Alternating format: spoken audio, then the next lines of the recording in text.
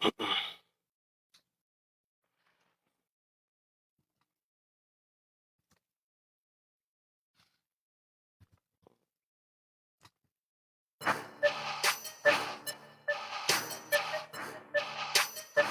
good? Betting Central Kids. Let's get it. Let's get it. Let's get it. Let's get it. Let's get it. And it's the beginning of the week. Thought I was talking about the day. No, the beginning of that week betting you have.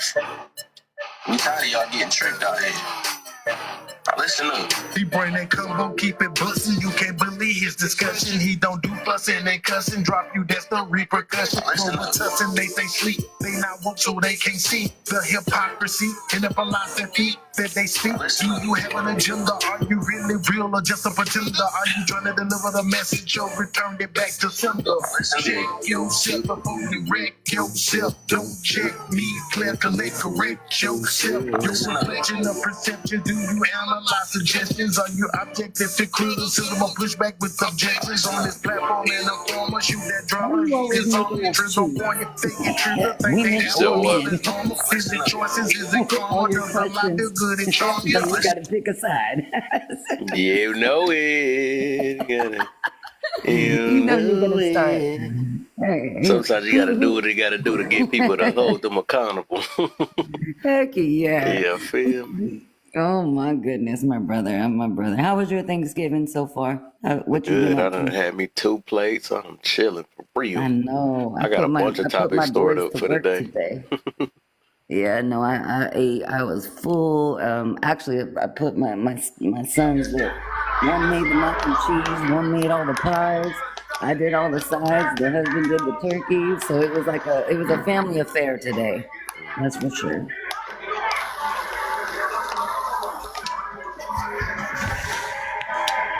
Hey, how's it going? What up, chicken? Hey, brother. Not mucho. Let's see. Why do you believe, or who do you believe is more at fault? Why family don't last, women or men? Can I say both? Say what? You better. Can I say both? Mm-hmm. Yep. So, sorry for the background. The only logical explanation I say for both is because, like 9% of the time, there's no communication between the husband and wife, or no, vice versa. If you see videos nowadays where, like, for instance, me Call of Duty. Yeah. But if for instance, if a woman breaks up with the dude she's with, or whoever the case is, they'll blast us on Facebook, or vice versa, and I think this day and age, it's more relationships, more toxicity than it used to be. You know what I mean? But I don't know, man. Like, my grandparents were together for almost like 35 to 40 plus years, married all together, right? And they made it work, man, through the times, through the 60s to recently. And I don't know. I feel like relationships is not what it used to be. But that's my opinion.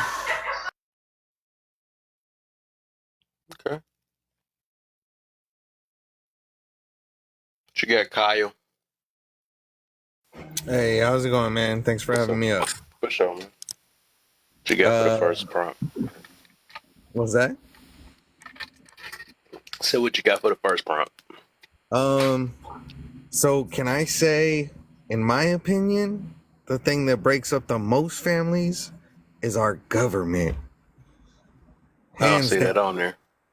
I understand that, so that's why I was like hesitant to say it. So I'll have to go ahead and agree with Chicken. It's both, but if we're gonna like really talk about like schematics, I think our government breaks it up the most.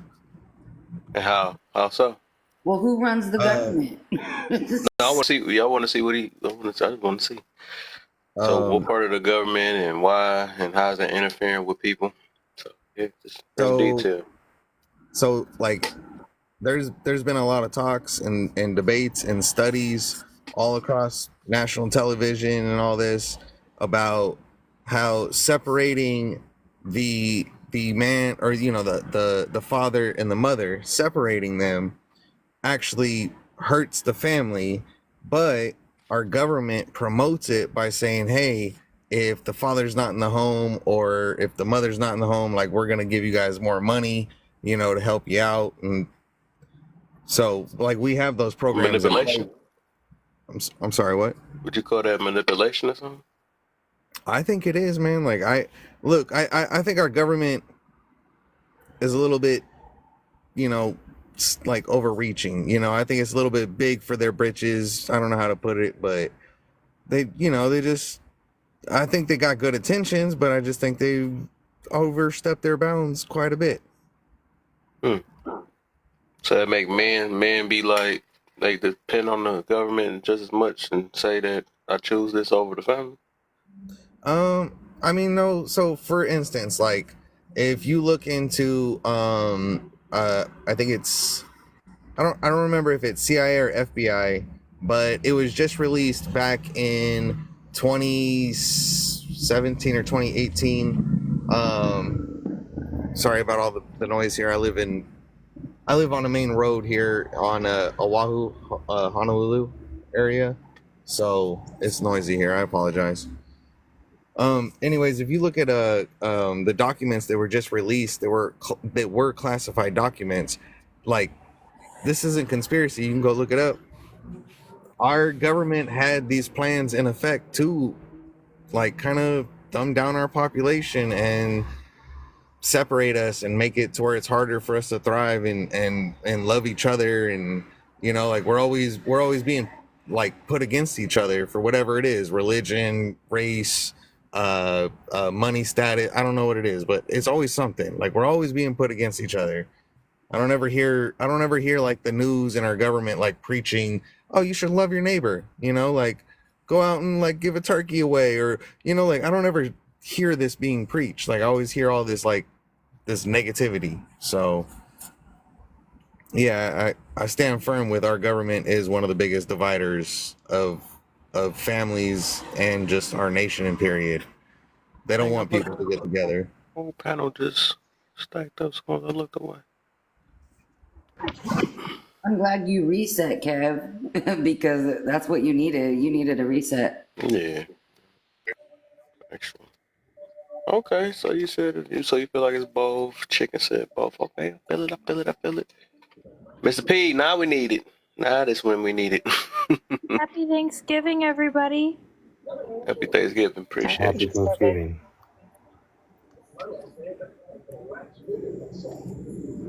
Everybody, let's tap the screen. Some hashtag FYP. Hashtag it's men's fault. Hashtag it's women's fault. Come on, let's get this live popping a little bit. Go ahead and gift everybody on the panel. If you just came in here, please don't gift me. Just send them on over to Kev. I'm not saying this to make you gift me. Don't do it out of spite. Just send them on over to everybody else. All right. But yeah, happy Thanksgiving. And you know, like I said before you reset, you know, I'm just gonna say it for everybody else. You didn't have anything to be thankful for. Just know I came with the correct answers, so you can be thankful for that. All right. Damn. Bam. It's not like that.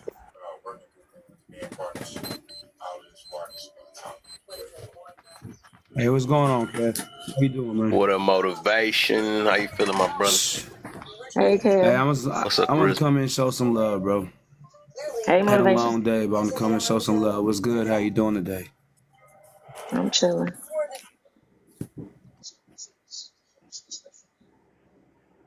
How was y'all Thanksgiving? Man, this was cool. Oh, that's cool. That's cool. Okay. Everybody nice and stuffed. I hope so. Nah, I ain't I'll made be you.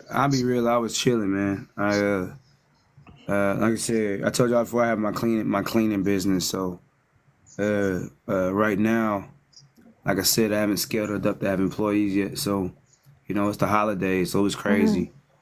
So, me and my sister it took us about 5 hours. I was done. I didn't go see my family till like 6:30. Oh, wow. Okay. I was done, man. I need to chill. Well, it's good. Yo, I So ate you that. was I ate actually some working turkey. today? I'm all sleepy. Oh yeah. It's my own cleaning company. So, me and my sister we clean a movie theater. Oh, that's what's up. Hey man, it's the hustle, it's That's the good. grind, man. You get Congratulations money. on your business. I appreciate that. Wait, what's the name of that company?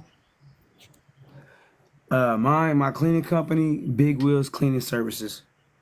So like, if I was in like a specific area, like where, like what kind of area would I need to be in to get this service? Oh, like Kansas City, bro.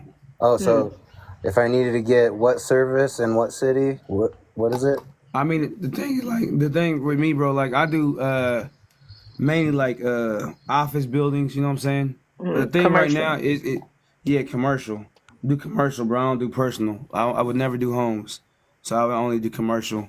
Cause that's where the big money is anyway. So but I'm about to restructure, about to get I'm about to get a C Corp and just get the payroll set up, and I'm about to get employees because yeah, I'm not doing this. My whole point was I just wanted to kind of squeeze a shameless plug out of you. So my What's up? point is, if I there's anybody appreciate who that, has a bro. commercial property that needs some cleaning services in your area, they should definitely hit you up because I we need to be appreciate helping that, bro. everybody out in this economy right now.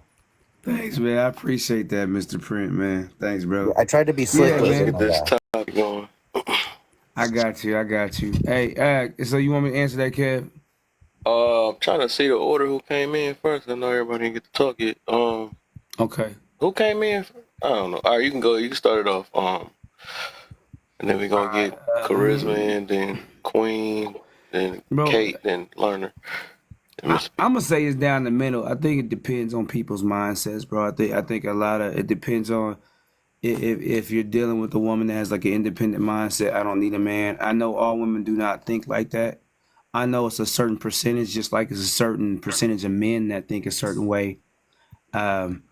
So I really think it depends on the individual. I'm not about to say every man is responsible, every woman is responsible. I think it's on an individual basis we decide and we see where people's mindsets are, how they move, how they think. And that really determines whether we come together as a community. And them folks, I'm gonna say it like this. People that want to be like, hey, it's only about me, you can keep, excuse my language, Kev, you can keep your ass on the outside of the community. We don't need people that the only person that matters is me and that's it. Like in the day, like I understand you do gotta handle business for yourself. I'm not saying that. There's things I do to take care of myself first, take care of my wife and take care of my children. Then after that, then there's neighborhood, then there's community, then there's city, then there's state, right? Then there's country. So it's an order to it. The problem is we're out of order, Kev. Most of the time we are out of order, bro. And because we're out of order, we're not getting the right results. Period, point blank, bro. You got a lot of women out of order with their mindsets. You got a lot of men out of order with their mindsets. And these are not men, bro. These are not men that operate with masculinity. They operate acting like women. You got women out here acting like men, operating like men, not operating in femininity. And bro, like when you are operating out of order, I'm gonna say this for everyone in the back row. When you're operating out of order, do not expect to get the right results, cause it tell you what, it's not gonna work. It's not gonna work if you're operating in the wrong order. I'm gonna land my plane with that, Kev. All right, so I see the order now. I got it. So it's Queen, then it's Charisma, then Kate, then Lerner. I just hit this button. So Queen, what you got for me? What do you believe? Who do you believe is more at fault why families don't last today? Women or men, and why? You talking about as in a family as a whole, or men and women together as a family? I guess as a whole. They call me up there. Okay. Yeah. Well, I got on here because my brother William on here, motivational. I seen him on here, so I know if he on here, the platform got to be good. So that's why I joined. But yeah, that's my brother. Well, like he said, like my brother said, women want to be men, and men are turning into sissies. You know what I'm saying? I'm not down to nobody, but like when a woman put her like in the Bible, always go back to God. I don't know. That's just me. A woman was made to be submissive and a helper to her man. I can understand if he is a bad man or he ain't leading his household in the right direction, I can understand that. But when you got a good man and you just still want to be controlling and don't want to be submissive and listen to your man and let him lead you, because the steps of a good man are ordered by the Lord. So if your man is stepping in the right way and you see he leading you, to me, she should follow her man, her husband. But women these days, they want to wear the pants and they can't. I was raised by my grandmother, so I know how to be submissive. Like, women always stay in men business when they need to know their place. Stay in a woman's place. Whatever your man do, let him do that here, man. Don't put yourself in there. You're a helper. You're supposed to be at home, taking care of homework, go to school, whatever you got to do to be a woman. Just leave him to God. You know what I'm saying? That's how you're supposed to support your man. But some women, they just put themselves in men positions. I used to do it. So I understand. You know what I'm saying? Don't no man want a woman like that. Don't no man want no woman that won't listen. You know what I'm saying? She got to be submissive. That's how God planned it out to be anyway. You know what I'm saying? If it weren't for y'all ribs, we wouldn't be here. He took one of y'all ribs, you know what I'm saying? So if you got a good man, listen to your man. You know what I'm saying? If you see he falling off, help him get back on track.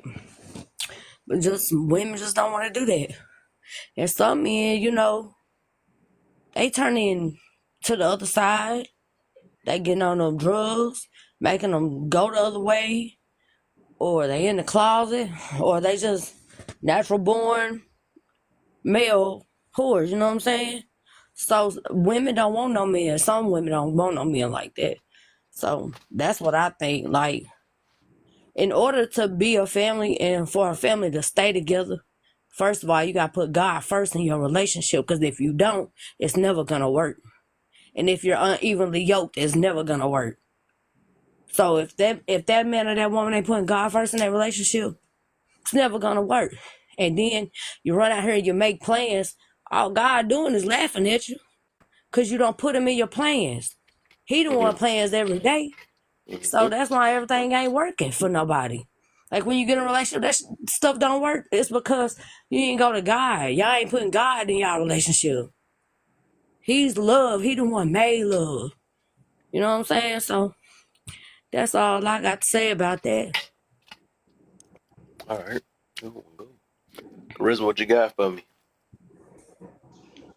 I feel everything Queen said and motivation. Um, I believe that both men and women are at fault as to why, the house is not a home. It's in shambles. Women is definitely trying to be like the men, thinking they can do, what the man can do. And women is just tired, really, because they, been leading for so long. And now I'm seeing more men, stepping up. And it's difficult, for someone who's been leading to, step down or, let go of that, control. Even if you do got a good man, it's still hard to do. But if you do got a good man, you need to work on it, because that's the only way. Women have to be, submissive to their man, period. And it's not like, this makes submissive look so bad, like you weak or you just got to do everything the man say. That's not what it is. That's not, like she said, equally yoked. That's not, a relationship, a bond. Y'all supposed to be operating as a team, as a unit, not individually, and it's not always about, who right and who wrong. If y'all together, working together, building together, y'all have to compromise. Sometimes you gonna have to compromise and go, with your man. Sometimes the man gonna have to compromise and go with you. It's not a competition. Y'all supposed to be working together, and I feel like a lot of people too, y'all know America is, bandwagoners. Some of these people ain't even old enough to even have to be tagged or to feel like, oh, I don't have to do nothing wrong. You probably ain't even date. You probably only have 1, 2 boyfriends. But they just going with, what's being talked about right now, and they ain't never even experienced nothing, you know. So as both of us, we both gotta, men and women got to get out of their own way so they can grow. Really set the pride aside, all of that, And it's hard. I'm not gonna say it's easy because it's not. It's hard. It's hard for men and women. And women should be happy to support or uplift a man because men, they need love too. Even though they tough and strong, they still need love. They want to be felt, special. They like compliments. Take them out on a date, buy dinner sometimes. Make them feel special. For real. And I land my plane. Got me to go to bed, okay. You said what? No, I was looking at more comments. That's my whole screen. If the man wins, the women wins. Absolutely. All For right, real. so And let's get men, it's not even that difficult, We don't really even have to do that much. They don't ask for that much. But they will give you the world if you treat them right.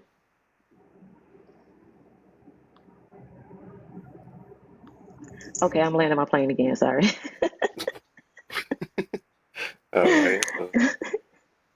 Let me get Kate in, and I got Lerner, then it Poise after that. Then oh no, hold up, did Mr. P go? Lovely, did y'all go?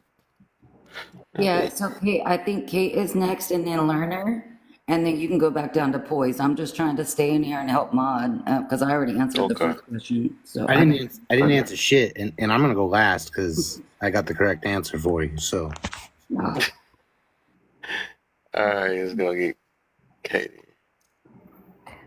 I guess I kind of agree with everybody else. I think it's both. I think it takes two to tango, and I think it's very toxic to believe that just one gender could be at fault.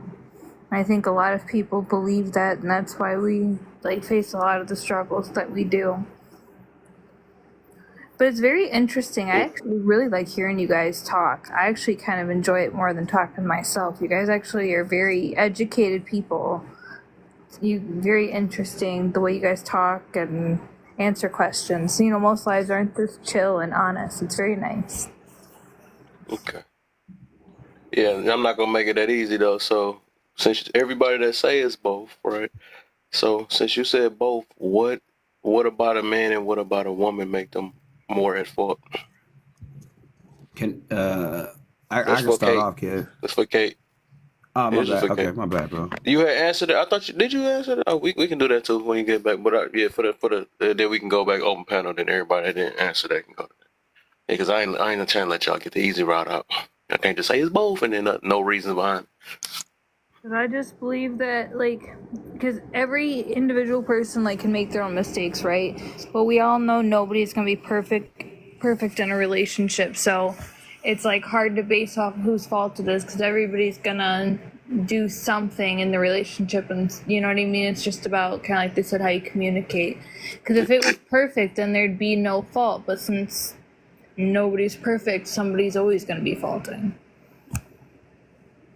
So, name something specific. What do men do, and then what do women do? Since y'all said both. There's not a specific thing, though. I don't think. So you don't know? Women do. Is there? Interesting. So they both at fault, but you don't really know why they at fault. Interesting.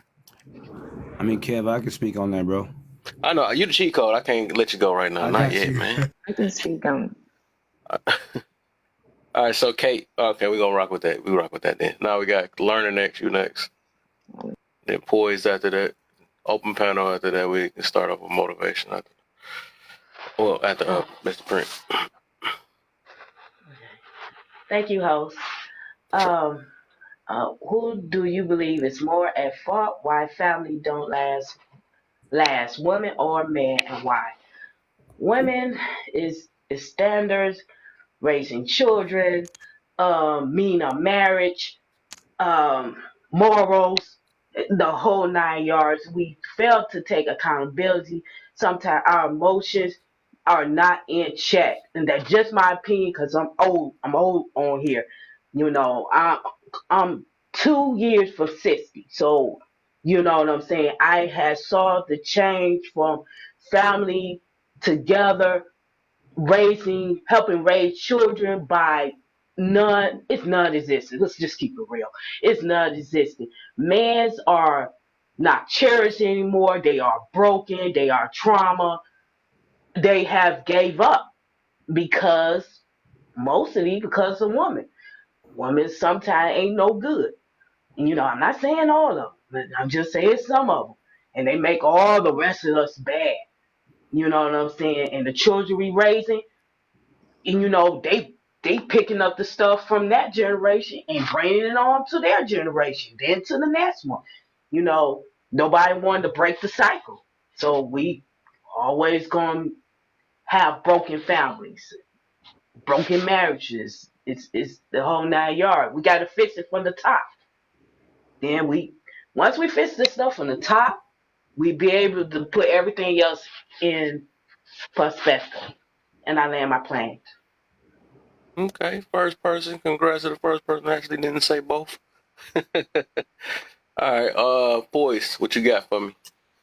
Good evening, everyone.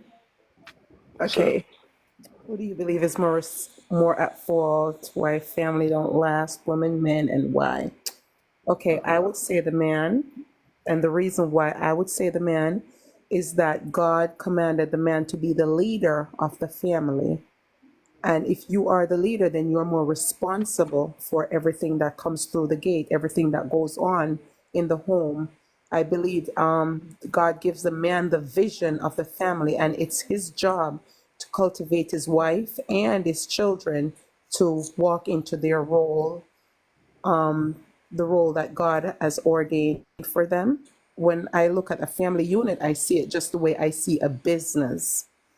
If you are the owner of the business or you are the manager and you are oftentimes late, you're slacking on working, you're going out, you're taking smoke breaks and extra break, everybody's going to do what you're doing.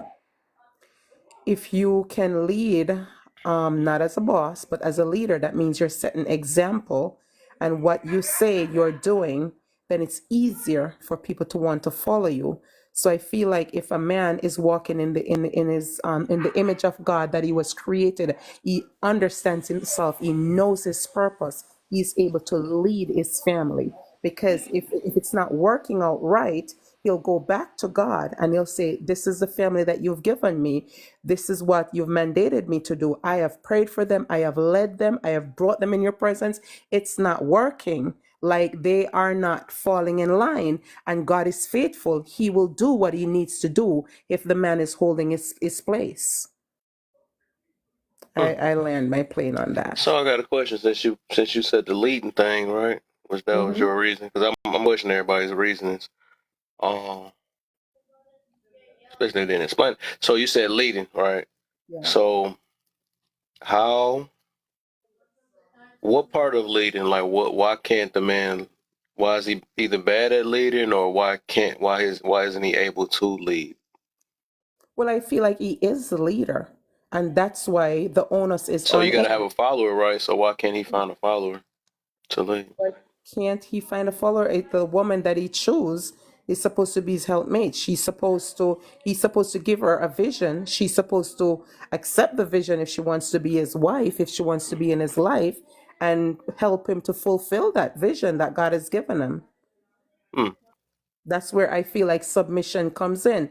Submission is not like, oh, go get me some water. Go get that for me. Like, that's not submission. Submission is me submitting to the purpose. You have found your purpose. You have found your vision. You share it with me and say, this is the direction that I'm going in. Can you be on board with that? Can you help me to get there? Can you support me in getting there? And I submit to that purpose. And that's when I look at even divorce, that's why if you are committed to a purpose, it's not easy to be divorced, because I might not like you today. I might not like want to give it up or something like that, but I'm not going to step away from the relationship because I am committed to a purpose that we're bringing through. And if we're not together, then for me, if you step away from the relationship, it's like you're canceling that purpose, because you signed up and said like our purpose is going to be one, and it's to do XYZ. It's ministry, it's serving, whatever it is that the vision that he has. So you don't want to divorce that vision. You don't want to divorce that purpose. So I don't got to like you, but we have to find a way to get back to where we can agree in order to bring that vision to life. Okay. Mr. P. All right, so I'm excited you're gonna question me on my perspective. It's just gonna be interesting to hear you say that was a great point with a question mark at the end. But basically, it's men's fault if you boil it down to its base material. But if we have to break the decision down into percentages, I would say that it would go 75% to men and 25% to women, because women have their own agency. And I'll explain why. If men wanted marriage and family to be the norm, if that's universally what all men wanted, then that would be the norm. Because there would be no other level of enforcement that could be applied to make it any other way. So ultimately, the foundation of why families are falling apart is specifically because men have decided to not continue to build that foundation. There's various reasons as to why that is. So basically, like as other people are saying, they're deciding not to lead. And the problem with this is that we're in a vehicle that's moving, and quote unquote not leading is just taking your hands off the wheel. The vehicle is still going to be traveling. And women are going to follow the direction that men lead, whether it's beneficial or not. You look at feminists and the transition of what feminists has done to women. They've literally turned into the men that they claimed to be fighting against and hated.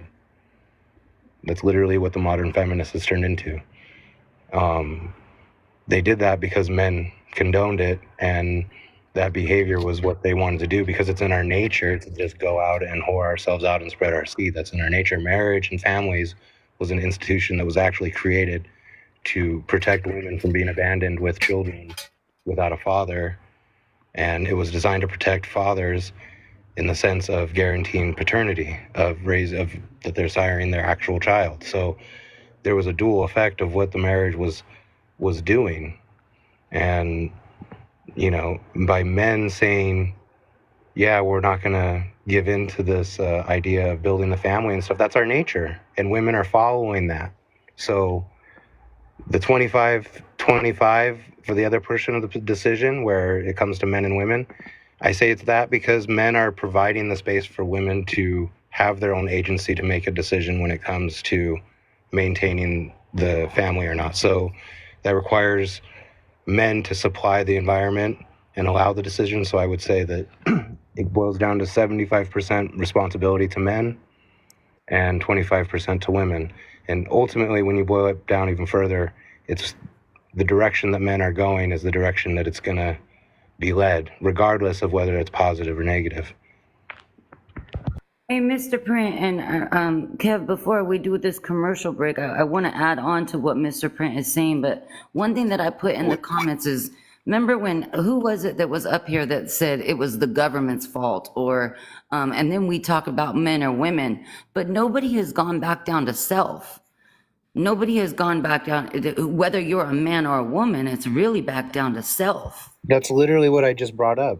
Mm-hmm. It's That's why I was tapping men into that. ultimately deciding that they don't want to do this, and that's the lead that they're putting out. And there's a bunch of women who are following that same direction, and it's destruction for both. So let me get Sweet Tea in, and then we gonna do the Oh, open panel. we do that, Kev. Let's do that commercial break. Look, there's 16 people in here. Keep tapping that Kev's picture up at the top until it hits 100 bars, and then we can keep getting up. We hit the 10K. Next stop is 20K, but share the live too. Share the live too. There's a lot of good wisdom. There's a lot of good love in here. The way that Kev handles his platform, there's a lot of beautiful people in here. You know, let's just keep it going. You know, lovely. I'm gonna share it because you said to, and I am beautiful. Thank you. Good evening or good morning, everyone. I'm gonna say it's both, but I think we need to go back to the first institution. I know a lot of us talked about our faith, the religion, was not the church, but family. So you got to look at the men and women today, a lot of how they were raised. What I'm finding out in relationships, a lot of people are raised different, and their foundation of how they were raised is very much different. Meaning, if a man hadn't been shown how to be a leader or what it looks like to lead, how can he lead? And if a woman has never had that example of how to follow, how can she follow? And a good leader knows how to follow. A good follower understands leadership. So I think it's both men and women. And she said something very important. The only person you're responsible for changing is you, or allowing God or Jesus or your faith to change is you. So initially starts with you and understanding you and where you fall in. And like the woman Poise said, it is an order to it. And God ordained it that way. But if we're not getting that in our homes when we're being reared, a lot of people don't understand your training as a child is so important. Child is so important. Not in what you hear, but in what you see and you experience. So you can understand leadership. You can understand how to follow. So those things are not being taught. So how is it that I'm supposed to do something that I've never seen before? So we really need to think about making sure we, as the ones that are men and women in our homes, are training up our kids, that they can see and understand that we have men and women that understand leaderships and following. Yeah, I was about to say something. I just seen I was about to say all I seen was Lovely tapping on by herself. Now I see Black Bo with motivation. Somebody else. I never did tap ever since she said tap. We're trying to hurry get to 15K real quick and then take a break, then 20K. But yeah, get them taps going and stuff. But well, everybody don't win though, so it's an open panel. So now this is where we can, I guess, challenge each other from what do we believe and why, or what do we disagree with. So a motivation, I think you said you wanted to expound, and then y'all can expound on, you know, why y'all picked what y'all picked and why the other one may not be true, whatever the situation is. So it's open panel from this point. Yeah. So like speaking on what Mr. Print was saying, this is the thing. If you can't keep someone in a relationship if they don't want to be in a relationship. So absolutely, it is up to men to be leaders. But there's a lot of men that are divorced now, and when the divorce papers were served, they were surprised. They thought everything was fine. They thought, I'm paying the bills. I talk to my wife. I check in on her. I see how she's doing. I make sure the kids are good. I try to show up. You know, I try to make sure I'm present. Like I'm doing the things I'm supposed to. Oh, you guys got this game on. Hold on. So, but it's like, they think everything's fine, and then they get served with divorce papers. And I'm not saying that. Okay, maybe something was going on, and work's crazy. They work 70, 80 hours a week. I've been there, done that. I've been the guy working 70, 80 hours a week, every single week, for a whole year. And you're like, well, maybe you missed something. Maybe there's something you wasn't paying attention to. You had that one day off, and you just, you thought everything was fine. But a lot of these guys, they were good dudes, and just the wife didn't tell them, hey, Like, this is bothering me. That's bothering me. We need to talk about this. We need to talk about that. Just, he got served with the papers. He's thinking everything's fine. Now his world is upside down. And the thing is, you can't make someone be in a relationship with you. You can love someone all day and be like, I love you. I want to be in a relationship with you. But if they decide they want to step, they're going to step, and there's nothing you can do about that. This is true. Can I respond really quick before everybody jumps in? Because I just want to say that my statement wasn't negating that point. I was just trying to get more to the root. There's a million variations of what you're talking about that can be brought up as examples. And gosh, where was I gonna go? You know what? Go ahead, Sweet Tea. Let me regather my thought on that. It just faded right out of my head. Dang it. This is true, but it goes back to the foundation. In my generation, I did have a two-parent, even though it was a stepmom and my dad, but a lot of things were still not taught and people didn't talk about, or we heard it's the man's job to provide. Provide what? There's more than finances. If you're working 78 hours, how am I going to have time to talk to you? Especially if you're tired. If you're tired, you're not going to want to hear me talk. So the understanding has to happen now before we get to the altar. Let's have some conversation of what we think needs to be provided by each person. Not just the finances. What is it that we totally need from each other to make this relationship work? That's what's not happening. The communication beforehand of what each person is needing. And to come back and say, okay, where are we in this thing? Are we even meeting each other's expectations? Are they reasonable expectations? Because finances is something we have to have, but that's not the only thing. Because in my mind, I'd rather have somebody that we got $2, but we together. Yes, Sweet Tea, and Kev's heard me say this on multiple platforms and in multiple platforms. People will put expectations upon you that they can't even meet themselves.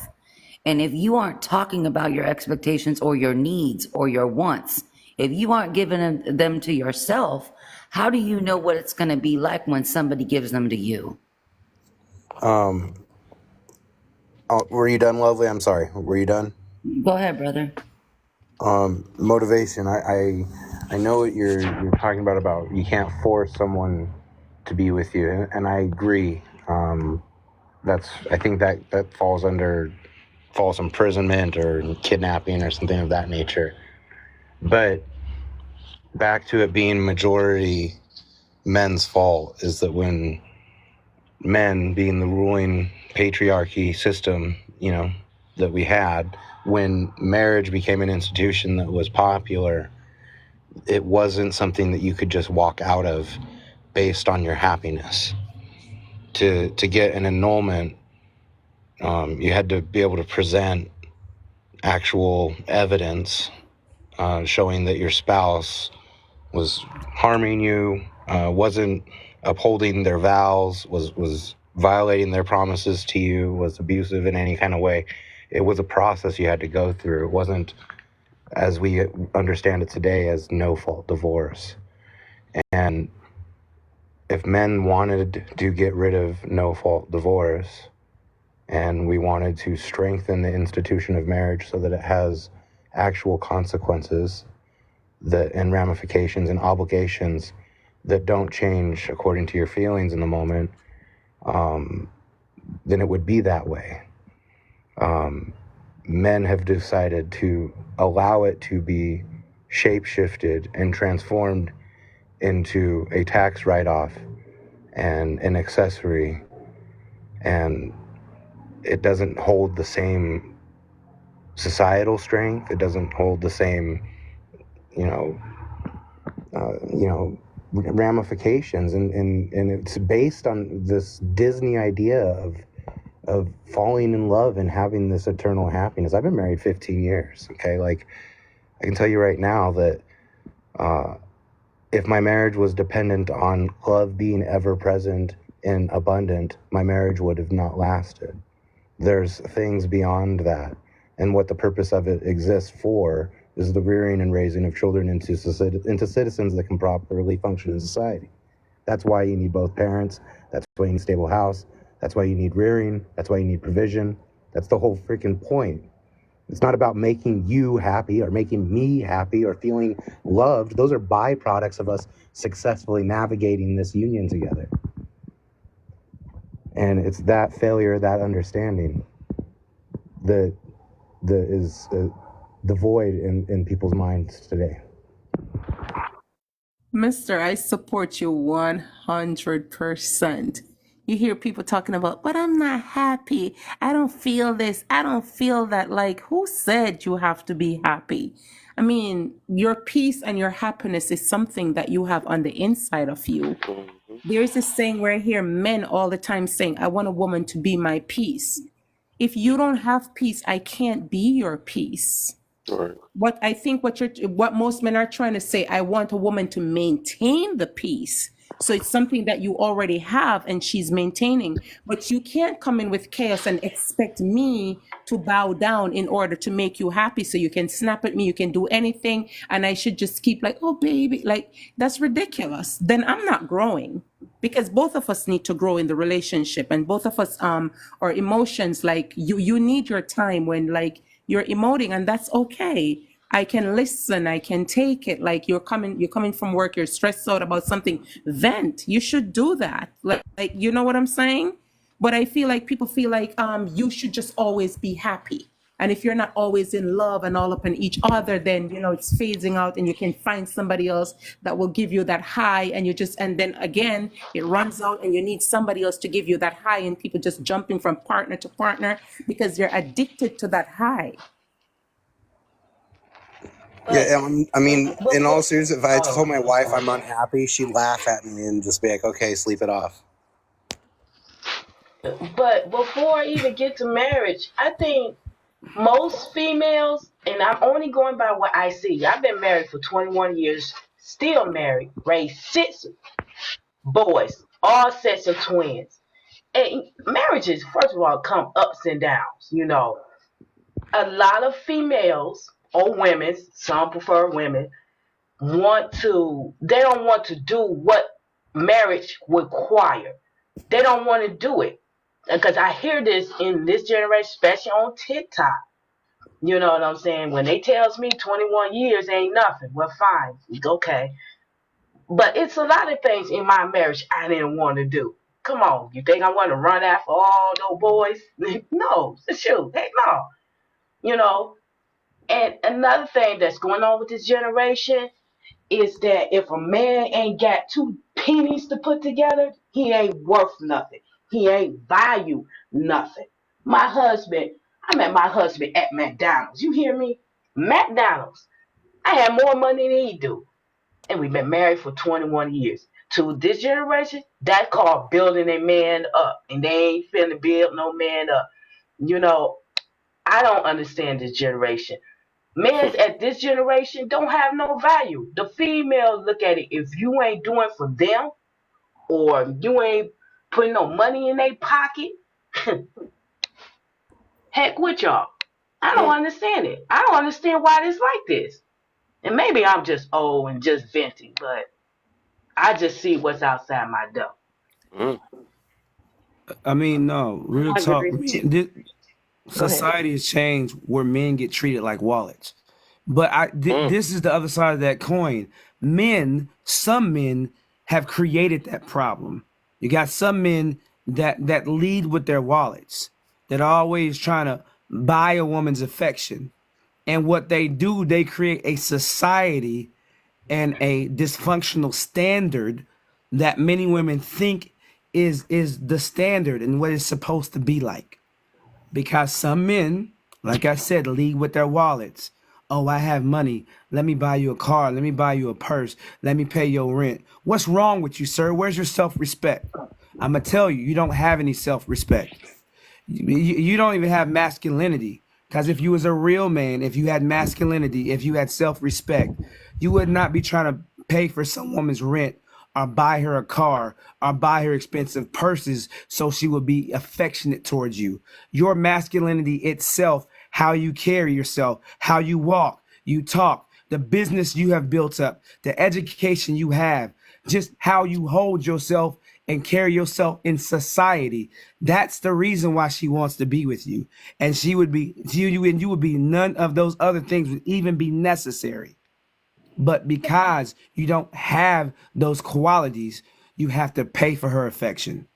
You just I proved land my it to your plane. point, motivational, when you talked about a wallet and how, oh, you got these women out here wanting a $300 dinner on the first date. Like, give me a break. It's like, wait a minute. But a man that will cook for you. But you said something powerful with wallet, and I put that in the comments. A man carries his wallet in his back pocket most of the time, right? I don't know, maybe other men on the panel carry a wallet different, but a woman, many of us, we carry a wallet in the purse. So it's like there's another form of protection. So I don't know. You just made me think of something motivational. I'm not gonna lie. I carry my wallet in my purse.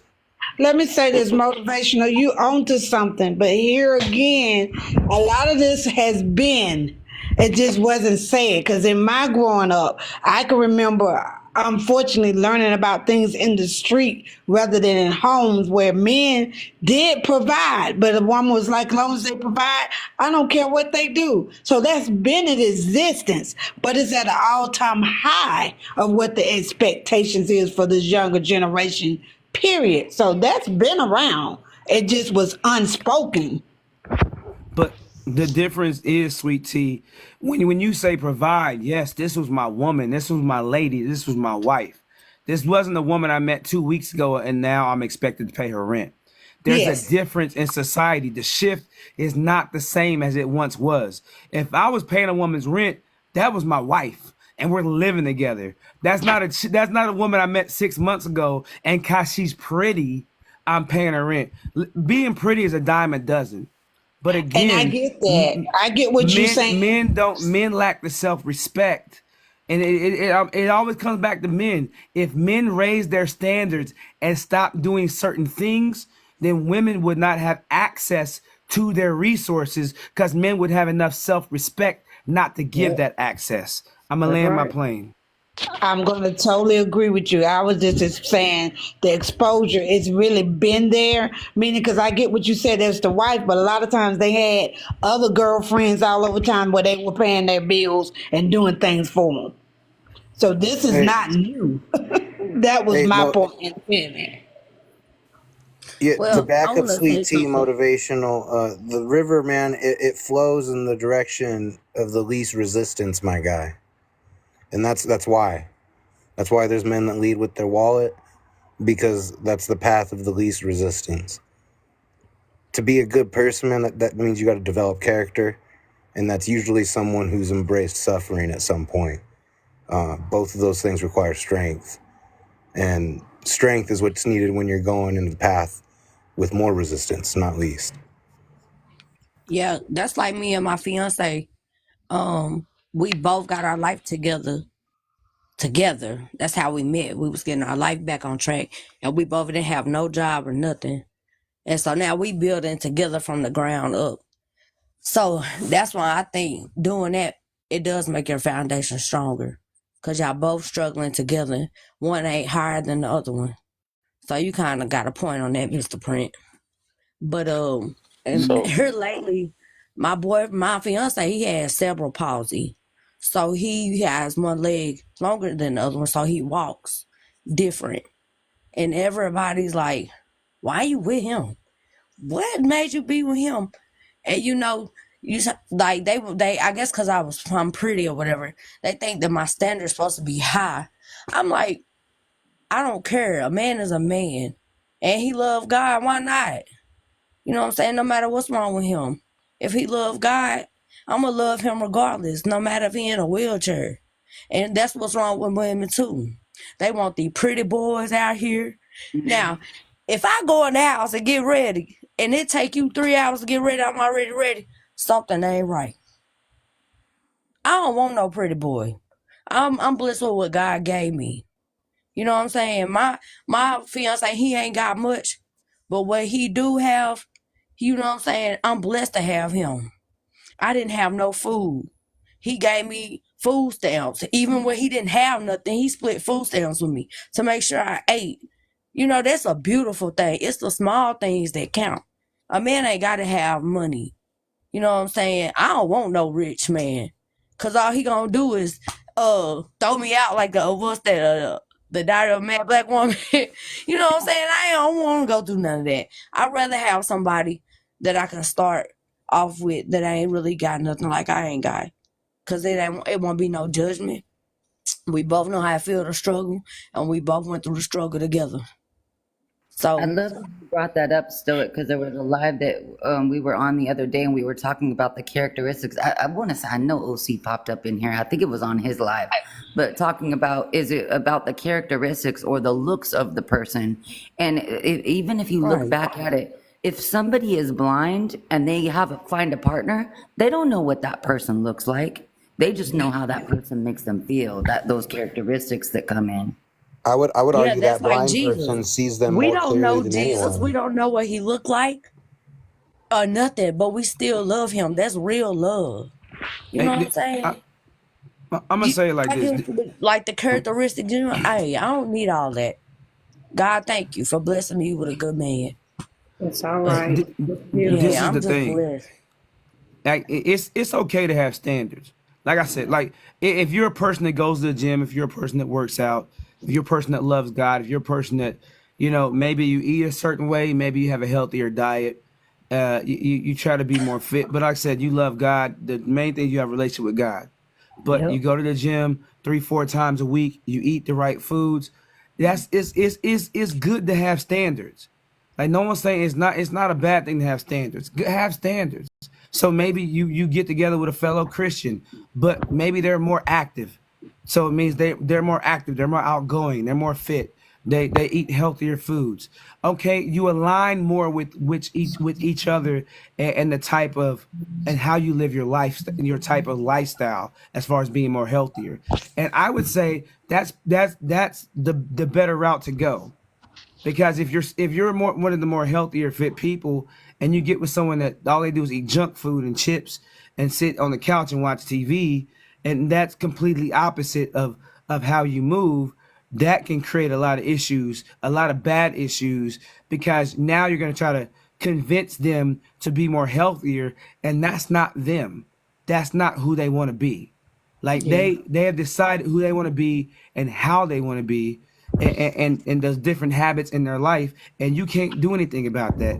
And now you thought you're gonna come along and build a bear and change and transform into something you want them to be, and you can't change somebody else. Only God can.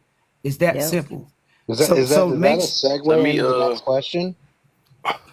yeah, before we even go to that, I do want to, because you know I was hearing everything that everybody's saying, but really like the topic, if you really look at it, it says we talking about family, right? Why?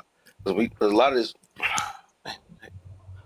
a lot of the questions, a lot of the I guess the opinions, it seemed like it wasn't even like they was even in the family at all. It just seemed like we were just saying what man issues was and women issues.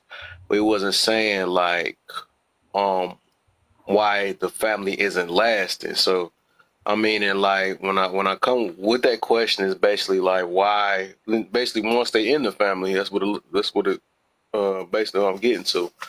What is the cause of why it's not lasting? You know, and who would be more at fault? Why it wouldn't last past a certain time or whatever? Why divorces? Why, you know, the kids ain't, you know, it's so many things why the family is not lasting. I'm not saying why you can't get in the family, because you know people sleeping with each other and all this other stuff, but Hmm. it's basically dealing with the family, not why they don't get along. Well, it's Well, I saying mean, in the Bible something? that your mother and father gonna turn against their kids. You know, that's what is the times is taking place. If you pay attention to the signs, it's taking place. You know what I'm saying? So if you like every day in my house, you know, I ain't scared to say where I'm at or my position. I'm in a sober living house where I done got my life back together. Well, we watch the news of Israel every day, And all the events they talking about is taking place from the Bible right now. Like countries are turning against Israel right now. So if you just pay attention, the Bible reliving itself. Like families turning against each other. So you know what I'm saying? That's how it's gonna go. That's how it is, period. And that's how it's gonna be. So Well, that Kev, right there I mean, but sums it up right there. Why? Because it's written. Okay, can I say something? It's written. I'm sorry. Go ahead. No, I think Learner, go ahead, and then Black Poet just came up here too, and then Kev, however you want to keep moving it around, because I know Black Poet just came up. I don't know if y'all can see, but this is my husband. That's my Jesus. I love him. I keep him by me every night. You say your Jesus? Yeah, that's Jesus. That's a picture of Jesus. Oh. There, that's an idol. You're not supposed to have anything like that. I love Grave, Jesus. engraved image, yeah. Well, you know, that's all I knew growing up. So because you know just know that I love him. God is the spirit, and they that worship him I must love him to worship in death. spirit and in truth. Go ahead, Learner. You got it, and then we'll go back down to Black Poet, and then work our way around. Go ahead, Learner. You got to speak on what Kev was I would speaking try on. to answer to the host about family. Well, I don't even go by my experience in my family. When we start acting a fool about property and money, because there's a lot of property that my family owns, including farms and stuff, we tend to do not know how to act. You know what I'm saying? That can break a family faster than anything, quick and in a hurry, in cars, especially Cadillacs. So, to answer the host on that about family, I still think it's women and men, unfortunately. Thank I made my you. point. Thank you, Learner. Mr. Black Poet, I know we've been going at it in the comments and off what Kevin was speaking on too, because everybody is talking about both sides, but nobody's talking about like the root of the family. Okay. Good evening, everybody. I hope What's up, my brother? have a good evening. And if you ate today, happy Thanksgiving. If you don't celebrate it, happy eating day. Okay. I just want to say, Poet, you came in sounding so damn thankful. You put a smile on my face. Thank you. I'm always thankful. Thank you, my guy. So I'm answering the prompt. Why do you believe is more at fault? Why family don't last? And I'm gonna put that solely on the men. Reason that being is because we are supposed to be the head. We're supposed to be the leaders of the family. Because if we are sticking by our values, our morals, and our religion, or whatever religion you go by, whoever you pray to, that's who is responsible, is the men. Because we are taught to lead. Everybody say we wasn't taught. We were taught because we had somebody as an example, a grandfather, grandmother, sister, or brother, or whatever the case may be. We was taught how to lead. We seen how it's to be. Somebody in the community, church members, whatever the case may be. We were shown this. You know what I mean? Whether you paid attention or not, maybe you were too young to understand and know what's going on. But there were always men that was head of everything. Where we failed to consult the women that was with us. We always thought that we could do it on our own. We don't realize we need the women behind us or with us. We forgot all about the women. We try to be the macho, I don't need a woman type deal. So now this is where we are now. We forgot about the women that was with us. We forgot about the women's in the communities. So I feel like it was more on the men than in anything else. That's just my preference. That's what I see. That's what I've been exposed to. Because I mean, thank God that I had my father in my life. He didn't have to tell me how to lead. He showed me how to lead. He showed me, just like I know some older ladies that's up here that said it.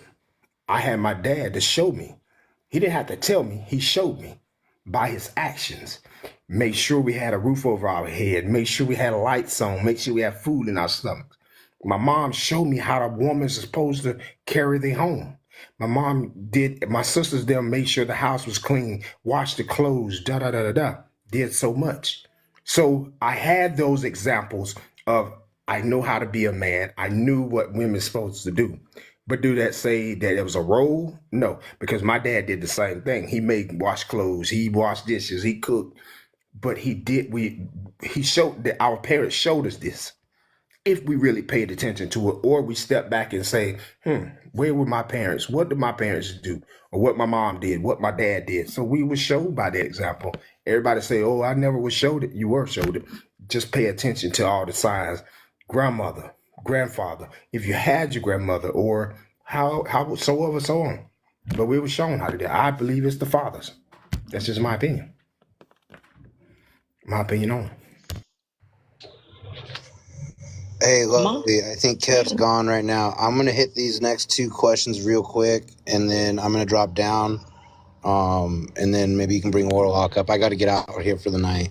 Okay, I know Warlock will help me out, but this has been a beautiful panel. Go ahead, Mr. Prink. Go ahead. Yeah. You gotta I would get involved. I would apologize for interrupting and just taking these 2 questions, making you all listen to me, but it wouldn't be genuine because I really don't apologize that often. So it just kind of is what it is.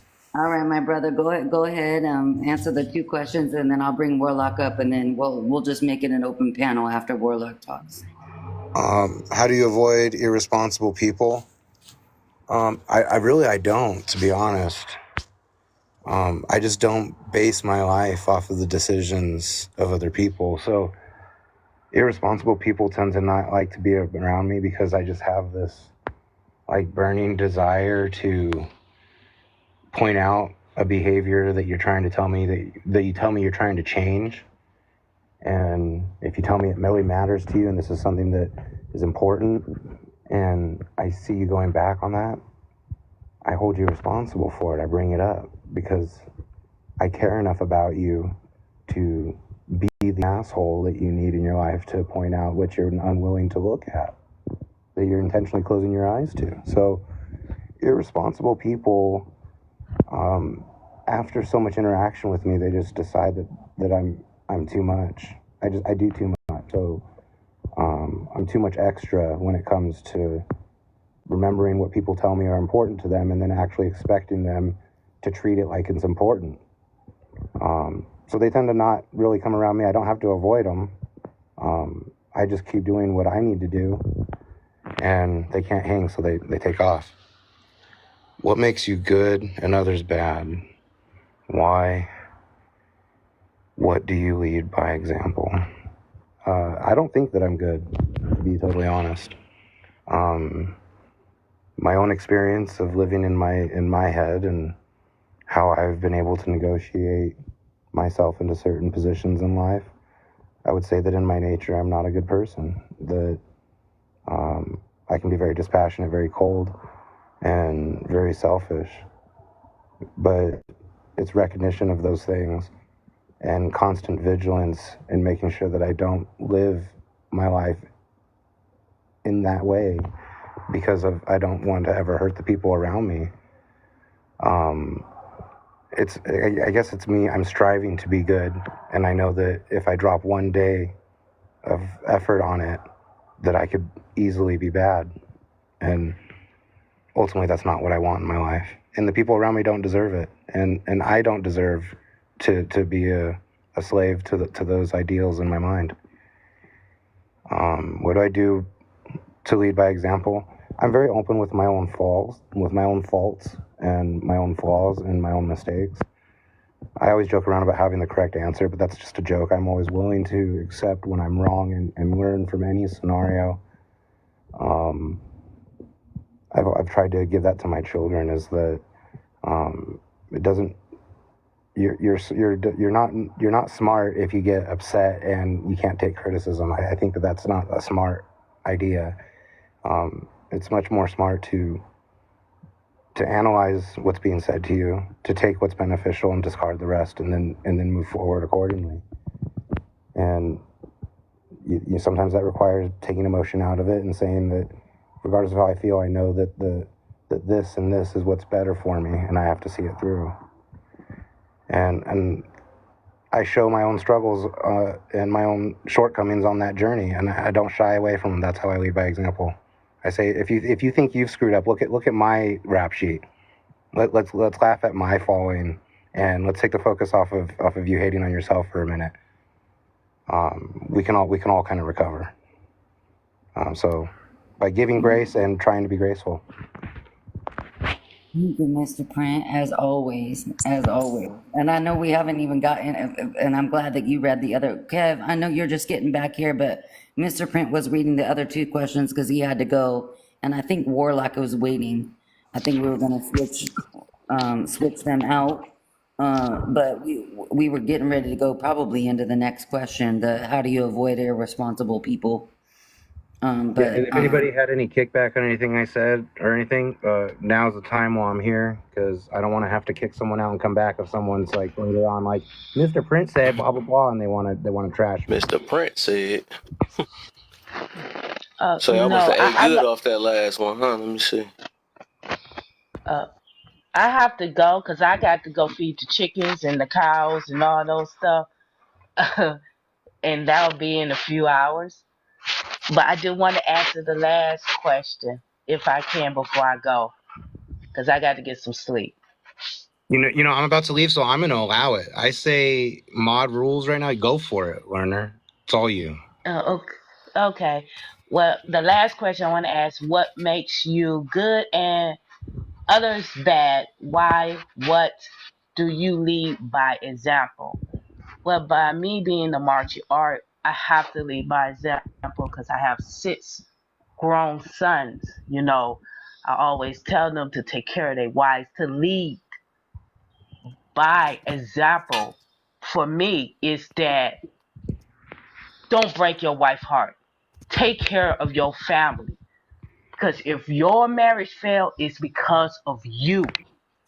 You know, provide for them, care about them. Listen to what she said. Because if a woman stopped talking, you got a problem. Believe me, I have pulled that on my husband. And he'd be like, okay, we got a problem. You know, so I have to lead by example. I don't have a choice. I'm a martial art. You know, So the question is, what do you lead by example? So, like, give an example of what you be leading. Act like I got some sense. Now, that should be one. Act like I got some sense. You don't scream. You don't yell when they do something wrong. And trust me, they do some stupid stuff. Boys, my boys does. I don't know about anybody else. They just do stupid stuff. You know what I'm saying? And one of those things is don't run away from your problems. You know, you can't run away because the problem going to be there when you get back. Don't pick up a bottle. Don't drink. You know what I'm saying? Act like I got some sense. And they will act like they got some sense. That's how I lead by example. But one of them is don't be screaming and yelling, you know, because that solves nothing. Communication. Talk. Because you yell and scream, ain't nobody hearing you. That's how I lead by example. I feel like I got some darn sense. Not my shoe size. So, see y'all later, guys. All right, for sure. Bye. Appreciate you. Thank you, learner. Can I make a comment about the host, the question that the host had asked in terms of the family, why the family's not working? Yes. I need a mod to drop me. All right. I got you. Oh, you got it, Kev. Only took like 2 minutes. There you go. Really? I always catch him in the middle of talking. That'll be so funny. So anyways, I gotta. He always requests something at the.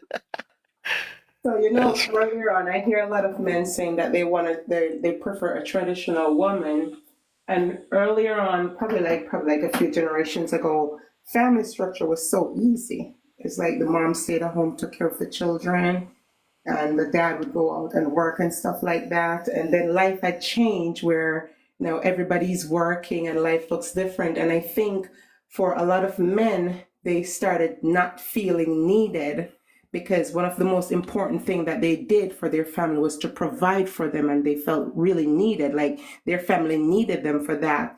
And if you ever think about like days with the hunter gatherers, like protection was big because like you could have a bear that would come and eat the family or whatever, they were out there. So like a man was really, you could see the tangible need for a man. And now we're in a space where a lot of times women make more money than men, so the finances is not a need like that. And of course, most women, they don't think that their lives are in danger, so the need for that kind of protection is not there. And then I think that there's a frustration because it's like, okay, I don't need a man, because she's thinking those were the reasons for a man, and the man is thinking, but I'm not needed, because, or some men say, I can cook, I can clean, why do I need her? What is her need? But I think where we're missing is that is not our original purpose. Like, a woman is an incubator and a man has a seed, and they have to get together in order to have life. When the man gives the woman something, she's supposed to make more of it. The woman is a nurturer. Like she's supposed to be your backbone. When you come in agreement with somebody and you make a covenant, the Bible says that a man who finds a wife finds a good thing and obtains favor from God. So there's a favor that comes in with marriage and commitment. And I think people don't see these aspects of it. They don't look at the bigger picture of what are the rewards from marriage. They just think that, well, I don't need your money. I don't need you to buy a house for me because I can do that for myself. Then what is your need? But when two minds come together, I think it was Earl Nightingale that says that when two minds come together, they form a third mind, and that's the power of agreement, and that's something that you cannot do by yourself. You cannot have that third mind by yourself. You need that person that you become intimately one with, and you become one in spirit, like you're locked in with that person. And even the Bible said that where those two people are gathered touching anything, like anything they touch, it will happen. And I think these are the things that people are not looking at. They're not seeing the biggest picture, why God wanted us to be married, why he wanted us to be united. They're just looking at the fantasy of it. And if the fantasy is not fulfilled, then there's no purpose for it. So once we start seeing life from a bigger picture, I think we'll keep our families together. So I heard you say something about because I remember you were saying your answer was like that. I think you said it was a man or something like that you believe is the reason why for the family. He's a leader. Yeah, and then now you saying, I hear you say something about that women has got to the point where they feel like they don't need man. You don't think that plays a major part in that situation now? I do, and I said I think a lot of men, because they don't know their purpose, and they don't that tangible need that a woman, because a woman needs a man. It's not just to give her money or stuff like that. That's what a lot of women don't understand, that's not really what God made the man for. That's a part of what he does, but that's not his divine purpose. So just because you can make more money than the man doesn't mean you need a man. You need partnership. God made us to be partners. He didn't want us to be single. He didn't want you to be doing it by yourself and I'm doing it by myself. So we need each other. I think it's satanic, actually. I've always said that it's a spiritual warfare against family when people come out and say, but I don't need a man. I can do this on my own. I can raise my kids on my own. What are you talking about? Raise kids on your own, but you didn't make it on your own. That's crazy. Exactly. That's just the defense mechanism, and that's what you say out of circumstance, because you wasn't saying that before you got pregnant. I can do bad all by myself and all of these stuff. It's just crazy. Yeah, that's all hurt talk. It's the poison of our culture, and I'm always gonna call it that, because unfortunately, it's like the African American community. We're sort of known for that. We're sort of known for these dysfunctional forms of communication. We're sort of known for these dysfunctional forms of defense mechanisms. And it's like, okay, let's take this let's just step back a minute here. First of all, it's like you said, Brother Kev, the baby wasn't created by yourself. Second of all, it's been proven a good quality man being in his child's life, the influence he has in that child's life helps create an astronomical different projection on that child's life, on how they grow up, who they become, what type of results they create in their life. So that a man being present in this child's life is extremely important. Just seeing a masculine man operating in a masculine frame, non-emotional, stoic, being able to be emotionally stable, not lose his stuff, stay calm. You know what I'm saying? Like there's so many times that I have been calm and my wife has had her moments. And I have to say, hey, it's all good. Hey, calm down. It's cool. We got this. It's nothing to stress about. Hey, cry, whatever you need to do, shout, scream, yell. We're good. We're good. And I provide the emotional stability. So when she is emotionally erratic, that we're still good. We're still okay. Everything's fine. And that's one of the things that men provide. Another thing is as a man, you should constantly be seeking out wisdom, knowledge, and understanding. You should be constantly studying and try to have a greater understanding of things within the world. And as you do that, as well as financial literacy, one of those things. So you come alongside your woman, not saying your woman might very well be financially literate, but you should be striving to have financial literacy for yourself so you can put her on game, help her understand different things around financial literacy, how to apply those different things and get certain results that's going to be beneficial for yourself and for her and for the entire family. There's so many different things that a man provides far beyond finances, but that's many times the only thing that's highlighted. But the question of what you're speaking about marriage, the main reason why that doesn't happen is because is what Sister Poise was speaking on. You got these folks that what's happening a lot of times is what you actually were sort of suggesting to. Men are choosing the wrong women to produce with. I'm going to say that up front. A man has to protect his seed. So a man is choosing the wrong women to produce with. So now he has a child with a woman that does not respect him, does not see him as authority, is unwilling to allow him to lead, and many times unwilling to allow him to be in his child's life. And well, he picked her. So he's not a victim here. He picked her and she chose him. So us individually, we got to vet people better.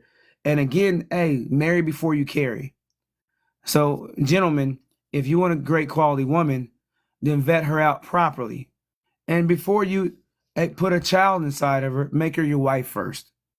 And if you do that vetting process, you're going to know if this is the type of woman that you should allow, that should be carrying your child or not. And I'm going to land my plane with that. I completely agree with what you said, Invasion. I'm sorry. There's two people that haven't went yet. Go ahead. I'm sorry. I know you get Warlock in, then Vic, then we can go back to the open panel. And then we probably start that second prompt. Good day after everybody. How y'all doing? Keep tapping, everybody. Keep tapping. Hey, Warlock. Everybody enjoyed their Thanksgiving. For those of us that celebrated it, those that didn't, I hope you had a lovely time with your family today nonetheless. I don't think many people here on this panel has had any interactions with me before. So, let me make this quick disclaimer. Just because I get loud and I start cursing or what have you does not mean that anybody's hurt me or I'm pissed. I only get pissed at willful ignorance. So, with that being said, what's going on, Kev? How you doing, my dude? Stay off that daggone video game. I don't want you messing up no more TVs. All right? Miss Lovely, good evening. Good morning. How you doing? And everyone else. Hello, my brother Warlock. Let's see. What does this... We on the first or second question? Which one? Because I'm not going to run through all three. Which one are we on? Well, you can answer the first one, and then I think Kev wanted to go into the second prompt. So answer the first one, and then we'll go back down to Vic, and then it'd be open panel. Well, we'll get into the how do you avoid irresponsible people. So yeah, we need your insight on the first one. Cool beans. Why do you?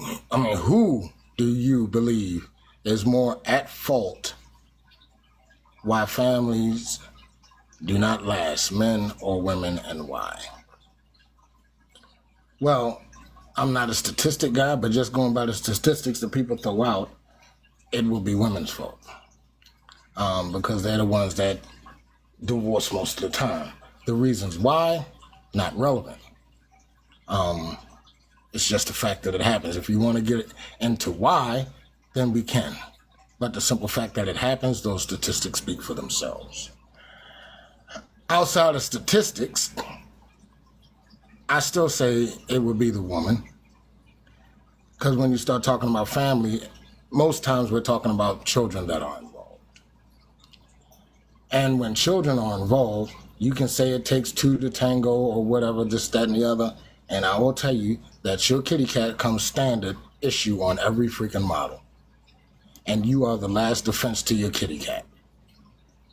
So with that being said, with women having children, you can throw out your religious views because you have the option to have that child or not.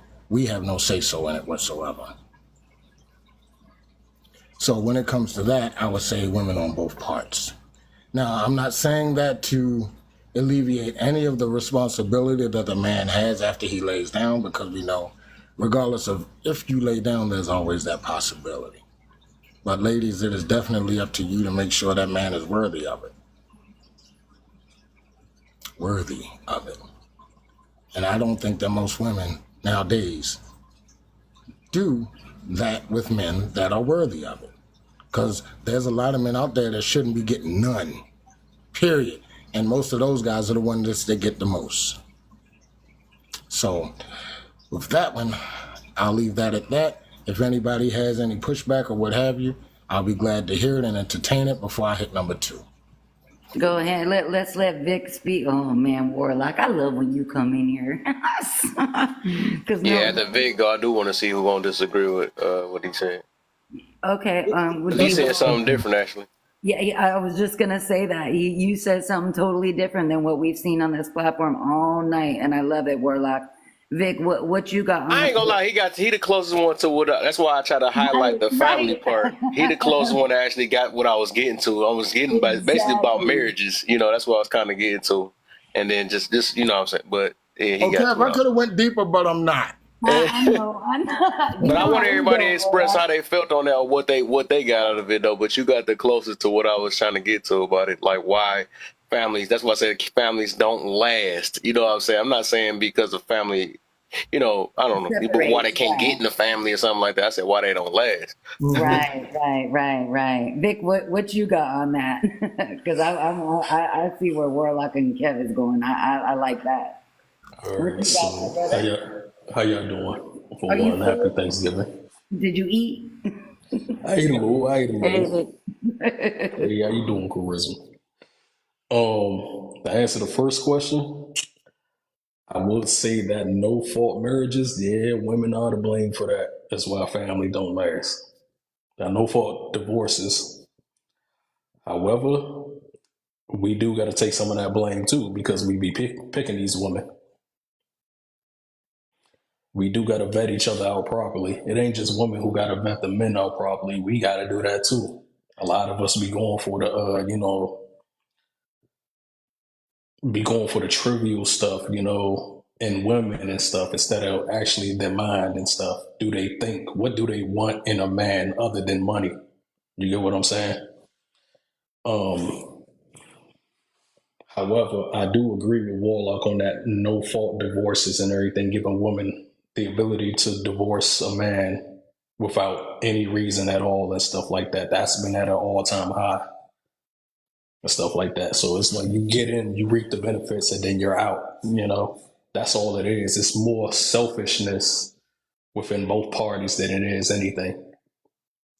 And honestly, that comes from a lack of communication on both parties. Because if we further communicate what we want, it will be I think it will probably be less of this nonsense if we know how to effectively communicate with one another. And that's all I got to say about that first question.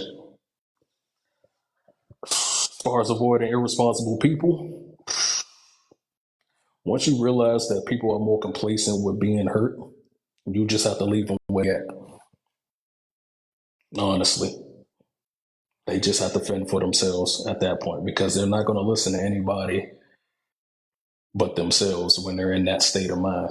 And they're in that state of mind because their expectations and the other person didn't, they didn't meet their expectations or the results that they wanted in the end. But that's about it. Got you, my brother. As we go, Kev, you got anything to say before we kind of go into that? Because I think what Vic is speaking on too, and I wanted to speak on the last question. Kind of is going to flow me into the second question, and you know how you do, Kev. But I know this is I want to keep it. It's been a beautiful live, and we've got it really good in order. So, do you want to just open up the panel and? Yeah, it's about open time now. Or do you Whoever, how do you? I really want to see who disagree with the last two guys, since they the different ones, different opinions. Yeah, how do you avoid irresponsible people? Did you want to go into that or? Not yet. No, not yet. No, we still on the first. Just in case, if nobody ain't got nothing to say against Warlock and Vic, then we can go to the next one. I agree with what Warlock said about the women. Being the main cause of it, because we the gatekeepers. We is the ones that have the child. We is the ones that make the final decision to lay down or not. So yeah, I do think that we do play a big role in it, but I also think that the men is the same. We're not out here dating with intention. Everybody is just looking for the next best thing and just focusing on the physical or the wallet and stuff like that. And that is not going to last. I used to be like that in my 20s. I wanted a black guy, tall and had money and can take care of me, not take care of me, but had, money. But as I got older, and I'm about to be 43 in 2 weeks, boop, boop, it's stability. Genuine love, somebody that I can grow old with, is more important than any physical attributes. Now, I definitely need him to be financially stable, but the physical and all that stuff is not a top priority like I thought it was in my 20s. I really want somebody that, genuinely loves me, for me, in my state right now, and somebody I can grow with, somebody I can build with. I have a question. Yeah. Ms. Charisma. Yes, sir. You mentioned something. You were talking that you agree with me, which is cool. And you said something about the men and the whole thing about dating with intention. Yes. Did I hear that correct? Yes, I put that in the comments. Okay. Well, I rarely read the comments still, but okay. So whether or not a man is dating with intention or not, right? Because we know some people that want to be chameleons and they want to talk a good game, and once they get what they want, they either ghost you or they just play with you. Yep. At the end of the day, whose responsibility is it to gatekeep? The woman is. Right. So, like I said, I'm not saying that the men are right for doing the bullshit that they do. I'm definitely not. Because they can definitely talk you out them pants and stuff. So, but what I'm saying is the ultimate bottom line is this: ladies, you need to hold these motherfuckers to a higher standard. to get into your drawer. You need this. You know how some a lot of women have these preferences in reference to what they want in a man or what have you. You need to add requirements that are preferences. You need to require them to show you X, Y, Z. You need to require them to either marry you or leave you the f- alone. Boundaries. We And gotta have once they get to that point, either those men are straightening their asses up, or they'll just be by them damn selves, or they'll go find somebody that's willing to accept the bullshit. Yeah. But So- until y'all require men to do these things, you're gonna get the same fucked up results. We're gonna get a whole bunch of goddamn single parent households, and we're gonna have the same conversation in 2027, 2028, and I'm gonna 2030. give you one better, Mr. Warlock. Yes, sir. Ladies, y'all gotta hold yourselves to a higher standard. Yep. Well, that's what them requiring men to do certain shit. Right. Mm-hmm. Now, Like, hold on. Let it's- me clarify this. When I say require them to do this, I'm not saying constantly move the fucking goalpost from Utah to New York, I said boundaries. right? Because we notice that a lot of times, ladies, you will move that fucking goalpost. You will want a man that and this is just for an example. You'll say you want a man that makes X amount of dollars. You want a man to have this. You want a man to have that. You require him not to have this or that. And when you get him, when you find that guy, now all that shit changes. You move the goalposts upward and somewhat downward for certain things. You can't keep moving the fucking goalposts. And next thing you know, she Where done you already start made a dealing Disney with stuff character. that you normally wouldn't. Exactly, Well- and Warlock, like what Warlock is saying, is that moving that goalpost is like what I always say is like you can't ask for a man to protect you and then tell him how to do it. You know, so Well, it's it- like Facts. you know you want it, you desire. It's the same thing with like child support or like we were talking about AB or the family or the children. It's like we already know women get more of the rights in the system than men do. We already know that. But it's like, how are you going to say, well, I allow my man to see his kid at this amount of time? What if the man wants to just pick him up after school? You know, just because you didn't work out, why does a child not have to work out? This is the family system.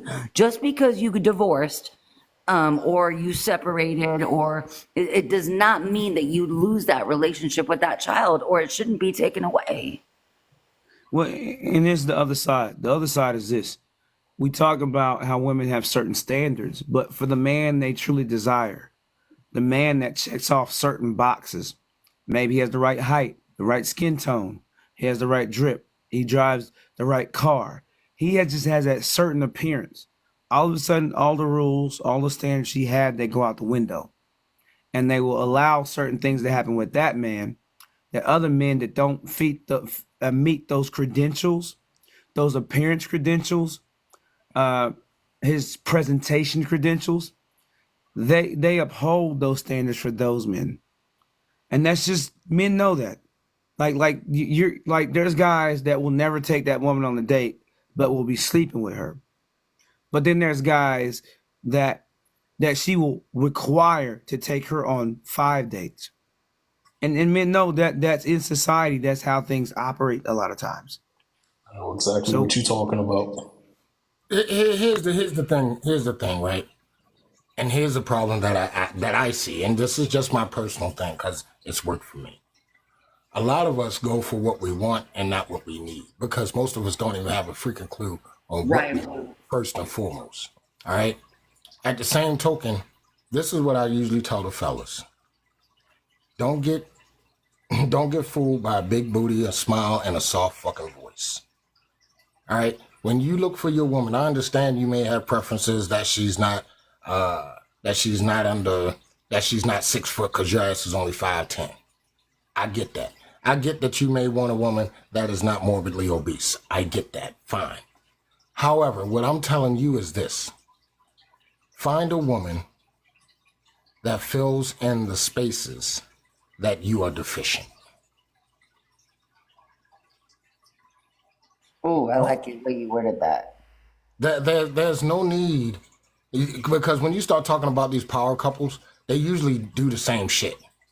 But those places where you are deficient and or she is deficient is still there. But you got everything else. You got the power couple thing down. But the little spaces where as though you may not be good with paperwork or legal shit or balancing a checkbook, neither is she. So how is that benefiting you in the long run? You may not know how to properly, well, that's not the case really much anymore, but you may not know how to properly dress for certain things. She may not either. How is that helping you in the long run? You may know a certain amount of people, but y'all run in the same circles and y'all all know the same damn people. How is that helping y'all grow if y'all are all in the same circle? Find a woman that fills in places where you are deficient and she can help your end goal. Find a woman that's willing to help with the end goal, because truth be told, if you are a dude, if you are a man and you don't have an end goal, you shouldn't be getting with nobody else any damn way. Because she should be coming into your life to help you fulfill whatever it is that you have a dream for. And ladies, if you find a guy that doesn't have an end game and he's relying on you, don't fuck with him. Make him get his shit together. Warlock, you just said a powerful statement. You said a powerful couple. You know how they call it a power couple? Yeah. But what makes you a powerful parent? What makes you power parents? If you decide to divorce, what makes you a powerful parent? This is where the family, just because you've divided doesn't mean you can't still be a family. That's what they call co-parenting, right? That's what make you a powerful parent. Look, You're able to co-parent and put the kids first, and let me tell not, y'all something. you and your spouse. Let me tell y'all something that happened to me yesterday. Yesterday was Thanksgiving, right? And I coach football. I also mentor the boys. And I do that because I want to do it. I do believe with all my heart that is my calling. That is the lane that I'm supposed to be in. And I'm not one that always looks for accolades and all of that. I'd rather be the guy backstage pulling the ropes to open and close the curtains and the lights. That's me. But yesterday, I got more calls, more texts stating how much they appreciate me and the things that I do. Even the people that I went to have Thanksgiving dinner with. And it literally made me start to ball out, because it's not something that I actually look for people to do. I never have, but it's nice to know that I am being seen and acknowledged for the work that I do. But when it comes to relationships, my relationships is built on my love for those kids.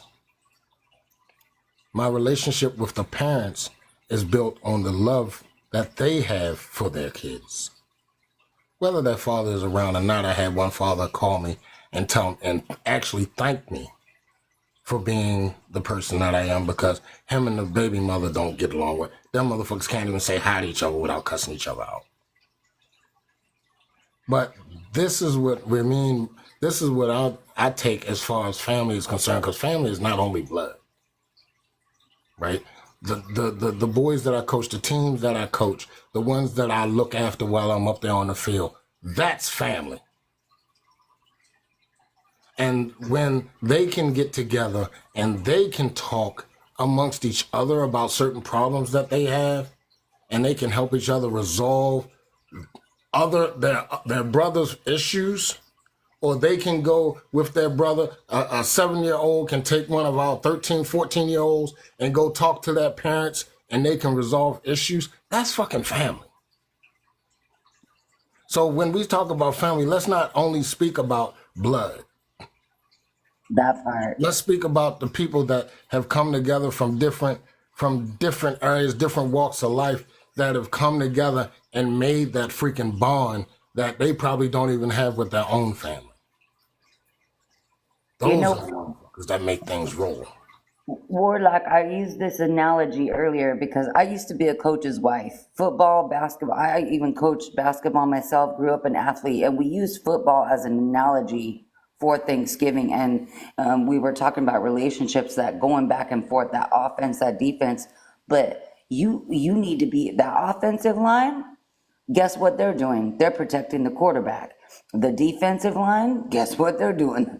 Trying to get after them. So, you know, you can use analogies within that discipline. And I think that's what's coming in with what we see with relationships and the parenting or the co-parenting. Look, I'm not just going to drop my kid off at the field and let them play the game. I want to see them play. Well, you know, my whole thing is just seeing them win at life. Exactly. I want to You see win at them life, see them I'm go. good. Everybody likes to win games. But just like I was telling my coaches yesterday when I was calling everybody, wishing them a happy Thanksgiving. And one of them was like, yo, I didn't expect to hear from you till March. And I said, dog, I told y'all, and I told y'all in front of the parents that this is about more than just football. Exactly. This is about life, dude. This is the way that I coach. This is the way that I look at things. And if it wasn't for that, what is my purpose here? To win games? That's it? No.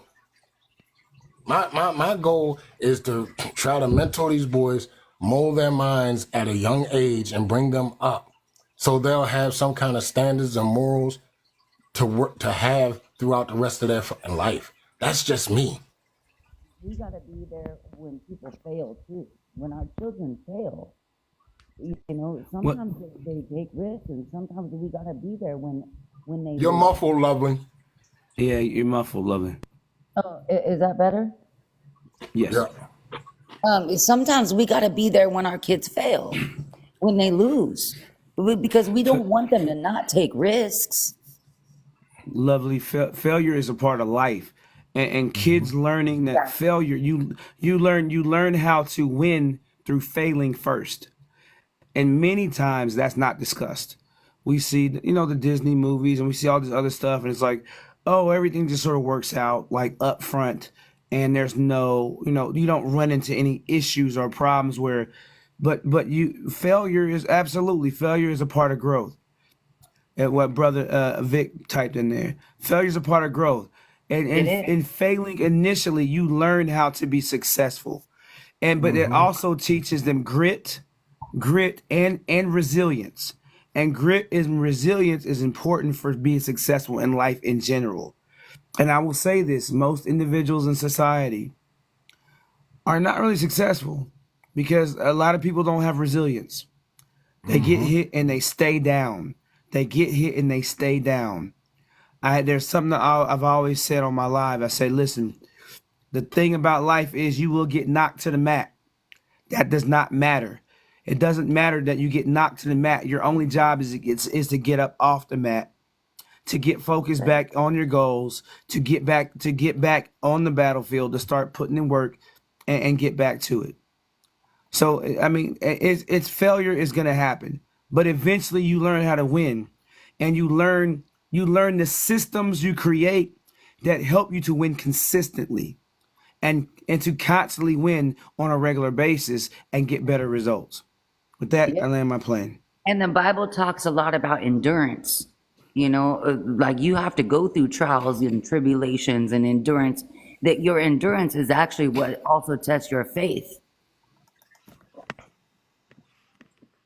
You know, You know, I think that the society is going wrong is that they are not, you know, allowing kids to, you know, feel what it is like to fail. Like now they get everybody gets a trophy, whether you win or lose. And I don't think that that's right. no, we stopped that shit. That participation trophy shit, we stopped that. Yeah, but a lot of schools still do that for the kids. Not mine, because my kid's grown and gone, so Let me I tell be forgetting you, that kids is even the in best the world. thing that a parent can do, I do believe, especially nowadays, is get them kids into some type of sport. It doesn't necessarily have to be football, but something that that teaches them team building skills, something that teaches them how to communicate under stressful situations, how to deal with it, how to overcome it. The one thing that we always tell people, if you beat us, you may beat us, but you're not going to outwork us. If you beat us, you're going to be better than we are, but we're going to come back the next time you play us, you're not going to want to. Because we're going to beat you into the ground until we succeed.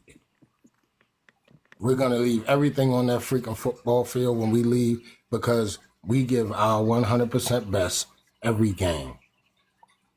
I also teach my boys that it's okay to cry, but there are situations to cry.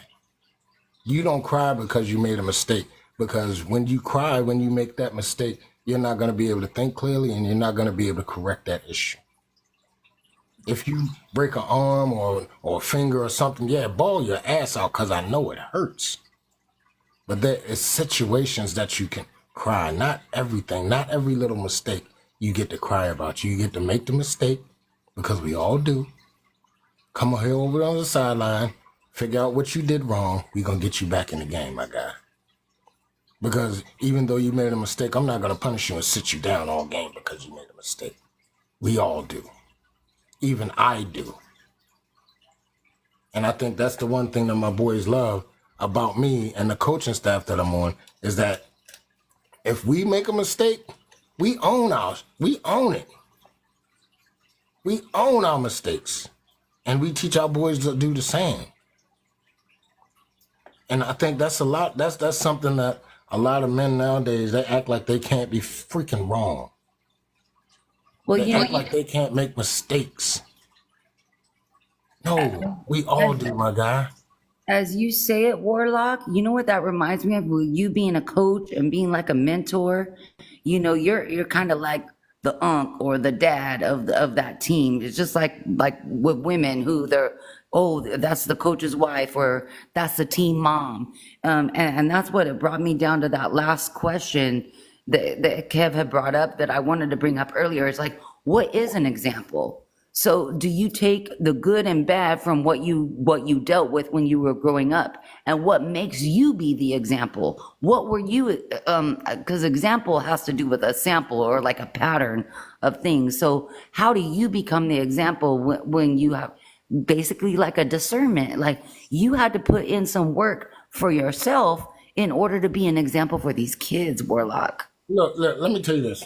I've grown, right? I tell people all the time, I was 37 before I realized I was living a lie. So in essence, right, I'm just 18 years old in this. Because 37, not quite 18, I'm close to 19 now. But I'm 18, 19 years old in this shit. So I've actually found out who I am, what my purpose is, why I'm doing it.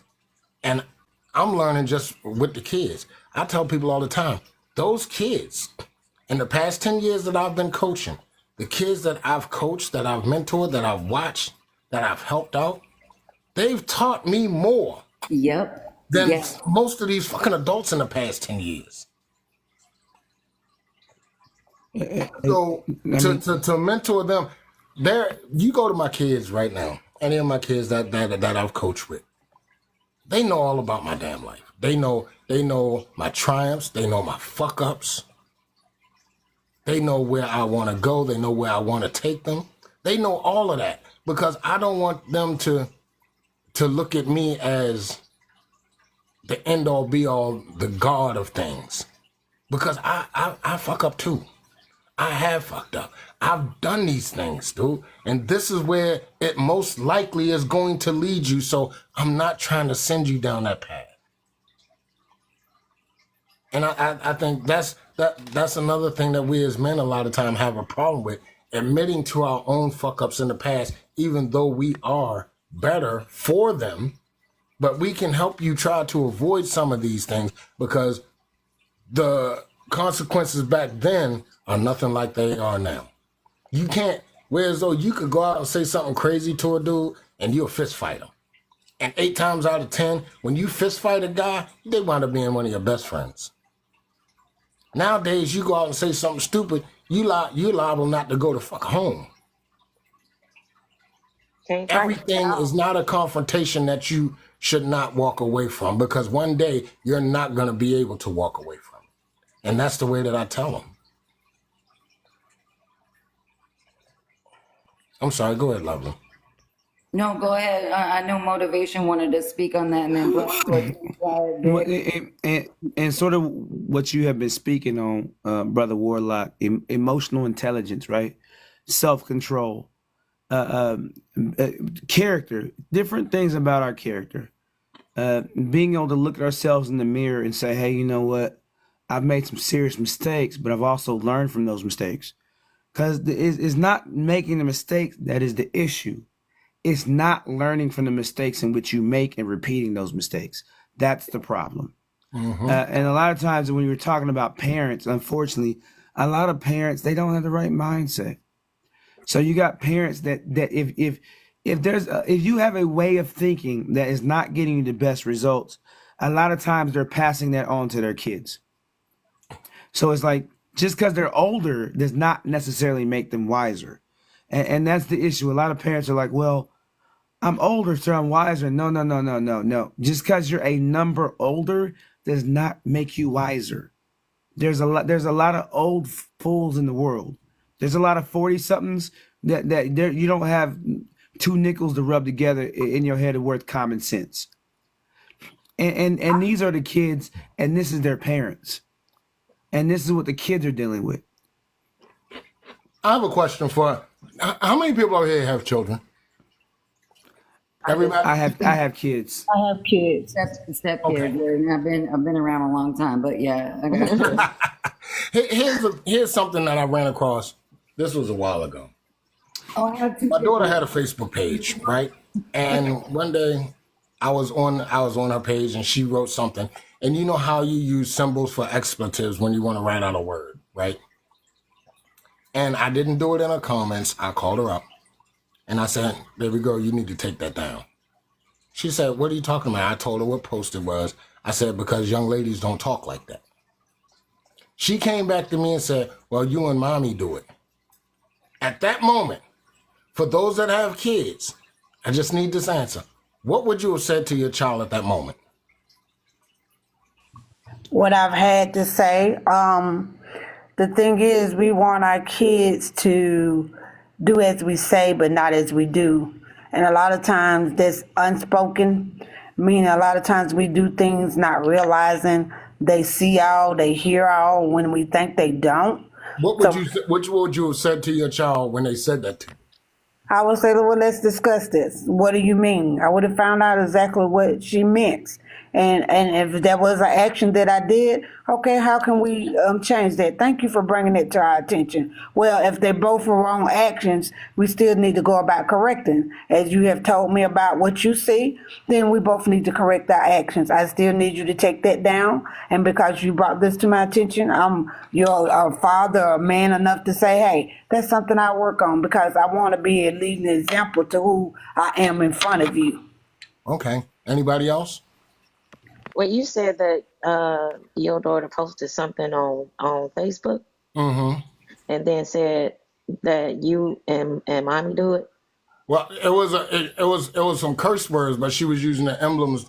She used the first letter and some emblems, Okay. things, and well, you know it was a curse word. And I just told her, Okay. I said, you need not do that because young ladies don't talk like that. And she I said, would have. well, Daddy, you and mommy do it. Hmm. What would you have been your response to her?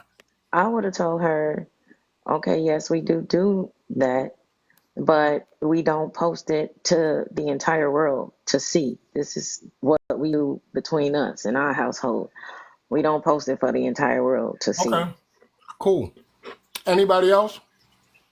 No, I think I would take the route of the first lady. I think I do. It is important that I set the example for my kids. Obviously, they're very young, 2.5 and 6 months old. So, but even at this age, I know my kids are sponges.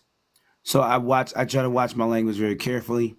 Even if I get upset, I try to watch the language in which I use, my body language, even showing anger a certain way, because I realized my son will imitate showing anger that way. And I'm not saying I'm perfect, but I try to be very aware. I try to be very conscious and very aware of how I carry myself around my kids and just around people in general. Okay, Because I know I that, get that. Those are yeah, your two. Those are your oldest children. yes. Okay. All right. Cool beans. Black the This is Portal. 26 and 22. All right. So growing up, my mom always cursed, and I cursed. I didn't curse at my kids. I didn't whip my kids and any of that. But yeah, I didn't. I Okay. didn't curse. I got you. Vic Black the. I can't see the rest of your name, my guy. But what would y'all have said? I think Black Poet wanted to say something real quick because we had to drop him back down and That's then cool. we'll go Well, I back was to asking him how would he respond to my question, but he can speak on what he had to say. But I'd like to answer to the question too, because I'm Yeah, gonna tell you what I said to her when she said that to me. But go ahead. yeah, I would agree with what Motivation just said. I mean, with certain things, I have to, kids gonna mimic us or what we do. You know what I mean? And with that, yeah, I would have said, listen, don't post what me and your mom do at home. You don't post that on social media. You know what I mean? Because you have to be mindful that there's somebody that's looking and be thinking there's something wrong at the house when you start posting it. Everything No, it ain't wasn't anything about what we did at home. It was just that she right. was cursing in the post. Yeah. I mean, with the cussing part. Right. Yeah. Okay. Yeah. I mean, that specific thing is something that, you don't do on social media because it's not ladylike to be cursing on social media. Women ain't supposed to do it, but we hear it and they do it. Okay. You know what? Did you have something else you wanted to say? But I would have answered the question. Oh no. Okay. No, Hey just Vic, you there, my dude? Yeah, I'm here. Yeah. What would you have told your daughter? Ooh, so I don't have kids, but a daughter is what I wanted the most. Okay. So All right. pretty So much the same as any father would tell their daughters. Don't be like any of the women that he messed with. all right. So let me tell you what happened with me when she said that. Because a lot of parents would come to their child and say, "Well, I'm grown. I can say those things, right?" We've heard parents say that on numerous different things, not just cursing. But when she said that to me, it threw me for a loop for a minute and it made me pause. Because I started thinking, and y'all know how quick thoughts go. I'm like, okay, how do I respond to this? Because shit, she right. What the hell do I say? And I thought about it and I said, if I tell her I'm doing it, me and her mother is grown, that's sending the wrong freaking message. Because that's sending the message saying that when she gets grown, it's okay. Because now she's grown. So how would I live with that with my daughter being, now she's 24, and she just start cussing up a storm and said, well, you said that you could do it because you was grown. I'm grown. So when she said that, I took a pause. I gave her that look like, shit. And I just told her, I said, you know what, babe? You're right. Me and mommy shouldn't be doing it either.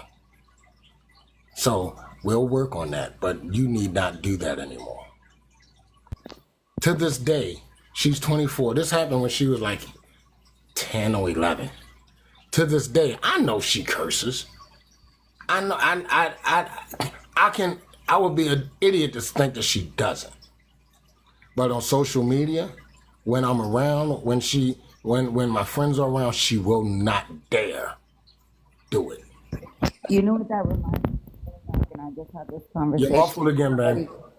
On another live today, where it's almost like going to church on Sunday and then you go home and you abuse your kids, or you go to church on Sunday and then you come home and you start cussing up a storm. It's kind of reminds me of like that lukewarm attitude or that hypocrisy. It's like you can't spread hypocrisy to your children because what example you're setting, because what example do you want them to set for their children and their children and their children? Well, See, go ahead. it goes back to what I said before. a couple of days ago. In that instance, in that moment, you was trying to maintain your child, but then you realize what you did. So now we're straight to raising her properly. That's what it was. That's what it was. And that's what a lot of parents do. They maintain their children instead of raising them. Control. Listen, I'm gonna say this. We as adults, especially us as parents, we have a job that if in fact I was not, I would not envy you at all. Because of the simple fact that I know now that raising a child is a mother, especially in today's climate. Yes. I do not envy anyone that's raising a young child right now, especially a young teenager. But at the same token, if you want them to respect other people, you have to give them something to respect at home. You have to. Exactly. Because you cannot tell a child, you can't tell a child nowadays, do as I say, not as I do. Exactly. You can't do that shit and expect them to follow that crap. You can't. Yeah, it's not that you have an example, you are the example. Exactly. Exactly. And the thing is, a lot of times we want to bring the discipline without self-respect, reflecting on ourselves, as if they go out and do it somewhere else, but it's been presented in the home. I have grandkids, and at one point in my life, I worked so much, I really didn't get to spend time with them. And so when I first started spending time with them, people would say, well, why you don't discipline them? I talk to them, but, some people don't believe in the discipline that I believe in. But until those kids got to know me and the importance of me being in their life and a balance, then I didn't feel like that was right. So what we have to do is, whatever you want to see in your child, you got to be able to plan it. And this is the thing about a lot of people, not asking you to be not grown, but still what you present in front of your kids, whether you know it or not, they're looking, they're watching, and they hear everything. One of the best things that ever happened to me, I have 2 grown sons now, is when they looked at me and told me some things about myself, and I had to go look in the mirror. And now we have the best relationship. Well, I had to have that reality check that, yeah, your dad might have raised you as that, do as I say and not as I do. But what havoc it was reaping in my home, and I didn't recognize until my own kids put the reality that now I presented that space that they still, as adult men, can come talk to me about anything. Well, think about it, sweet tea. Maybe the example that you set was that you went to work and came home. Sometimes going to work was the example. You woke up at a certain time, It was, but it's really sad when your grandkids tell you or nickname you Grandma Work. It was some realities with that too. That, they'd rather have my time than what I could provide for them with a balance. So, yeah. Right. I get you on that, sweet tea. I get you. Warlock said earlier where he learns from, the kids he coached. I think that's what he said. That's the thing we have to realize. Although they're younger people, a lot of times they bring a lot of things to our attention that as adults we do not pay attention to, that make us self-reflect to make that change, to be able to be that example. Guess what? I'm just like you. I got it wrong, but you was able to see me get it right. You know the one thing that I try to establish with every team that I have, with the boys, I try to establish this right off the break. Your last name is your legacy. Bring pride to your last name. Respect it. Make other people respect your last name through your freaking actions. Because a lot of them don't have dads, right? So that's the only thing that they really have of their own that they can have respect to. Respect that name on the back of your jersey. Have other people respect it. You do things to get it to a point where, though they may not like you, but they will respect you. That's my first lesson for them boys. And believe it or not, when they get them jerseys with their names on the back, you should see their eyes light up. Because it's a pride thing for them to see their name written out on the back of a jersey. Mommy, look, mommy, look. It's a proud thing for them to see that. And now you have this is yours. This jersey with your last name on it is yours. Let's go out here, put in this work, and make everybody respect your name. And we work with it from there. Because once you establish the respect that they can bring just by their work ethic and the way that they carry themselves, that goes a long way with them opening up and being able to teach them. That's what I found out. And what you're also teaching them is the value of the actions they display to build character. That's exactly what you're saying to them. You make you. That's what I taught my boys. Don't matter what mom and dad got wrong. If it's wrong, then let it be wrong, but teach you to be right. Meaning you make you. Your actions of how you live life make you. And you have to be proud of you at the end of the day. Look, both my parents are gone. And people say, well, you got to live your life for yourself. You got to do. Okay, I get that. But everything in my life, until the point I got married, was not to disrespect my last name or my parents. Every action that I took, I tried to keep that in mind because that kept me out of a whole lot of crap. When I got married, it was like, I cannot disrespect my wife by my actions, deeds, or words, because I have that much respect for her and love for her that I just can't bring myself to do it. And that kept me out of even more crap. Now that both my parents are gone and my wife is gone, I still carry that even though they're not even here. My last name means the world to me, and I'll be damned if I'm going to leave this planet and my name has a smear on it. I'm going to leave this planet and my name has a smear on it. I'm not. Because now my children have to bear the brunt of that. And I'm not going to put my children in that kind of a predicament. Whereas who's your dad? Oh, his name was such and such. Oh, that motherfucker. No. I'm not gonna leave that type of legacy for my children. And I don't want my boys to grow up and leave that type of legacy for theirs, even though their parents may have been fucked up individuals. It is now your turn to put your name back on the map with respect. And that's your job right now. You know, Warlock, I'm so glad you brought that up because not a lot of people talk about that, because my husband talks a lot about the last name and how powerful it is because he's got boys. And even my previous husband, I was married 17 years and I've been with this husband almost 10. But he talks a lot about the last name, and that kind of brought me back to like Kev's last prompt when it talks about the women who are affecting the family. Look at some of the kids that their father wasn't even put on the birth certificate.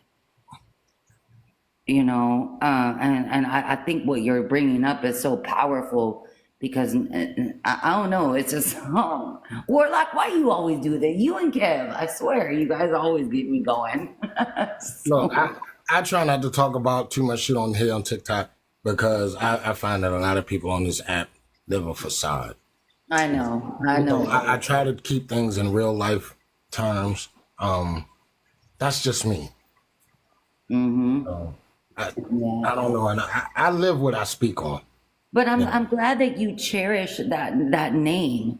You know, that you cherish that name, that like you're like it means something to you because it is you. It's part of you, you know? And to carry on that legacy, that's what generational dynamics is really all about. That's what the family is all about, is carrying on the name, but also carrying on the culture side of the family. A lot of people want to look at culture thinking about it, that it's just race or it's just a religion or it's just this. No, your culture is part of you. It's you. I've been talking a lot. I'm gonna chill out and let y'all talk right now. I've been talking a lot, so Yeah. No, Yes, you man.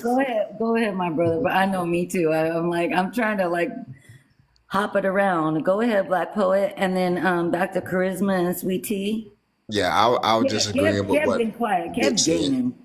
I'm Yeah, surprised Kev you didn't Gang. sleep. Yeah, I was just reading what Vic said in the comments. Yeah, it's very important to have your father's, last name and carry it with honor. You know what I mean? Wear it like a badge of honor. You know what I mean? Because I respect my dad's last name. When he gave it to me, it was an honor to have his last name. You know what I'm saying? That I was just like what Warlock said. I don't want that blemish. You know what I mean, on my dad's last name. Now that is my name that I get to carry it on. That I got a son that will carry it on. You know what I mean? I told him the same thing. Wear the last name with honor. Respect that last name because that last name could take you pretty far when you have the respect behind it. Well, But you think have about to it, Black. respect it first. What does a man, when a man kneels down and asks a woman to marry him, what is one of the first things she does? Carry his last name. Exactly. Yeah, carry his last name. And when you put a blemish on it, people will, just like what Warlock said, what are your dad, tell your dad name, first thing and say, oh, here go that MFer. He this, he that. You know what I mean? That's something that I don't want to hear. And then, even when my father passed and people ask me who was my dad, I tell them, oh man, that man will work hard.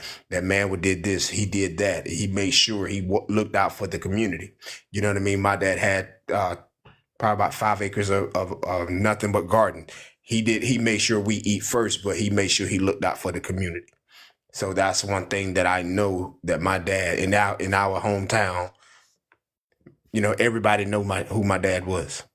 So, and that name carried weight. I not heard one bad thing about my dad. You know what I'm saying? Even growing up and even to this day, you know what I mean? I haven't heard anything negative about him. It may be something negative, but I haven't heard it.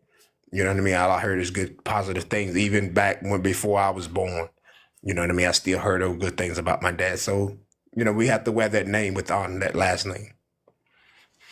You know what's so funny? I'm sorry, but my dad, when my dad was about to transition out of this world, our last, I want to say 2.5 months, we went over two things in 2.5 months. One, he reiterated, and we talked about all the lessons that he taught me. Mm-hmm. And he revealed to me some of the things that he did, some of the bad things that he did. Mm-hmm. And I'm like, Dad, I'm 54 right now. I mean, I'm 55 right now. Why are you telling me this now? He said, because I don't know how many of my friends are still alive. He said, but I don't want anybody to ever come and tell you something I did. Mm-hmm. Yeah. That's true. That's true. That meant a lot to me. And this day, there's nothing that anybody can tell me about my dad that he didn't tell me. Like I said, 2.5 months, we just went over everything. And that's a good thing too, because I don't know, a lot of people hear this and you may agree or disagree with generational curses or why things go on in the bloodline. And a lot of times it's because people don't know what has been in your past and your kids don't know. And unfortunately, they learn it from the streets and not you. So a lot of times they come with communicating things that we've gotten wrong, but our lives have changed to let them know what has happened. Don't keep them in the dark so they can have ability to make better decisions. Yeah, I agree. I do agree with that. You know what I mean? I mean, it's some things that that people happen, that happens, we have to sit down and really talk to our parents, whether it's bad or good. We as children, of those parents. We as children, of those parents, we need to sit down and talk to them. We need to sit down and understand the past, so that a lot of that, all that stuff that don't comes back up to bite us in the butt. You know what I mean? That's why I'm just like with Rock. You know what I'm saying? My dad, I spoke with him for like 4 years. Me and him sat down and we talked. And even with all our brother, my other siblings and my twin brother, you know what I mean? We sit down at the table every weekend for 4 years, and we go to his house and we just sit there and he just talk. You know what I mean? He tells us about his history, growing up in the, Jim Crow era and all the other stuff, man. There's so many stories that I can sit here all night long and talk about my dad, the stories that he gave, the things that he done when he was a child. And you know what I mean? When he got older, his mom, my grandmother was so strict on him that he really couldn't do but so much. But this was in the, Jim Crow era, I think one thing that you're bringing up, Black Poet, and especially with the field that I work in, and I hear these stories all the time. It's like one thing that we're forgetting about is forgiveness, because how many times do we not even understand what our parents were going through while they were trying to raise us until we become parents? Or until we become adults, or we start making our own choices. Oh, maybe that's why my dad did this. Maybe that's why my mom did this. But there are some parents out there that are just angry and mean, and they haven't worked through their stuff. But that makes you kind of think that because they didn't work through their stuff doesn't mean I can't. Right. Doesn't mean I Agreed. can't get through what I need to get through. Agreed. Because they were an example to me. They gave me an example, which gave me a sample to like, do I want to continue this life? Right. It's so powerful. A lot of people will blame their parents forever, but and I know Kevin, a lot of us on this panel have talked about this before with that victim mentality. How long are you going to blame everybody else before you make a change yourself? Because the change comes from that choice that you make. That is true. It's so, and I'm going to be 44 in January, like 111. Like I'm going to be 44. Oh my gosh. Like Okay, I'm I've been, 1211. oh girl, okay. 11 is powerful because Yes, you know it how they is. say 1 times 1 or 1 plus 1. What in the middle is balance.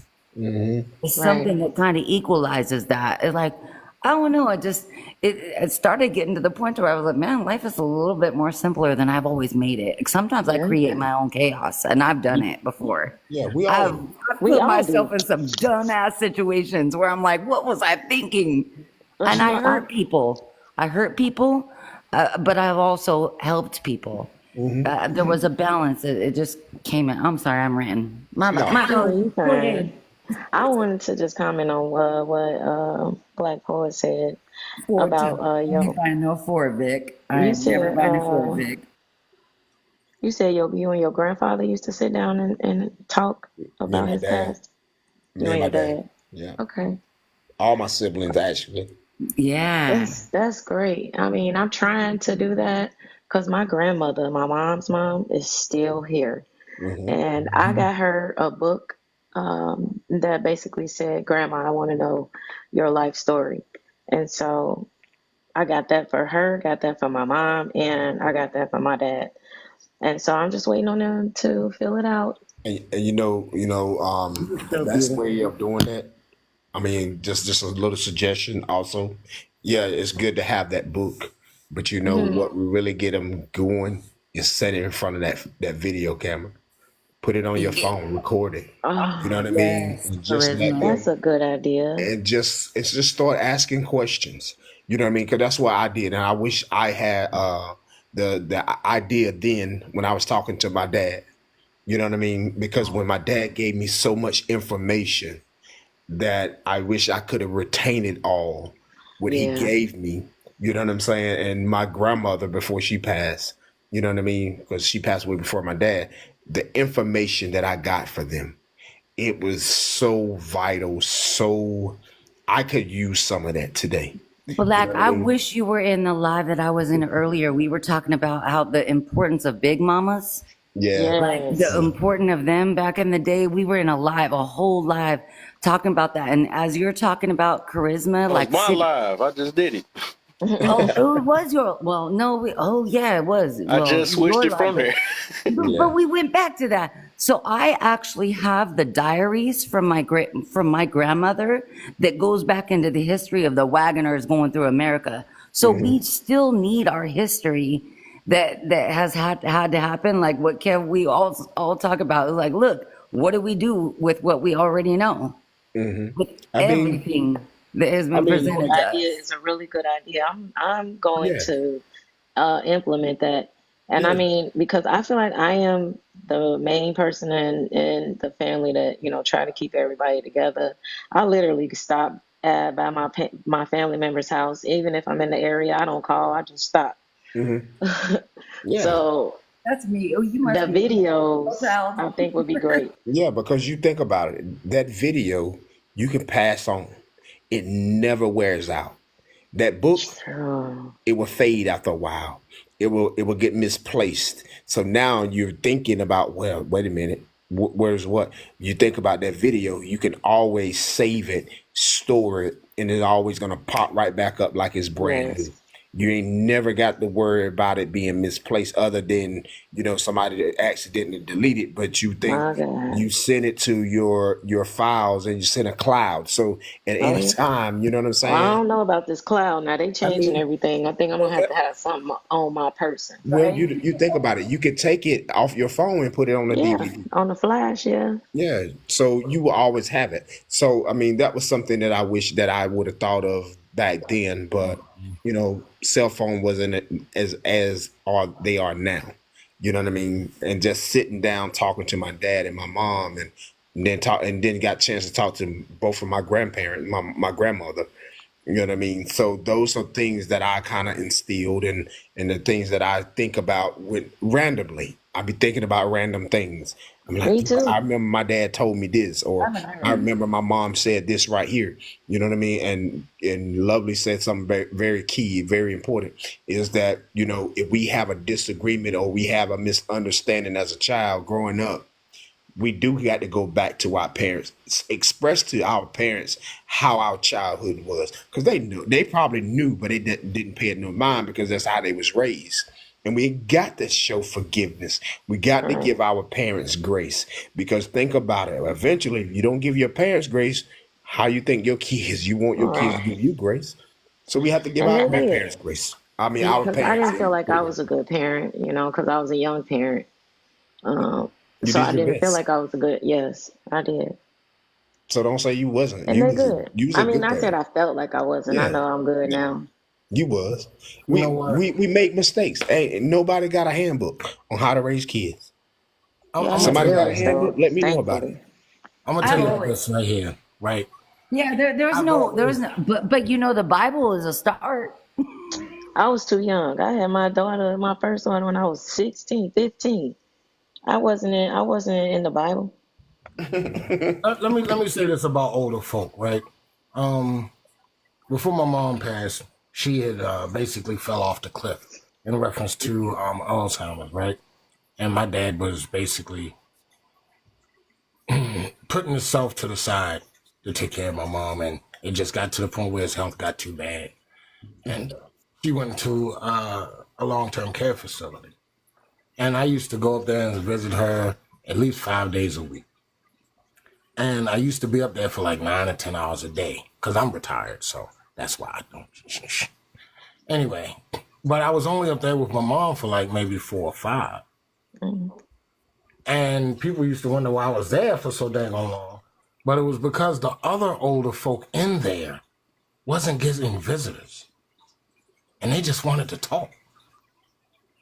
And somebody made a statement a while ago that every time an old person passes, a library burns. Mhm. So it was this couple there, and I knew they were older. I didn't find out that they was like 104, 107. until I actually got to talk to them. But it was an older white couple. And the first time I spoke to them, they called me just about every racist freaking name in the book. Oh my gosh. Hold on. Now, because of the simple fact that they were older, I gave them a pass, first and foremost. Second of all, because of most of the things that they were calling me did not pertain to me, I did not take it personally. I left, came back a couple days later, visited my mom like I said I would, and I was leaving, and the older white lady came out and said, "Excuse me, my husband would like to talk to you if you don't mind." And I was like, "Sure, okay, all right, it is what it is." And I went in there, and he said, "Let me apologize." And I'm looking at him because truthfully, I forgot all about it, honestly. I was like, "Apologize for what?" He said, "For what we did to you the other day. We just wanted to know if, in fact, you really wanted to listen." Mm. And they sat me down, and for whatever damn reason, I was in that motherfucker for about 6 more freaking hours. Just listening to them talk about life and their life growing up and all of that stuff. And it really freaking amazed the hell out of me. That would have been a perfect time for a daggone video recorder. Because some of the things that they said and they had experienced in their lifetime blew me the fuck away. And that was from their life's perspective. Growing up in freaking Virginia, because that's where they were from. That's where their family was from. And if anybody knows anything about Virginia, that was like that, where Maryland is, like that Mason-Dixie line. Yes, sir. You know? And Yep. some of the things that they told me that they had seen, they had experienced, that they were forced, some of the things that they were forced to accept in their lives and things of that Yes. nature blew Mm. my freaking mind. But Yep. I've always made it a habit to talk to older folk, Love just so I it. could possibly I get really do. more enlightened on things from the past. That's why a lot of times when we talk about history, a lot of people are book read on history. They read and more or less believe the shit that they read. And just because I've talked to older folks, and it's not just here on the East Coast, I talk to older folk any damn chance I really get. And some of the things that are written in these books, and some of the people that have that lived in the areas, and things of that nature, I'm like thinking about the books, and then thinking about what they've seen, and I'm like, it's always three-edged sword of truth, right? Their side, your side, and the truth is somewhere in the middle. And I found that a lot of these books lied like shit. You got to research and regurgitate. You got to And throw a lot of that stuff up.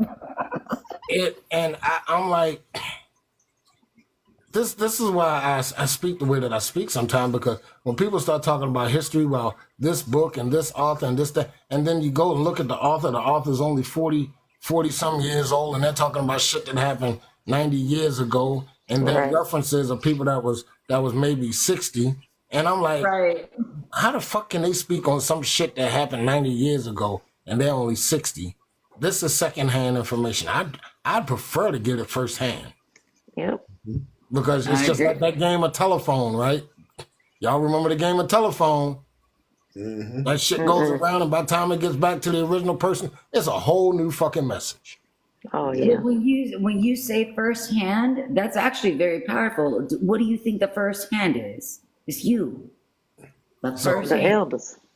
I'd rather get it from the horse's mouth, Yeah. if possible, Mm-hmm. or as Right. close to the horse's mouth as I can get it. Yep. But a lot of us Yep. just shun and throw away our older folk like they don't know shit. No. That they lost their damn minds. Some of the motherfuckers that we think lost their minds are more clear-minded than we are. That is true. Yep. That is true. So That is I urge anybody, especially young folks, I urge you to talk to older folks, 70, 80, 90 years old, if you can find them. And be patient. But that's the problem, Warlock. They don't want to do that because they think they don't know nothing. They're thinking that you know, because they raised up in a certain era, it don't apply to today. You know what I'm saying? Certain things still do apply today. It may not be that Absolutely. era. It may not be the 30s, the 40s, the 50s, and 60s, but in reality, I mean, we're repeating those eras. Well, Look, think about it, Black, Hey, too, Black, because if you here's look what I at say it, about repetitiveness, right? Because one of the guys that I mess with here on TikTok, Cousin B, he said, you know, things repeat themselves every 50, 60 years, right? Yep. And I said, you know what, cuz? I said, I can agree with you, just like here on TikTok. Everything repeats itself every year or two, right? However, I always take it like this. If there's a lesson that keeps repeating itself, then the question isn't, how do we stop this? The question should be, what didn't we learn the last time? Right. Because every time it comes around, it smacks us fucking harder. Yep. well, that's Right? So exactly what an example is, a what pattern. did we not It's a what did we pattern. not learn the last time this shit came around? That's the question that Exactly. we should be answering.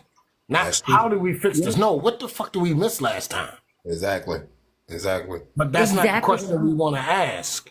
We want to act like this is a brand new thing and we got to figure out brand new solutions to it. No, this shit has happened before. Over and over and over. It's like we're going backwards. Well, it's just like I tell people, everything's connected, whether you believe it or not. Yeah. Energy. Everything is connected. And I don't feel like we're going backwards. I feel like we actually doing pretty I think well. It's a lot coming of into us on this balance. panel. Maybe I'll say that It's different, Charisma. Maybe okay, coming go into ahead. balance. Yeah. Because I've been connected with a lot of great people. You know, we could talk about all the negative There things that goes go on my in life, but baby. what about joy? What about compassion? There's a lot of great people that we meet, even if we don't meet you in person. Like what Warlock was talking about earlier, like with old people, like an understanding where they come from. You know, there are times that I'll like have to, well, before I was working from home, we'll go on a lunch break. And if there was somebody else eating alone and it was an old person, I would sit with them. And you know, we had some of the best conversations. You can have, there's a lot of wisdom in older people. And if you think about it, in nursing homes, that they go back to almost a childlike mentality. Yeah. What is it that I say about look, when it comes to men, right? I say there's a difference between an OG and an elder, right? To me, this is just me. An OG is somebody that just happened to live long. An elder is one that is full of knowledge and wisdom, that is There willing you go. to teach and show the younger people. That's an elder. And those are the type of older folk that I'm around, because most of the time all they want to do is for somebody to listen. That's A it. lot of them are willing to tell you anything that you want to ask, but they just want you to listen, not judge. Just Right. listen. Right. Because they already know some stuff that you don't know about. Some things you're gonna go through. And they Yeah. already been through. Yeah. Even if they didn't go through it, they knew people who did. My dad always said, you know, you live long enough, you'll understand what he been trying to tell us the whole while. Oh, yeah. And what he said, a lot of times when I was younger and I didn't listen, all it came right back to what he said. He said, Soon as you run across something, the first voice come to your head is that motherfucker on your Yeah. shoulder. Yeah. You be Yeah. like, It "God bit us damn, in you was right." it bit us in the ass if you didn't listen. Yeah. If you didn't listen and you went and get some real wisdom, it bit you in the ass, and then now you had to discover it yourself. Yeah, that's true. That's true. A lot of things, you know, I can say that my dad told us, you know, when we were younger, you know, I'm like, okay, Dad, you know, I always say, Dad, it's a different time. My dad is always say, ain't nothing new under the sun. That was his There you favorite go. thing. And I was like, you know what, Dad? Yeah, it may be not, but it's not like back in them days, back in the Right. 70s or whatever. Look, What Jim We Crow. had that conversation in a live a few days ago, right? And I said this. I said, y'all ever heard of that saying, there's nothing new under the sun? And he's like, yeah. I said, it is very true. I said, the things that y'all are talking about nowadays, we had that shit back in the day. Y'all just rebranded and repackaged it. That's all. Gave it a new fucking name. Yeah, that is absolutely all correct. you did. And that's exactly what my mom used to say when I was younger, but I wasn't trying to hit her. Now I'm saying the same thing to my kids.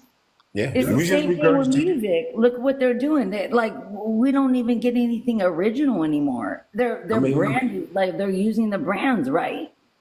Well, they're just sampling old music. Like they sampling old music, old beats. Sampling pattern all has to do with it being an example. Movies too. Yes. I was about to say that they do the same thing with movies too. Movies ain't remake even, them. man. Movies ain't even like they used to be at all. You And it's know what? sad. I was over my friend's house for Thanksgiving dinner tonight, right? And we was listening to some old school music and stuff. As a matter of fact, I'm not even gonna go that old. We was listening to some who was it? Damn.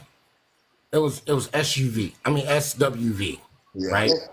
And we was listening to some other older male groups. And I said, y'all know this? Check this out. I said, check this out. I said, even back then, when we were singing about certain things, we always had a certain aura of happiness and joy and a smile on our face. I said, even nowadays, I said, when singers sing about what they call, quote unquote, love songs, but it's just about fucking, right? I said, some of them look like thugs. They can't even have a smile on their face. They don't even have an aura of joy with them when they sing about it. That's true. And I'm like, this is what we think it's listen to. always What we like- always say, joy and happiness is gone. It's like it sounds like it's like with the music now, it's like getting that get back and how much they can rough something up and beat that up and all the other stuff. So it's like more of like, I notice it's like a stress relief type thing. It ain't about connecting with the person no more. It's like, hey, I'm gonna get in them guts and do what I'm gonna do. Can you pee in my mouth? And they be doing they be saying some wild stuff. And that's why, you know what, Kevin, sometimes like I'll go into like the old school songs. I'll just put on the instrumental. I don't even want to hear the lyrics. I just want the instrumental. Don't get me wrong. We had some real nasty shit back in the day. We did. But it was so subliminal that we didn't even realize it until we got older. Yeah. It was just like a phase. You know, we were like, they said that shit? Man, that used to be, oh man, I don't believe I was listening to this shit. Now I see why my parents was all up in my ass. You got me thinking of like 2 Live Crew and stuff. Like when they came out, I was like, oh my goodness. I'm talking about Millie Jackson. Yeah. I'm talking about Adina Howard. Yeah. I'm talking about musicians like that. Was that lady Shirley Murdoch? Shirley Murdoch? Shirley. Oh, I As we love lay? her. Shirley Murdoch. Yeah. But You that were whole song you was were about jamming cheating. slow When you grind at said house parties to that. Okay. And When you cheating. said SWV, you had me thinking of Silk, and like But what I'm like saying is, even Shirley Murdoch, As We Lay, right? Yes. That was about a woman cheating with a married man. Okay. Yeah. And it was a beautiful song. But Yeah, I'm like, one of the you made best. that shit sound so damn good. Yeah. We But was you hitting go, them notes. if you go back a little bit far. You go back to 1932. It was a lady. She basically said what she wanted. Yep. You know what I'm saying? It was I That's can't so think of true. her name. Hold It's a on. When song. did Mom's Mabley come out? That's her right there. That's okay. I was going to say, That's I know all right she had to there. be back there. That 1930s. I think it was like late 39s. I want to say 1939, something like that. 40s. But yeah, she I don't know the was person. graphic. She was graphic with her. Yeah, Mom's Mabley was Hey, a mess. and music sounded so different because back in the day, we didn't have Spotify. We had record players. Like pull I out the still got record record players. players. Yeah, Only so thing I don't have is a I daggone wish I 8-track because you did. can't repair those. The wax, Yeah, exactly. So My how dad you still listen got to music, and I records. always ask this question. Do And you listen cassette to tape. music because of how you feel or how you want to feel? Or both? Both. Yep. It's both. because Man, I know certain songs that I do listen to even to this day. I listen to nothing but from 90s back. I don't listen to nothing past the 90s. You know what I mean? Because a lot of times, I mean, I'm stuck on, I don't know why, I'm just stuck on Luther Vandross. look, I was just thinking a house is not a freaking home. I was Man, I was thinking about about to that, and say, I'm like, is it Big if you Luther or really Little sit Luther? down and listen to that it, song, that will cause you to oh, get back with your ex. Is it man, Big Luther or You, Little you know Luther? what's crazy? You say that because I'm doing that Fathers Alliance podcast, and we were just talking about dancing with my daughter again, and that goes right into Oh Kev's my life, like the goodness. family. Like a yeah. lot of people don't even know about that song. I I'm mean, dancing with my daughter. it's a lot of them. There's a lot of songs that you just That's sit with back my and daughter. listen. My father? Yeah, dancing with my father. Oh, I'm Yeah. like, what the? Did one of them missed out? Listen, let me tell y'all something. We talk about how emotional women are, right? Mm-hmm. I ain't even gonna lie to you fellas. I listen to some of that old school shit when I before I got married, and I used to cry my ass off because of the messages that was in some of those songs. Oh yeah. Made I me agree. realize that I fucked up when I Yeah. wanted to blame it on her. And Mm-hmm. I was the one that fucked up the relationship because of my selfishness and my self-centeredness. And I'm like, God damn. You know what? Let me turn this shit off because y'all motherfuckers about to make me feel bad. Yeah. I mean, even with the younger generation, I feel like if they listen to music like that and just sit by themselves, they can reflect more of them Yes. on themselves. That's just my opinion. That's what I've done. You know what I mean? For 4 years, that's all I've listened to old school, and I can really sit down and be like, okay, dang, I messed up right here. You know what I mean? A thin line between love and hate. This house is not a home. I mean, those songs would make you realize, okay, Mm-hmm. um, which one Luther? Oh, let's not go to Larry Graham, One in a Million. Nah, Oh, we ain't going there. my stepdad. I just need to call him my dad. What's the other one? He an old school DJ. Lenny So he grew Williams. up. Yeah, Yes, anyway, I was thinking yeah, about that. Okay. yeah, Lenny. Pretty much. I Well, think mean, about it though too. We all write our own music. I mean, when we're influenced by music, we're influenced by society, we're influenced by relationships, we're influenced by our family. But we write our own music. It's like that his story, you know. mm-hmm. Like, but I think music just helps influence it. What it's the instruments, the sound, the tone. If it's going too fast, going too slow, like what Charisma said earlier, the frequency. It's the same thing with people's voices that we hear, the music that we hear, our sound, our touch, our feel, it's everything. And That's what's going wrong with the world today. Is people is not, connecting naturally. Right. Based off of energy, face to face. People don't even know how to communicate face to face, which is Nope. sad. Well, I mean, the reason why we can't is the fact that we don't have no we don't know how to come together and and really like say, okay, sit down and really talk. The phones, the internet, those are the things that kind of divided us and showed us that, okay, we can talk through text. I mean, but people don't even really talk on the phone like They that. don't. They just text or There's a yeah. lack of communication because communication has now become all technology. People aren't in See, front of each other. Yeah. I didn't They're raise my not. kids like that, Yeah, the thankfully. social cues. People, oh, well, where did you meet this person? Online.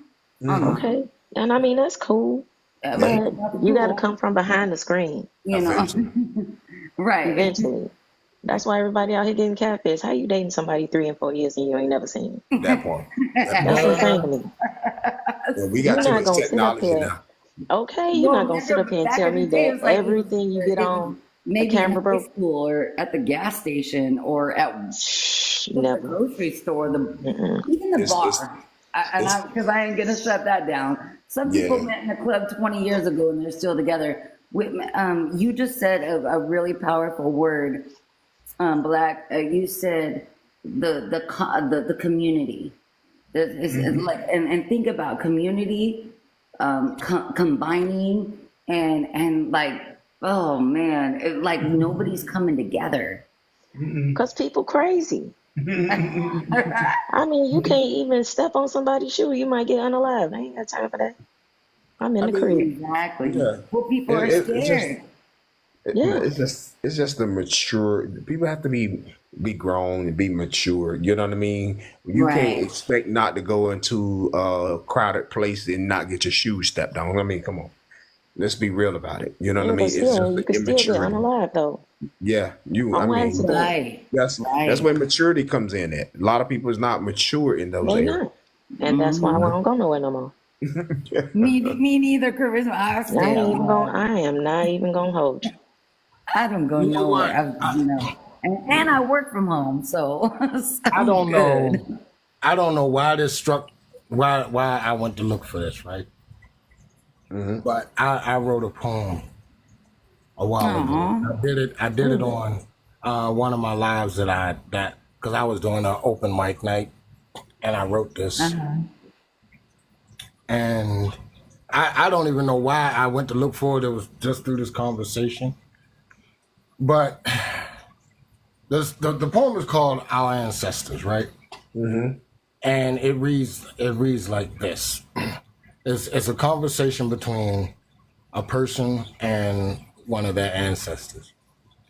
And it says, "Is it enough?" And I said, "Who is there?" And he said, "Just us." He said, I am who I've always been. It is too late for me. It's not too late for you to honor our names. Honor our names. We are a dying people. So are others, obsessed with each other's demise until all we can see is death, and death is all we deserve. He said, but they started it. Will you continue until there is nothing left?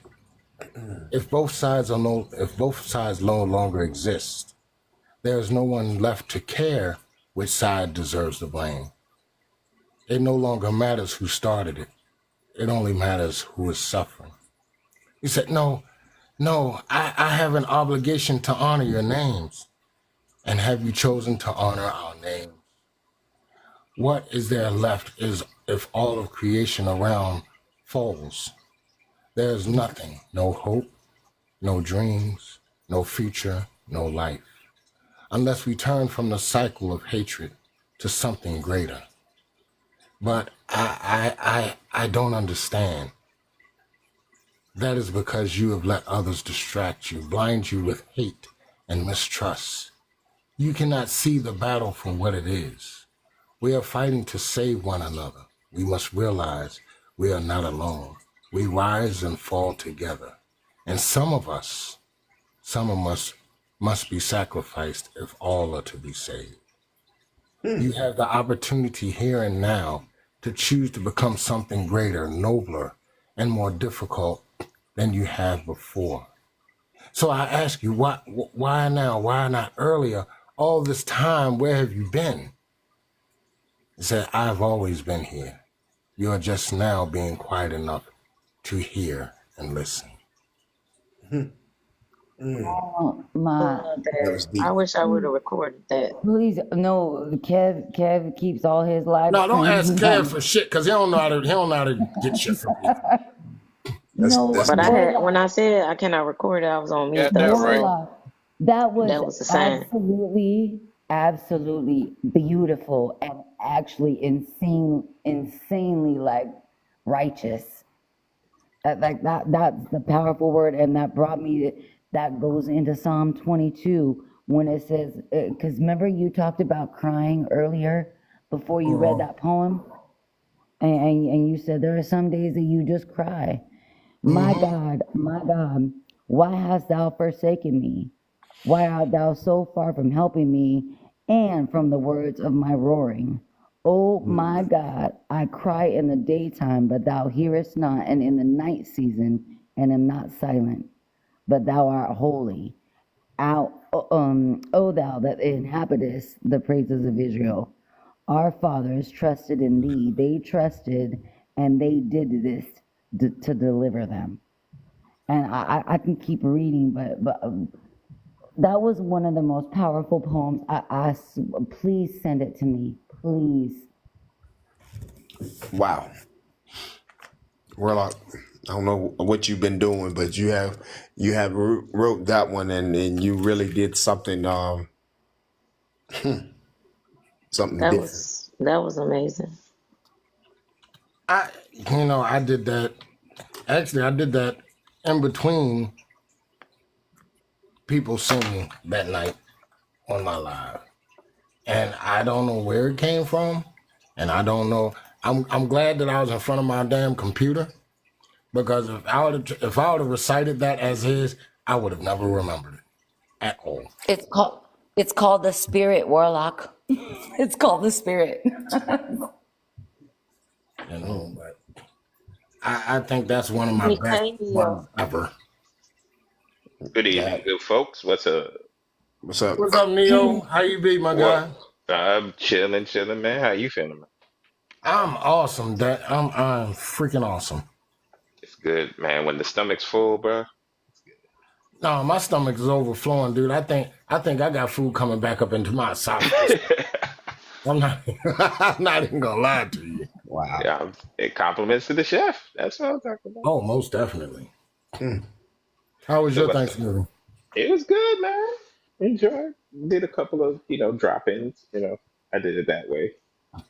As you should. You cook some food, Neo? No, hell no. I showed up. Family earlier, I put my younger my 20-year-old, he made all the mac and cheese, and then my 22-year-old made all the pies, all the dessert, and then the husband cooked the turkey. So, and then I made the rest of the sides. I was like, I'm not a baker. I can't bake with a damn. I tell them I can't bake for shit. I don't sit on our bake. field, it's gonna leave an indentation. I could cook, but I don't bake. I don't know what it was never one of my Ephesians 1. When you talk about spiritual gifts, baking was not one of mine. Definitely not mine either. I can cook and bake, but I just haven't been in the mood. That ain't good. Man, I bake a cake. I can put them on each side of a goddamn weightlifting bar and use them for weights. I ain't even gonna lie, that's how heavy it is. It's crazy. No, he made it from scratch though, and That everything. sounds All like the a Tres bread. Leches cake. I was like, look, whatever ingredients you I was need. about to say a bakery never hurts, man. I always go there. That's where I went this year. Oh, to get a cake? Pies. No, you did not. Yeah, it is pie time. Hey, there's two different types of cake. Pumpkin. I mean, Eat the cake, anime. the pies be in heavy. My whole family cooks, so I couldn't cook this year because I've been struggling with health issues. So my mom made me a dressing. All right, sweet tea, you have a good one, man. How you feeling? We about 2 hours Now late. you got Still me look. going in there. We need a commercial break real quick. There's 35,000 likes, but we need at least 50K, and there's 20 people in here. Just keep tapping until you hit 100, and then do it again. Man. Well, Warlock, you really did that poem, brother. Like Sweet and Gay. Thank you. You was barking up. That's a big case thing. Exactly. Yeah, that was beautiful. Yeah. That right there. Dang, Neil, you missed the poem.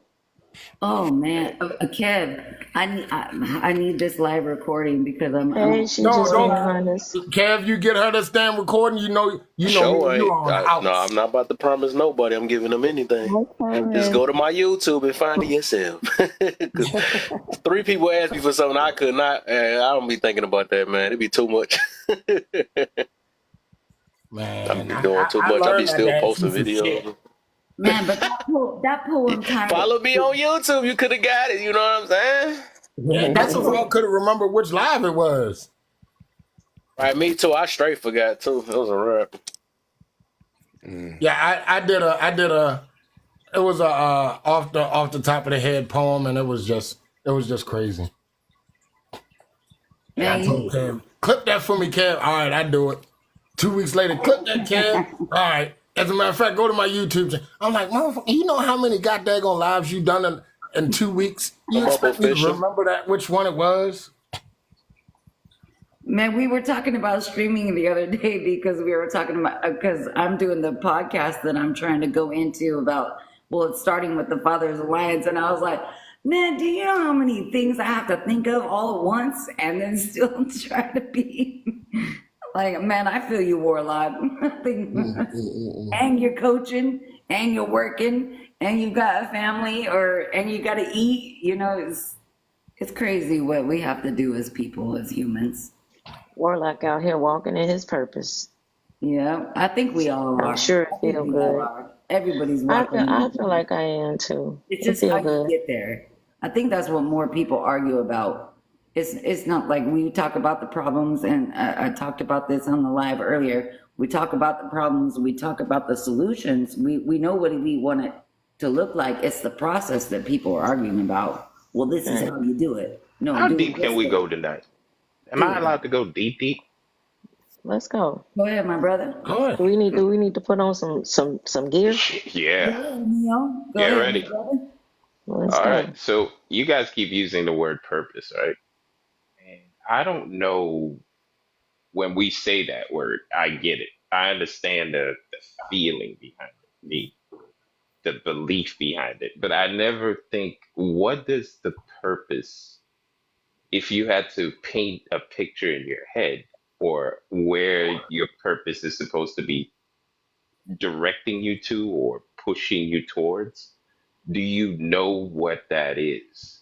I think it has to do with your identity, because somebody said this a long time ago. They said, if you don't know your identity, you don't know your purpose. So if you don't know who you are, what you need to seek, what examples you're gonna set, how you're gonna receive information or give information or receive knowledge or give knowledge, like if you don't know your identity and you don't know who you are, you don't even know what love is, how do you know what unlove is? You know, so it's without your identity, you don't know your purpose. I'm going to say this. I had no idea what mine was. I really didn't. When I found something that I could do selfishly, because people that know me know I don't like to drive, right? And y'all know with a traveling team, you got to do a lot of that shit. Mm-hmm. And I could do it, and I could do it selfishly. And I enjoyed doing it. And I, like I said, selfishly, I was never looking for any reciprocation. And I've done it for several years now. I don't say that's my purpose. I say I just found my lane. I just found that, okay, I'm not the greatest public speaker. I really don't relate to older teenagers well, because at that particular point in time, they've been through, they're basically set in their ways. But I found that through my life experiences and the morals that I uphold, that it is best suited to mold younger minds. That's the lane. That's my lane that I realized that I was made for. So I don't usually use my purpose. I usually just say, this is the lane that I've been meant for. This is what I've been meant to do. And the way that it came about made it even more worthwhile. And what kept me here, because I had a chance to go coach high school ball, but I didn't, because I felt as though my purpose was the younger folk. My lane was the younger folk, where I could be of more service and more effective is with the younger folks. So by the time they reached high school, they would have a moral compass that would help them steer them through those years. That's how I found my lane. And unfortunately, it was at the demise of another coach that had a stroke that put me in this position, because we didn't have nobody to coach that team. And the commissioner at the time, we were just parents just helping. And the commissioner said, hey, look, we don't have any other coaches, so we're going to have to disband the team. Me and another parent said, you know what, we'll do it. Because we didn't want to see the boys not play. And we came together, we added 2 more coaches that was of the same mindset that I was really, because I was always the oldest coach on the team. And we just rode from there. And I've been with it since then. I'm sorry, I was kind of long with my answer, but yeah, that's. No, it's okay, my brother, because I know Honest just came up, and then we'll go back down to Neil. It'll be an open panel after Honest. But I love how you talked about staying in your lane, and that kind of reminds me of football. Because remember, we were using the analogy of football. It was like when you run a certain lane, run a certain path. What does the Bible say? It says you need to be on that straight and narrow path. I think I brought up the tortoise and the tortoise and the hare story a few weeks ago in a live. If you think about it, it's like you got to run your own pace, but you also need to know how to get to that. Meet people where they're at though too at the same time. So there's a balance. He was just trying to win his race. He didn't push people down or treat them like shit. I'm gonna say that. I'm sorry, but or along the process, because we didn't like to be treated like shit either. So we have to really come into like what Black was speaking on earlier, that community, that combine, that coming to, so it's very, very powerful. And Warlock, you just spoke on it. You spoke heavy on that. I got something else for y'all in a little bit, but go ahead and carry on. No, go Honest just got here, and I know Keithan has been here. So back to Honest, back to Keithan, and then we'll just work our way back from the bottom to the top, if that's okay, Kev. I know Kev. Was Neo done yet? Because I know he asked a question. I know it was a full point. I'm just listening. Okay, go. All right, go ahead, she. I'll talk Go ahead, after. Honest. I'll talk with y'all. Go ahead, my sister. Hi guys. Thank you. Hello, gorgeous. Hi, How are you guys. today? Hi guys. What's up, baby? Don't come up here with no crap How tonight much either. wood could a woodchuck chuck if a woodchuck could cut wood? No, I'm playing.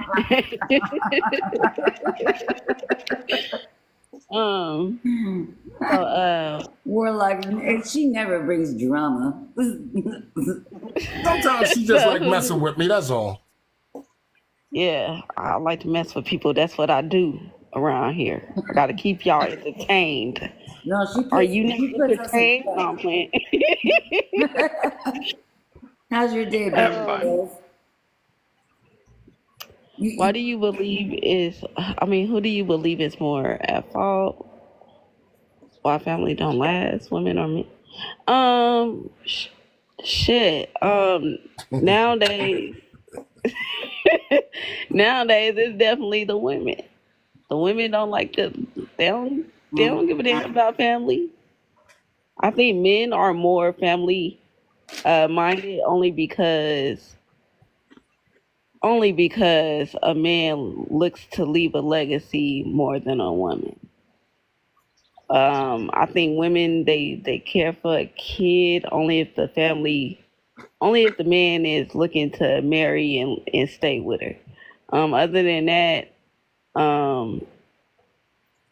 I don't see women really caring for really relationships, a man, a child. Because honestly, most women are about themselves. For real. Let's be real. You like your having your time and doing things that you want to do without being bothered. You don't want to sit up here and waste your energy on things that's not going to benefit you for the better. But for some reason, you tend to do that anyways. It's waste your own damn time. But yeah, I just really think women are really They'll say they love that family shit till they actually be stuck in that house Yeah, with that damn family. Then it's like I gotta get the fuck away from these damn kids. exactly. She Hey, just you being know what's honest. Why crazy? did I Hey, just think? Kev, I put in the comments, I said, you know what's crazy? That we've had men come up here saying it's women. We've had women up here come and saying it's men. We've had women saying it's women, and we've had men saying it's men. Like, it's basically like a 50 I 50. think It no. What I is. heard so far, I would say the last three people actually picked a side, but Yeah. earlier Yeah. everybody was so scared they like both. I'm saying both. I think it's I was looking at both. it from both So perspectives, everybody but you was know what going I? with the both thing though. So I think people start picking sides and stuff. But I just wanted people to expound on what the both is. But they just Right. wanted to make a human thing, and I believe now each side got some type of part that's different that they Right. need to step up in. But then ain't nobody want to say that. Right. Well, I And, think That's and what I honest, said. the honest, difference just is open it all up. And then I know Kieran wants to speak to Yeah. her yeah, too, You can because because go. people I'll be will Kieran's, sit quiet. up here and tell you that they want this damn family, and then when they get this goddamn family and it's supposedly soft girl life, all of a right. sudden I can't be stuck in the house with no goddamn kids. I got a life to live. This man, he trying to just sit up here and keep me pregnant and off my feet, and he don't want me to work. Damn, don't that sound good? I'm sit Your down. ass over here complaining, I need to work. I need to get out this house. I need to get the fuck away from these kids. Some people is like that for real, for real. That's why I say what I say. I just really think that people think that they want this a certain type of lifestyle till they actually get in it, and then it's like it's not exciting enough for you. I think Well, can me. I say something real quick Oh, go ahead, to Carissa. what Honest had said? I was when you was talking, it made me think. Men do, step up and take care of the kids more nowadays. And I was thinking maybe it's because the women then put them through so much, having to go to court and all that stuff. And I was thinking like, what if that happened to women? If they was able to keep the kid away and have to go to court and men can be in their feelings and not let you see your baby, like would that change how Nope. women act? Mm-hmm. No, they You care don't about think so? themselves nowadays more than anything. That's the difference. Well, That's the fathers and I wives never thought process about that it, I'm but that doing just made on. me think of that when she was talking. That's You know that what? Truth fathers. is, I hope you would follow I that, do Carissa. believe, I do believe that if in fact men, and y'all can correct me if y'all think, if men were given the same, as they quote unquote grace, or given the custody of the children more than they have been, I do believe most men would allow the mother to see the child without a whole bunch of bullshit and drama, as long as she's not bringing the bullshit and drama. I do believe that. I think we Yeah, I we wouldn't believe the believe that men the to be mothers less are picky. needed in the child's life more than the Because mothers that's think not that the men child. are needed in the child's life. Yeah, both parents is needed. Well, but that's the thing. Like, what are they deciding on? Are they using the government to make the decisions for them, or are they doing it together? You No, at this Would that created. be point, the time that men say that I'm strong, black, and independent? I don't need a woman. right. I'm Well, saying y'all I'm know just child trying to make support is y'all a see straight scam from anyway. from a reverse standpoint. Exactly. The roles So, was and reversed. that's what we were talking about earlier, the lack of commitment, the lack of communication, like Black was talking about earlier, communication. So if I can't communicate with you, now I'm going to go ask the government to help me communicate for us and for the child that we created, that we laid I don't down even together think they with. try. I just think they just be bitter and trying to inflict pain. It don't even be about the kids no more. It's all about feel like them, feel like how they feel. Yeah, Right, yeah. right. That Well, you get know what? back. It's That's not where this even, world is at Settle right off honestly, these now. arguments and be like that. truth be Everybody told, on that get in back. most states, it's not even about the parents. It's about the state getting that money. Because y'all know a lot of states get kickbacks from the federal government when it That's comes to true. child support. Oh, for the chiss up. So I don't even think it's about those parents anymore. It may not It's, be. it's all Everything about is about money. who they can get the most money from. So we give it to the other parent. And most of So, the time they can get more money from So the yeah, that's father. another Can thing. I That's ask you a how we question? know. Hold on, Go that's ahead. how Yeah. we know that they don't care I don't about know the this family. statistic, and I know everybody here likes to look up statistic. Is there a Not me. statistic that shows do men apply for assistance as much as women do? No, you don't need no No. stat on that, Hell Gio. no. No. Because a man will always was taught to stand on his own, regardless. Like a lot of people gotta understand that. Like women need that damn system because that's what it was made for. Only for women and children. It You know meant for why? Big. a Hey, don't say man. that. Literally, they tell a man, "Oh, your ass can't live in the house, and if you do live in the house, girl, your Section 8 is getting cut the fuck off. You married because you got a provider. At the end of the day, if you don't That's want not Exactly. Big Daddy, fair. if you don't want Big Daddy government, baby, you better go get that hard working man. And I guess it's not Yeah. fair, but at the same time, you gotta understand when the system. It's like y'all remember how they had clubs like them little clubs that where they be like, oh, this is an all girls club. You can't get up in here. This is an all guys club. You can't get up in here. And that's just really what it is. I think Right, certain honest, and that man is not gonna leave. Well, if he takes off time to work to go file those papers, guess what? It takes away from his earnings, and the same child support that you're going against him with the system that he can't even meet a lot of those requirements. You're keeping him from his own children, and you're not protecting him towards the government. It makes no sense. All right. Y'all know we never got to the second prompt. well, Yeah, I Kev, know. who did you choose? And then I got a bunch of prompts for y'all too, because I'm stacked You up ain't this got week. I'm nothing. trying to make Nope. sure I You're take not advantage keeping of me my up to time 6 being o'clock. off. Nope. Hey, Right. Kev, I'm gonna send you some notebooks. I don't need it. I got my phone. I That's got what you notebooks in my know. phone. Did you say? Neil, did Did we you say answer it your Got was women question? a or hundred and men? some gigabytes in my phone. We still got to get to how to avoid the irresponsible people part. We still never got to that. Right, Right. right. Okay. Back up at the do you want But to start at the his Wait, bottom? question was about hold purpose. on. So wait, Keith said he already spoke. No, Nope. I don't even think he. Oh, No, maybe shut up. I didn't really speak on anything, but No, yeah, I it's wanted to chime Keithan's in. turn. I think that for the most part, I think it's the women, especially today, that really don't care about family because they're just selfish. A lot of them are just selfish.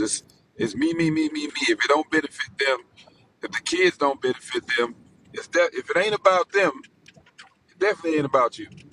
And that's what I learned, even from dating, from a dating standpoint of view. It's more so is how they can benefit from the relationship from you. And so that's what I've experienced. Even in dating, I was married. Same thing with marriage. It was my ex-wife. It was, now mind you, I did everything as a man. I did everything right. When I say that, I did.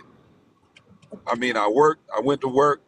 My ex-wife, she did not work. She had the soft life. She didn't even want the soft light, like Honest was saying. she, she didn't want the soft light. Then when she went to work, she didn't want to work. And I'm like, well, what do you plan on doing? She's like, well, I'm not a housewife. I was like, okay. I was like, you live in the house, you're my wife. What does that make you? I was like, I go to work every day. I'm working 3 jobs at the time. I was like, so I work because somebody got to be at home with the kids. So she didn't, none of that stuff registered in her mind. It was really all about what she wanted. So lo and behold, she said, you're doing everything. She said, you're cooking and cleaning. You're taking care of the kids. She said, well, what do you need me for? Those were her words. I said, exactly. Why do I need you? So I got the kids. And, I've been taking care of the kids ever since. I just knew that at that point, I was like, well, why did you want to get married then?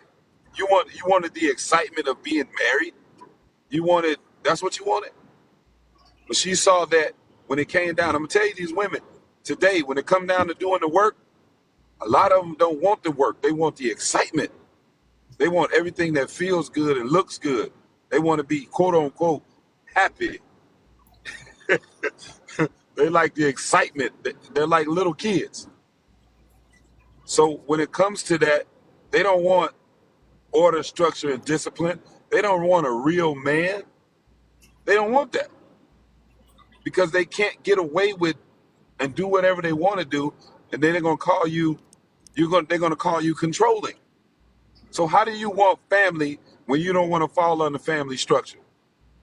I land.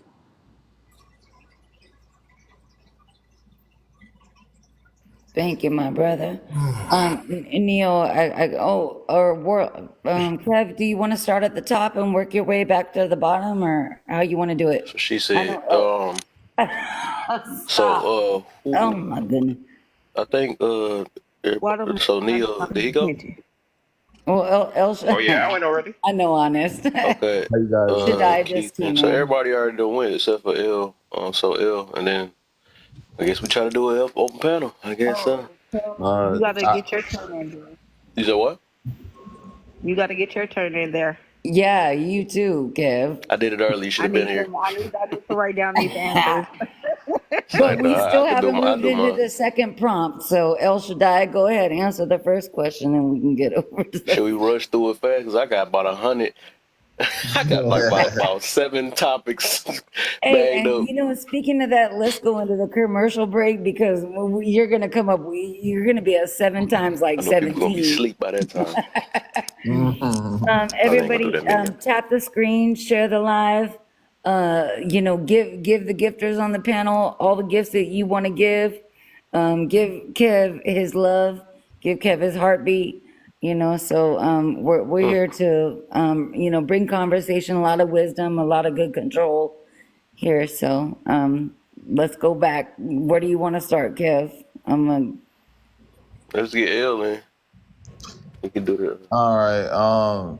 Personally, why do you believe is more at fault? Who do you believe is more at fault? Why family don't last, women or men? I think it all depends on scenario. It can be either both, but really I believe that originally it was the government, you know, what they did to us to separate us and pump things in the women head and man's head.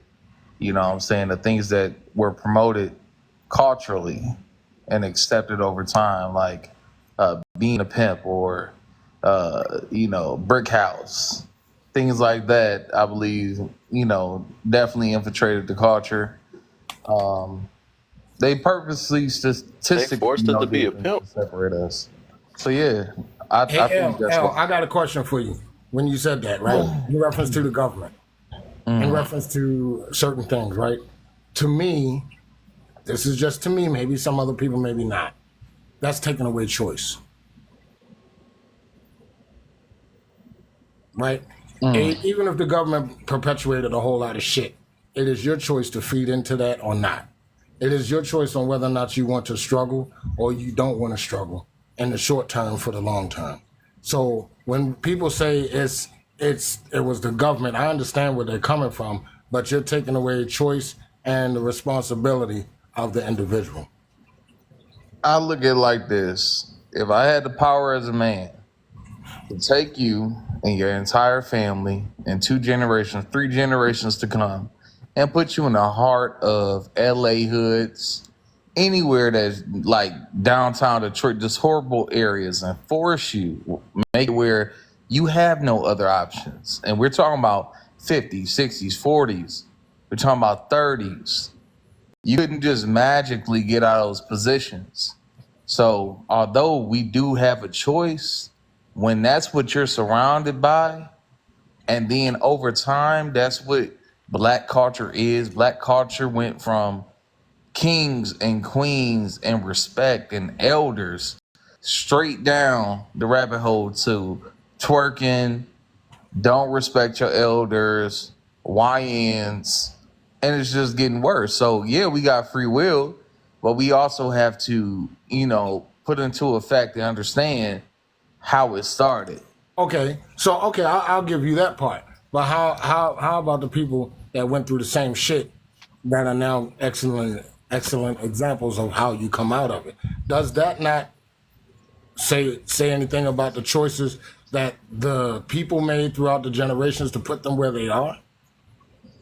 Well, see, I believe personally, a lot of generations that are successful now, they're either in their like 40s and under. This Okay, this is where the real I get change. where that's coming from, but I'm still I do trying want to to get to say the something. choice thing. Huh? I'm still trying to get back to the choice thing. I get where you're coming from, but what I'm trying to say is whether you decide to languish in poverty or you make something of yourself, is that not an indication of that they made different choices coming from the same type of environment? I feel like we can't really compare the environments because we have far more opportunities and knowledge now than back in the 50s, 40s, 30s, 20s.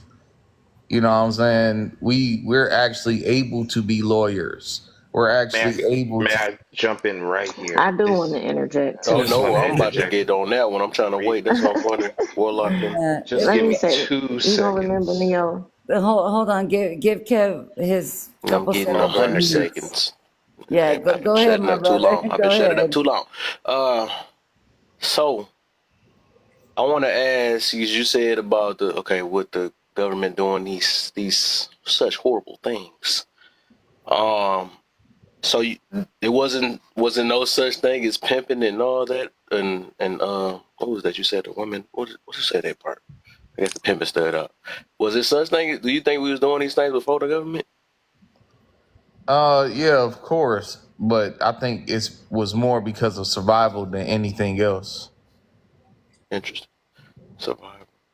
So you don't think it's just off of just human pleasures and just like doing what they like to do or That whatever, may have been a thing, breeding and but culturally speaking, and majority of our people was in poverty. what that mean? Culturally. Culturally, black people was always looked down as less. They were always put in the slums. And anytime you got like the bankers in the 50s, where in Texas, if you were black, you couldn't even be a banker. It Oh, you was a talking about America? I'm about to we, say America. yeah.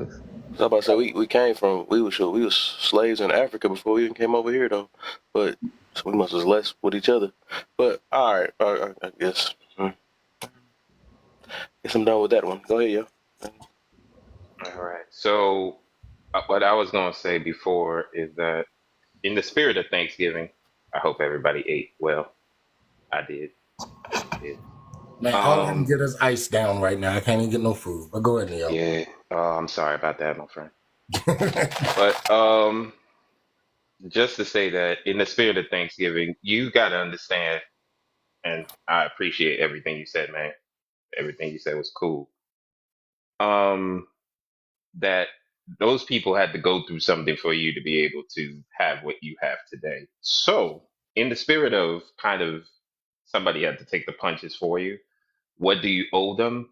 Maybe a little bit of humbleness and respect for having to endure the hard part for you to have the easy part. But I'm just in the spirit of Thanksgiving. I'm still feeling good. This turkey still in my stomach. Yeah, we You have was far nuts, more. Neo. Oh, I got something to We say. almost at 50K, y'all. Y'all doing a good Um, job, man. Don't slow down. I wanted to comment on what he said regarding the government assistance and the women choosing the government over the complete family household. What you don't know is that the black woman stood by the the black man through that whole time. They was at the crib, but on paper they was not. And whenever they came for their little inspections or whatever, they had to hide the clothes from their man. You know, they didn't turn their back on them. That's just what they had to do to get what they needed from the government. But they was there. And I know because I lived through it with my mother and my dad. So we did not allow the government to separate our homes. Yeah, we did on paper, but he was still there. So you think that No, I a know. lot, a lot of That's where the threats came, though. You Yeah, keep that's Huh? what moving I'm out my saying. If goddamn house. you so we all know that, lying on government paper is a legal offense. Absolutely. So you're telling me I- that although these women, and I just want to make a disclaimer, I never mentioned anything about government assistance. I'm I saying don't. they. What do you think they did when they separated the man from the house? They Well, yeah, gave the that's women part of it. Section 8 But that government was an assistance. attack. They literally had social workers that will come to your house and check and Yeah. see. Okay, so over time, yeah, that was accepted as a norm, and it's the same for the men. The men was like, oh, instead of seeing our women as queens, we start to see our women as, workers, or just for fun, type women, and that's just horrible. But I believe it was The a men lot of been playing games like statistical. that. Yeah, I believe it was a lot of statistical attacks. Um, Not statistical, but specific attacks. I'm still waking up. Yeah. That was meant to destroy the black household because they know Yes. that's the strongest construct that we can have to actually come together as a community. And once we come together, it's over with. It's Yeah. done. I'm not saying that you're wrong. I'm just saying there was more to the story, you Yeah, I know. understand. And you saying that what's an offense? Don't nobody care. People out here committing crimes all the time. Paperwork is lied on a regular basis.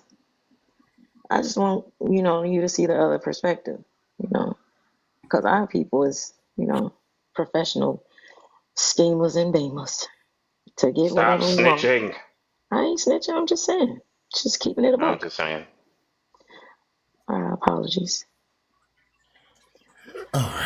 But I definitely know that the government, I love y'all. targeted us, to tear us down. They're always trying to tear us down. But we so resilient, they every time they try and trip us up, we just do a tuck and roll and keep rolling. Real life. We are so good at that. You know And what's come amazing? out with something better. That's why we're trendsetters. You know what charisma We that could you hold that brought up? energy. Because you and Neil were going back or back and forth about the social worker, and if you look back in the 1800s, look at how people now have to be certified to be a social worker. But if you look at social worker, like, aren't we all workers? Where's the servitude in it? Where is what we have to give back and also take from? You got to tear it down to build it back up. It's a weird concept, but it But we does got to have know to how to happen. build it back up. And Oh, that's we'll what figure it out. I think you guys are smart. That's my fear is that, yeah, you're right. We do tuck and roll You and guys are come back 10 brilliant. times harder. But they're doing things now where we're getting watered down. I ain't watered down. I don't know what you're talking about. The younger generation, The younger generation, y'all don't give them You enough imagine, credit. These Gen Zs is doing the damn thing. you ever think about if everything was an even playing field and you had to start right, you had the race starting right from the jump, and now you kind of have the training already to be able to race, but now we're at your mark. Wouldn't it Well, feel good at that point? it's not even just the even playing field, because the whole point of, like, even Kev's first question talks about women or men. Something is uneven. Something is different about women than it's different about men. So there is a level to a man. I can't tell a man what to do, just like a woman can't tell a man what to do. A man can't tell a woman what to do because they're not one. Girl, It's our if job a to man tell can tell you women what to do. what to do, then he can tell you what to do. If he can't tell you what to That's what do, leaders do. then he can't tell you Right. what to do. Like the leaders and the followers, like you just said, Kev. Exactly. Wait, Exactly. I'm okay with why do you following want my somebody to lead. tell you what to do? But women is looking at it from the wrong perspective. It's not the Exactly. man telling you what to do. He is being the Telling lead, you and that's the not struggle. to That's do. the power struggle. No, I'm not gonna tell you. Okay, just a moment. Nobody's gonna tell you what to do. You're an adult. I should I should think that you can do certain things on your own. Now, I'm gonna question if you keep making a lot of mistakes. What the fuck? And that's valid. That should be a valid thing. Similar vice versa. If you see that I'm not performing at the levels you believe that you should on the adult level, then you kind of have to voice that concern. I think that's the Yeah, part that we're trying to talk about, that communication. yeah. I think that's the You thing. can It's avoid like irresponsible people that way too. I think that's the thing. You're like you can tell a child or guide a child or control a child, so to speak. I hate to use that word. Or are, are you going to continue to do that with the other adults that are in your life? You can't control an adult the same way that you can control a child. It's not the same. Listen, let me say this to y'all, because I try to boil things down to its lowest common denominator.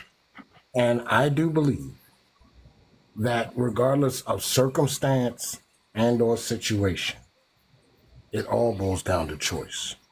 And when we say choice, most people think of good and bad choices. A lot of times, sometimes, we have two fucked up choices to pick from. It's not always about a good choice and a bad choice. Sometimes we have two fucked up choices. Sometimes we have two good choices. But nonetheless, even not picking either one of those is making a damn choice. So everything revolves around choices. We can have two people, two children, come from a drug-infested household. Both parents are drug addicts. One will become fucked up, and we'll say, well, that's because both of their parents was drug addicts and they lived in the projects. But we don't look at the other one that became a major success. You telling me that's because of their environment, or is that because of the choices that they chose, that they made during their lifetime? Which one is it? Is it environment or is it choice? That's the bottom line to They where don't we they are don't in blame life. their environment when they successful. Say what, Kev? So they don't blame their environment when it's successful. It's only when they That's my fail. whole point, my dude. Everything Exactly. revolves around choices. When things don't work, it was my environment. Well, like you said, Warlock, is it's like your choices brings change. It's like that. You can take everything in that you've been given, all the examples that we've been given, and we take everything and we make a choice. We make a choice. We decide on that. Choice brings change. It even goes so far as kids, right? We can raise our children, and I understand nobody's perfect, but let's just, as someone would say, let's walk with me for a minute, right? We can take our children, raise them in the best way that we can, making all the what we consider to be right decisions. And at some given point in time, they become an individual. They make their own choices and their own decisions and this, that, and the other, and they disappoint the fuck out of us. And they become one of the worst goddamn thieves in U.S. history. Then we have our other child. We raised in the same household, gave the same chores, the duties, responsibilities, and they became the inventor of something that made them a multimillionaire. What do we blame? What do we say that the cause of it is? The environment. Yeah, because you just spoke on something, Warlock. It's my Siblings, missing daddy's fault. The reason why I'm so. No, Kev, but they was raised in the same daggone I'm household, talking same to. damn environment. But You they don't took blame nothing. 180 different paths in life. What do we blame that on? You don't blame it on nothing. Well, what They do we got the say is same the cause of upbringing. it? Hell, My daddy they wasn't made there. their own bad decision, and you cannot make that your burden. They just made a bad So the decision. That point that don't I'm trying reflect to you as a make is parent. that at the end of the day, it all boils down to the choices that we make that lands us where we are. We can That's blame what it I'm saying. on white supremacy. We can blame it on people holding us down. We can blame it on our parents being fucked up. We can blame it on a whole shitload of stuff. But at the end of the day, it was your choices that you made from where you came from. It's just like a damn baby. They cry because they're hungry, not knowing that it's a possibility. The choice is theirs not to cry. They may not realize that choice is there, but the choice is there nonetheless. Everybody's trying to use that daggone. I always say, whoever invented crutches, we have built them financial wealth through the next 10 generations because we always want to use a crutch for this happening or that happening. Well, I can't do this because of that, or I wasn't able to do that because of this. No, you looked at it and chose to use that shit as a crutch on why your ass didn't make it. Hey, Warlock, let me Yes, ask you sir. something. When you said blame it on something, I would think about Milli Vanilli blaming it on Oh shit. Blame it on the rain. Yeah, I heard that for the But first no, time. man, I'm dead serious. I look, I'm not the most successful motherfucker in the world. Neither is everybody in my family. But I have an ex-drug addict, ex-alcoholic. I have a lesbian sister. I have one sister that worked for Blue Cross Blue Shield her whole life. She fucked up. Her body's fucked up now. She had a husband that was an alcoholic. She had another husband that cheated on her. My daggone baby sister, she wound up working for the government for 20, almost 30 some fucking years. She wound up having a career. She's retired. I wound up having a career. I'm retired. We all grew up in the same fucking household. So what do we say? Can we blame all 5 of those things on our environment, or do we blame, or do we say, well, these were the choices that we made that got us to where we are? Well, people gotta understand that mistakes was meant to actually, it's like they the stairway to your success. Because at the end of the day, mistakes are teachers. You are here to learn from them. You get what I'm saying? So, at Yeah, the I end learn of the from my day, failures. I don't I'm here real quick I don't too, make up excuses for my, the way I am. Like I'm 28, no car right now. I don't make up excuses and say, oh, it's because of this. It's just because I didn't put in enough effort and time to get what I needed to get, what I need to have. But Now, if you look back, Al, right? You look back over your choices because, look, I did some real dirty. I did some real cruddy shit when I was younger, right? And I got away with most of it, so I thought. But one day, I wound up getting locked up over some bullshit that I didn't even do, right? But so when I was locked up, I had to sit. And it gave me a chance to sit still because that's all the fuck you can do in jail, really, is sit still, right? But I had to look back, and I looked back over my life, and I said, you know what? This is just some comeback for the shit that I fucked up with, for the shit that choices that I made when I was younger. You know what I'm saying? You never really get away with shit. But at the same token, I couldn't blame that on the cops that arrested me. I couldn't blame that on the people that falsely identified me. I just blame that on the shit that I thought I got away with at the time. So when I get on here and I start talking about people when they start using crutches for shit for the reason why they're in a fucked up predicament, I'm like, dude, this is choices. You look back over your life. Look at the choices you made 8 years ago. See how that connects to where the fuck you are now. Look at the shit that you decided to do last week on why your ass is where you at right now. Like I said, it's all connected. You can't escape this shit. It's all connected, dude. That's why I try to teach my boys now. Look, don't do certain shit that you think is not gonna catch up with your ass later.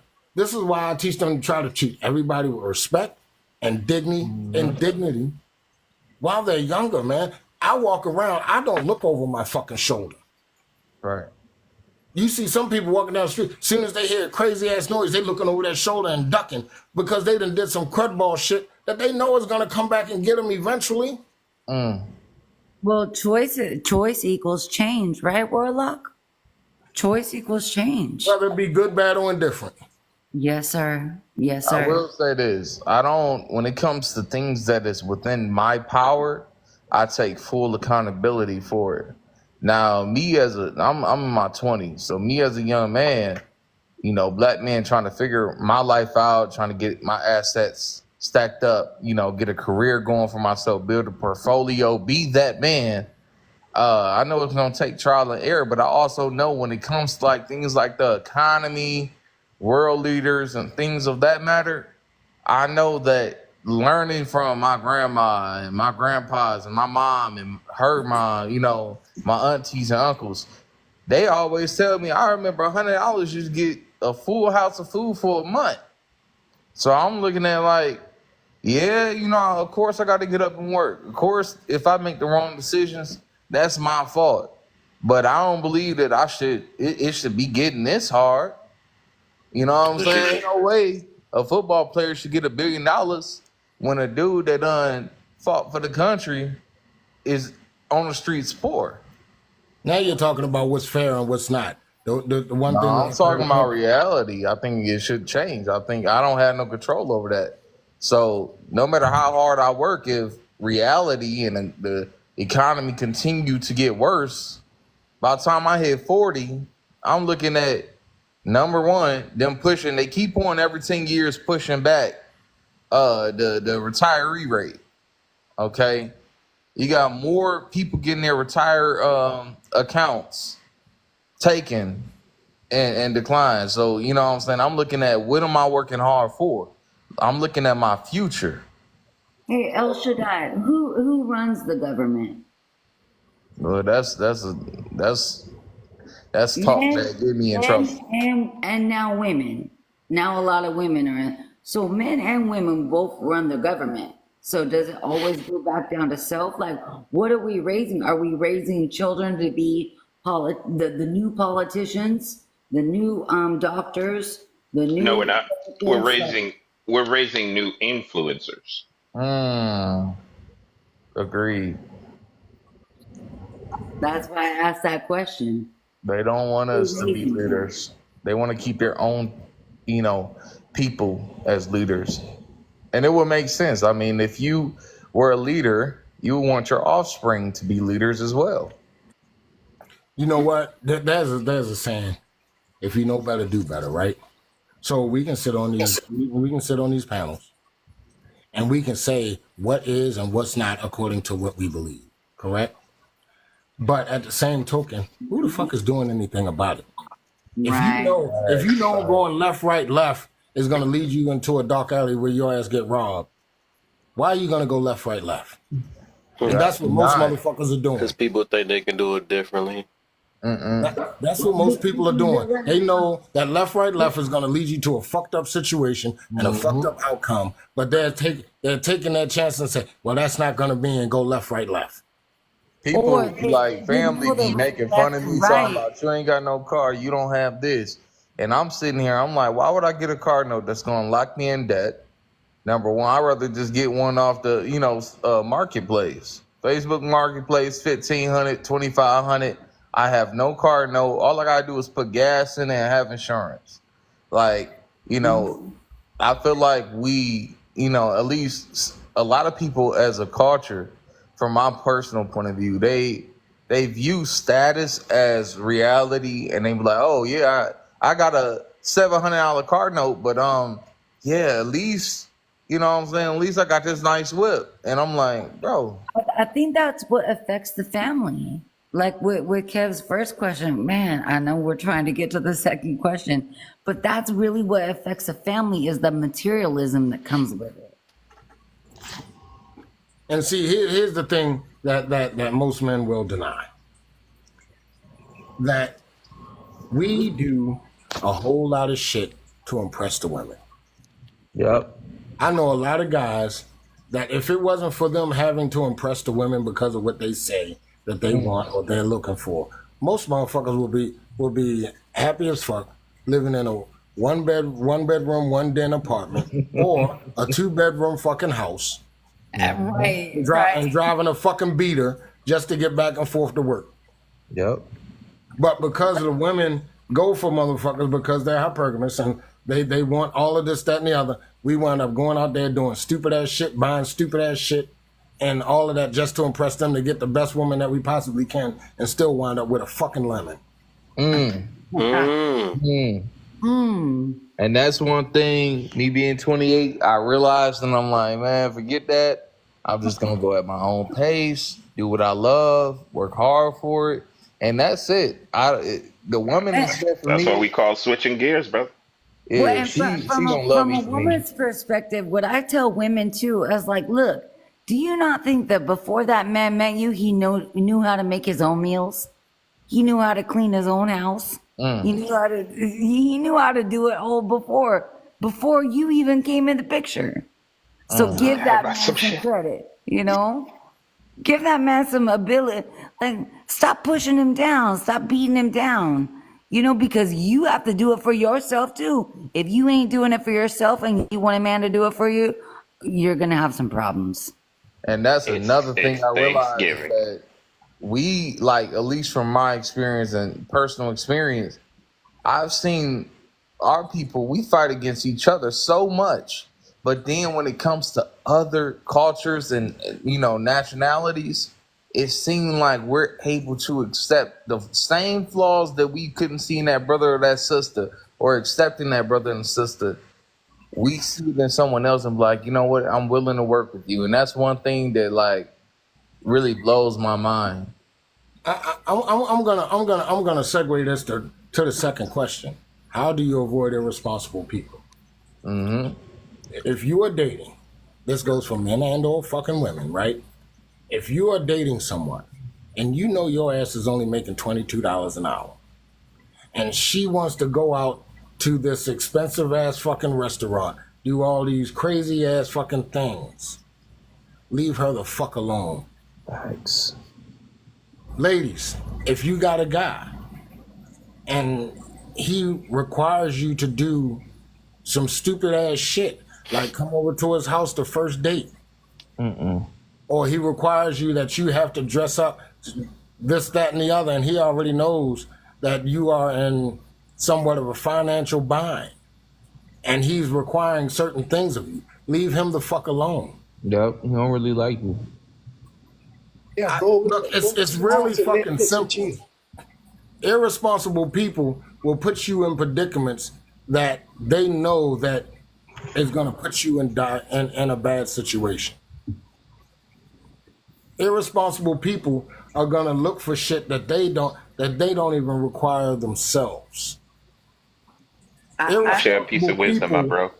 Let me What you share say? this little piece of wisdom now, real It's quick.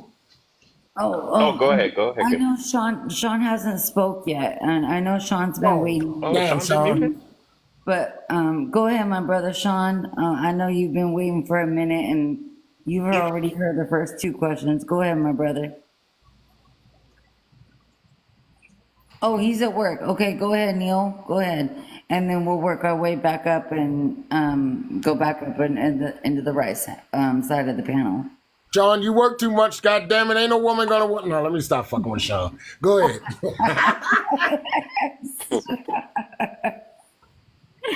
Go ahead, Neil. Go ahead, my brother. I never believed that. Are we responsible for each other?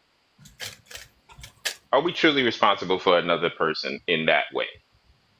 That's what we're asking ourselves. Like, am I supposed to be monitoring you, and you're No. supposed to be monitoring me? Yeah. No, the actual question is how do you avoid It's a decision you make. No, the irresponsible irresponsible people. I get that part.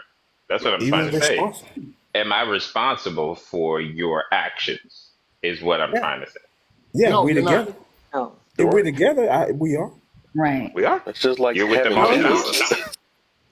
He No, said, you're if you, always gonna be how do you responsible for avoid your own actions. irresponsible people? He's asking a good question because he's taking the ear out of responsible and just saying, what are you responsible for? Rather, what are you going to deal with somebody's irresponsibility? Why do everybody always twist that question? Though? That's crazy. I was about to ask. No, I It's, it's the fact that if I'm married to a woman, yeah, her responsibility, what she do, it affects me, and what I do affects her. So yeah, I am responsible for what she do, and she's responsible for what I do. No, it's not a responsible. You're not responsible for it. It sheds bad light on who you are. But at the end of the day, people are responsible for their own fucking actions. Now, how it affects you, that may be a case that you can argue. But you are not responsible. If she goes out here and robs a bank, that's going to shed negative on you because you're her husband and you may be held responsible for that shit.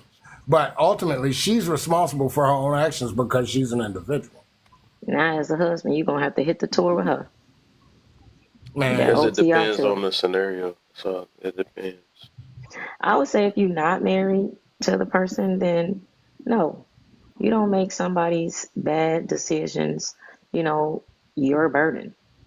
But just because we're not married to somebody doesn't mean that we're not responsible for them. Right. Like, yeah. A child, So, a minor. like our parents, like we were talking about parents That's or aunts. that's Or, no different from.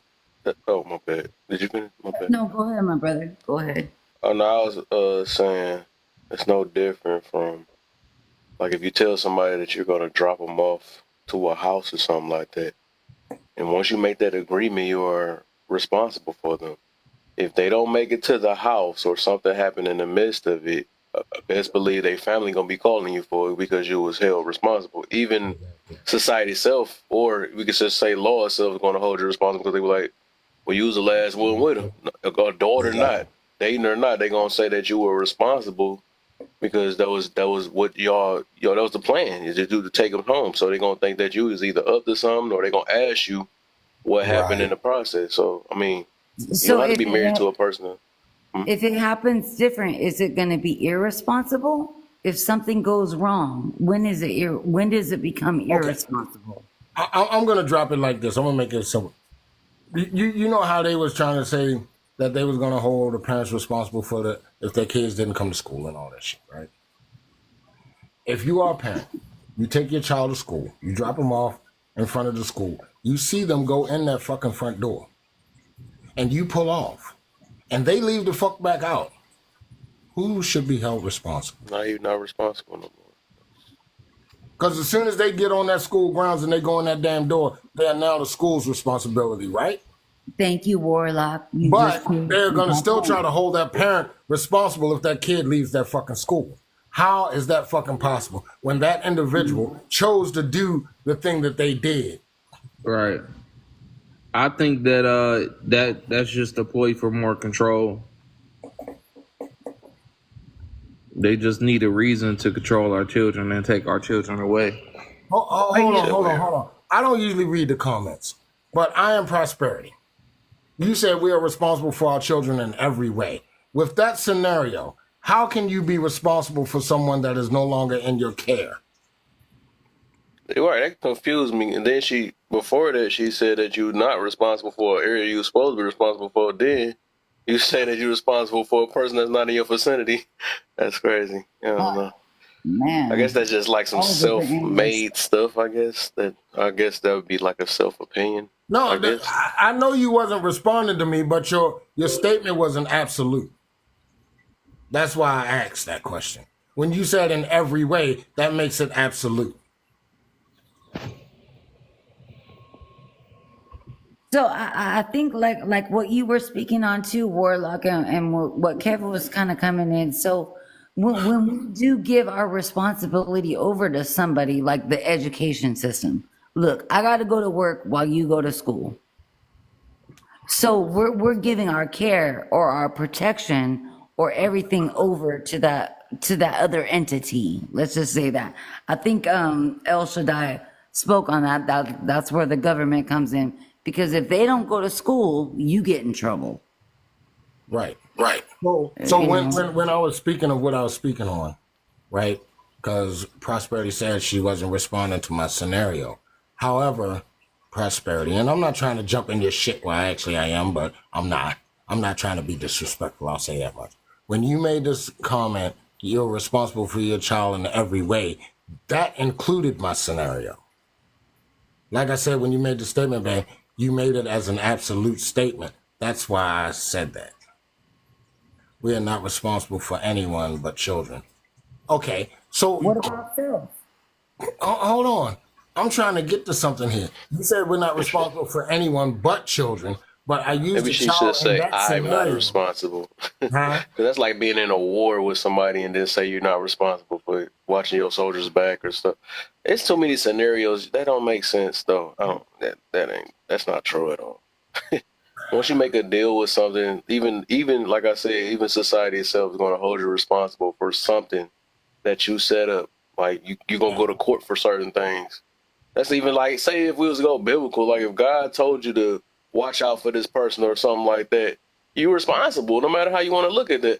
You just You know what, can't. Kev? I want to do something real quick, and you know I don't usually do this shit because I really want to get an understanding of where she was coming from when she said that. So, Prosperity, if you want to, I'll drop my spot, and you can come up and explain exactly what the heck. You know Hey, what? she made it clear though. She don't believe you can be responsible for nobody but kids. I'm in a coding class right now, so I'll drop real quick. I mean, that's up to you, Goals but creation. I was I gotta gonna. knock that whole goal out. That boy too rich for me. Is that something you would like to do, Prosperity? Because I would really. I have no need to explain. However, I will bring clarity. Well, instead of taking 20 minutes to do Why it in she the being comments, like that? She come on she up the here type and that like to explain just it, and then have. we She like can. to speak on her thing and not explain it or something. This is just trying to understand each other's perspective on this Right, that's thing. all I'm trying to do. She like. See, I can't can tell she invite nobody difficult. up there, so you She's know. difficult. She said my way or the highway. I could tell she one of them type. Whatever. It's a conversation. Everybody in here been conversating and stuff for the most part. Sean was next. Yeah. Man, you guys be. Hey, Sean, you good now? You said give you 5 minutes. Sean, you good, my brother? Probably Go not. ahead, Kev. Probably not. Prosperity's up here now, so I'm gonna meet and let her explain if she chooses. So I just want to say this. First of all, laugh. I'm not difficult. Okay. You don't, that's not Sure, you good. don't respect Just that. just say that I'm difficult. That's not true. Secondly, my comment was late after your comment, Warlock. My comment was late. I was typing it and it came through after you made your statement. What I Okay. was originally saying, when I said I didn't feel like I needed to explain, but I will bring clarity because explaining is just, it's a whole nother meaning. But I will bring clarity to what I was saying because Okay. it seems like it's a little bit mixed up. What I was saying was that no, I don't believe that we are responsible for people in general, but as you know, like we have children, we're 100% responsible for our children. Everyone else, they do what they want. You're not responsible for other people. Just, you know, some of the scenarios I agree with, like, you know, they go and they rob a bank. I'm not responsible for you. It's going to reflect on me, and it may cause me some discomfort, or I may be embarrassed by it. But at the same time, I'm not responsible for what you do. And just in the comments, it was just a little bit mixed up. All I was saying was, you're 100% for children, responsible for children only. And That's just how. But the scenario with the school, I agree with that. The kid leaves school, it's now the school's responsibility that they left, and not the parents. So I agree with you. It's just that my comments came I in a get little late. though. That's the difference between men That's and why I women. That invited makes you up sense here, though. man. That makes I'm sense though. listening. I can only listen to one person. I can't hear. Oh, I'm sorry. Go ahead, I don't Kev. think he was talking to you anyway. He was just saying a lot. But I So was saying I can who's understand go what ahead. she was I'm saying listening. though. I can get it. Because Nah, that's like why I yeah, wanted you a to come up man, here, man. I think that's one of our main things, especially when it comes to protection. We're gonna be responsible for whatever we place ourselves in. Of right. course, you know, most women they gonna just don't even feel like they're responsible for their kids. So I get it though. But I get isn't it. that the order? That's the order, right? Men are responsible for women. I feel it. Women are I responsible feel for it. children. That's the order. Men responsible for a lot of things, and more than just that. But The circle the very, natural very order big. is the man is in That's why the the world house. beats up on them. In the house, the man is responsible for the woman. The woman is responsible for the children. Now, of course, You work a as a job. whole, the man is responsible. That's your role. Absolutely. So you're probably going to get a different answer from different genders, depending on who you're speaking with. So no, as a woman, no, I'm not responsible for everyone, but I am responsible for my children. 100%. But you are responsible. If the man is responsible for the woman is responsible for the man as well. Because I disagree with that. when I you disagree with marry, that, but I respect your opinion. when you get married, it says forsake all others. That means Are husband you and married? wife. That I first of all, I will never ask you a personal question, so I will Oh, not answer any say less. personal questions. But what I said was, Once everybody lands on I an do answer, respect it. agree with your Uh-huh. opinion. However, I Yes, yes, disagree. yes. Okay. I mean, that's respectful. I totally understand what you're saying. You know. All right. Well, think about it as you guys are breaking down irresponsible, and actually what most people are talking about is responsibility. So in order to understand responsibility, you have to know what irresponsibility is. It kind of goes back into the third question, and this is what Kev does. He leads it into another. What is the difference between good or bad? So you have Oh, I don't want to get there yet. I don't want to irresponsibility. get there yet. This responsible is getting real juicy. I like this. Some stuff getting exposed tonight, you know. So I have a question. Does anyone else have any questions about what I wrote in the comments? I know you No, exposed. I'm good with you, Hey, man. you Okay. All right. That's all. Okay. You you all need to have a good study night. when you put it in the Have a good comments. I night. know where you stand at. Yeah. So, but yeah. All right. Now I get it. Sean, you need to speak on. Oh, is What's Sean up? back? Did he say something? Yeah, I'm he's here back. now. Let him speak. I'm here. Sean working too damn hard. That's why women don't. There you are. You're on a You mission. being responsible at that job, man. Hey, I got me a good woman at home. I can work whenever I feel like it. What's going on, my dude? What's going on? Ain't Okay, nothing, man. What you got for us? now I'm really anxious about that third one. That's what intrigued me. But which one we on right now? The first one? First two. Or the That you first ain't do. two? My brother. Okay. Who do you believe is at fault? Man, my answer would be like the other dude that was up here. It all depends. In today's time, you know what society says it's the man fault, and you know if you ask the person in person, then everybody gonna give you their own example of who they think or what the case may be. So, that's a hard one. Like you always come up with these hard ass questions, man. So some of them I can answer, some of them is kind of like I really don't even have the answer to it, or I don't have the information or the knowledge that I would need to be able to answer it at the time. So I can't really answer that one. How do you avoid irresponsible people? I don't believe it's a way to avoid them but it's a way to avoid them once you come across them. Like once I come across you and I'm like, no, you're irresponsible and I'm hearing the things that you say, then I can avoid you from that point on. But there's no way for me to initially avoid someone that's irresponsible because I don't know that they're irresponsible until they give me signs that they are. So we're going to the third one? Hey, Sean, I got a question for you. What's up? What you got? You can avoid irresponsible people.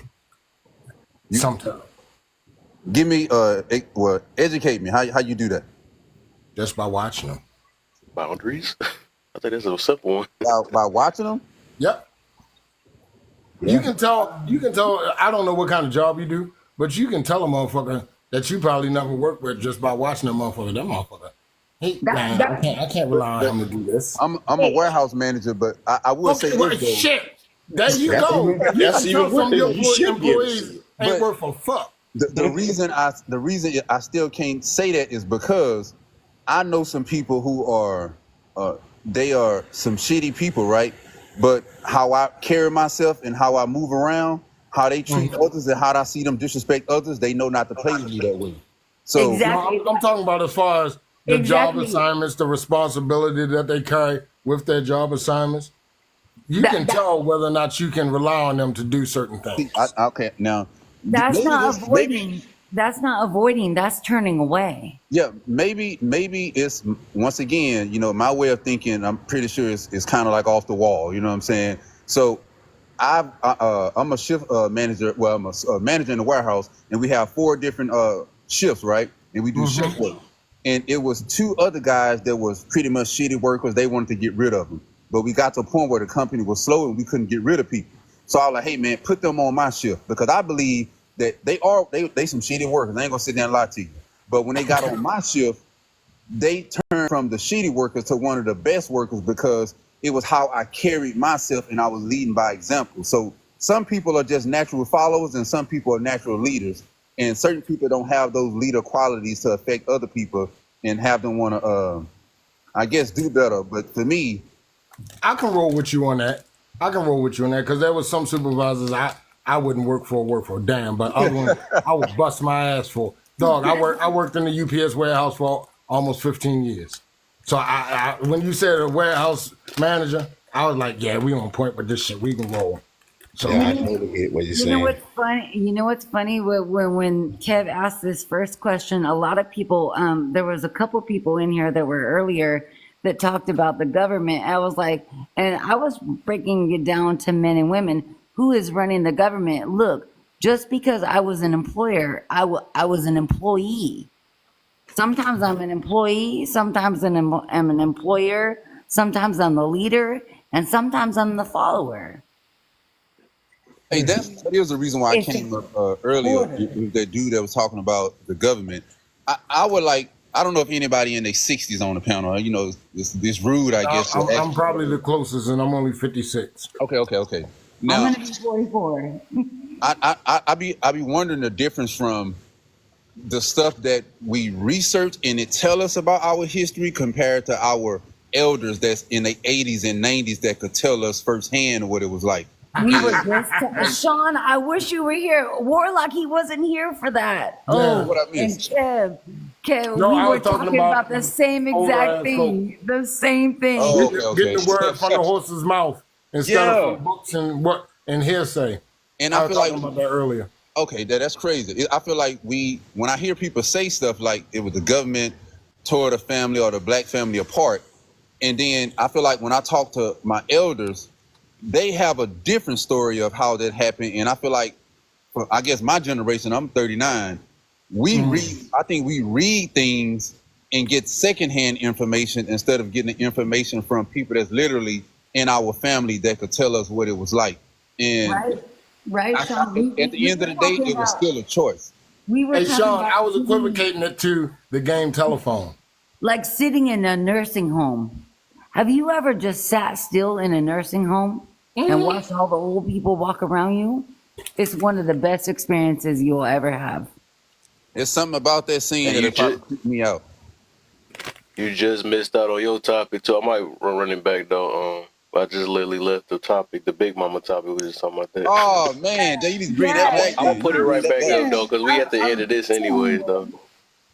Well, that is what I was saying to dude that was on the panel about, about how he's saying that the government separated the household and all that stuff.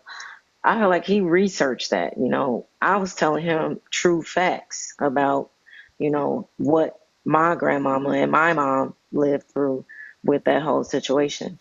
And again, they did not leave their men. They had to keep them out of the house, when the inspection person came, but that was it. And Yeah. then, mama always said, you better not answer this door for nobody. That's so true. Half the time, hell, they was knocking on the door. We was in the house on the floor, had not to be in the windows. And think about it too. Think about it too, Charisma. We don't get people knocking on our doors like a militia, or am I allowed to say that? Like we don't get people telling us, "Hey, this man needs to be out of here." We make that choice. That like what Warlock was talking about when we talk about the choices equal our change. Right. I wish they would go and back that to that changes shit the more degree. generational dynamics. I wish But they yeah, would my go back mom to and that shit. dad lived through it, and they still together today. Imagine how, I guess for me, when I hear us say that, it kind of, I'm gonna say it pissed me off more than it. I ain't gonna disappointed. I'm gonna say I'm more pissed off because if you have people that's around that could give you the information, I would say if you're willing to go to Google and get information, you basically saying you don't trust the black person, your elder one-on-one. I feel like you don't trust their information. And even when I hear people say, even with the 80s where, they put candy into the community and forced us to sell it to each other, How somebody gonna force They you? ain't force nobody. Now this is what my big mama taught me, and what I'm about to Victim say, mentality. and what I'm about to say, don't make my actions or what I did when I was younger right. But my big mama, the same one who taught me about the history, taught me that she was 24 when she was able, when women was able to vote, and I think in '69.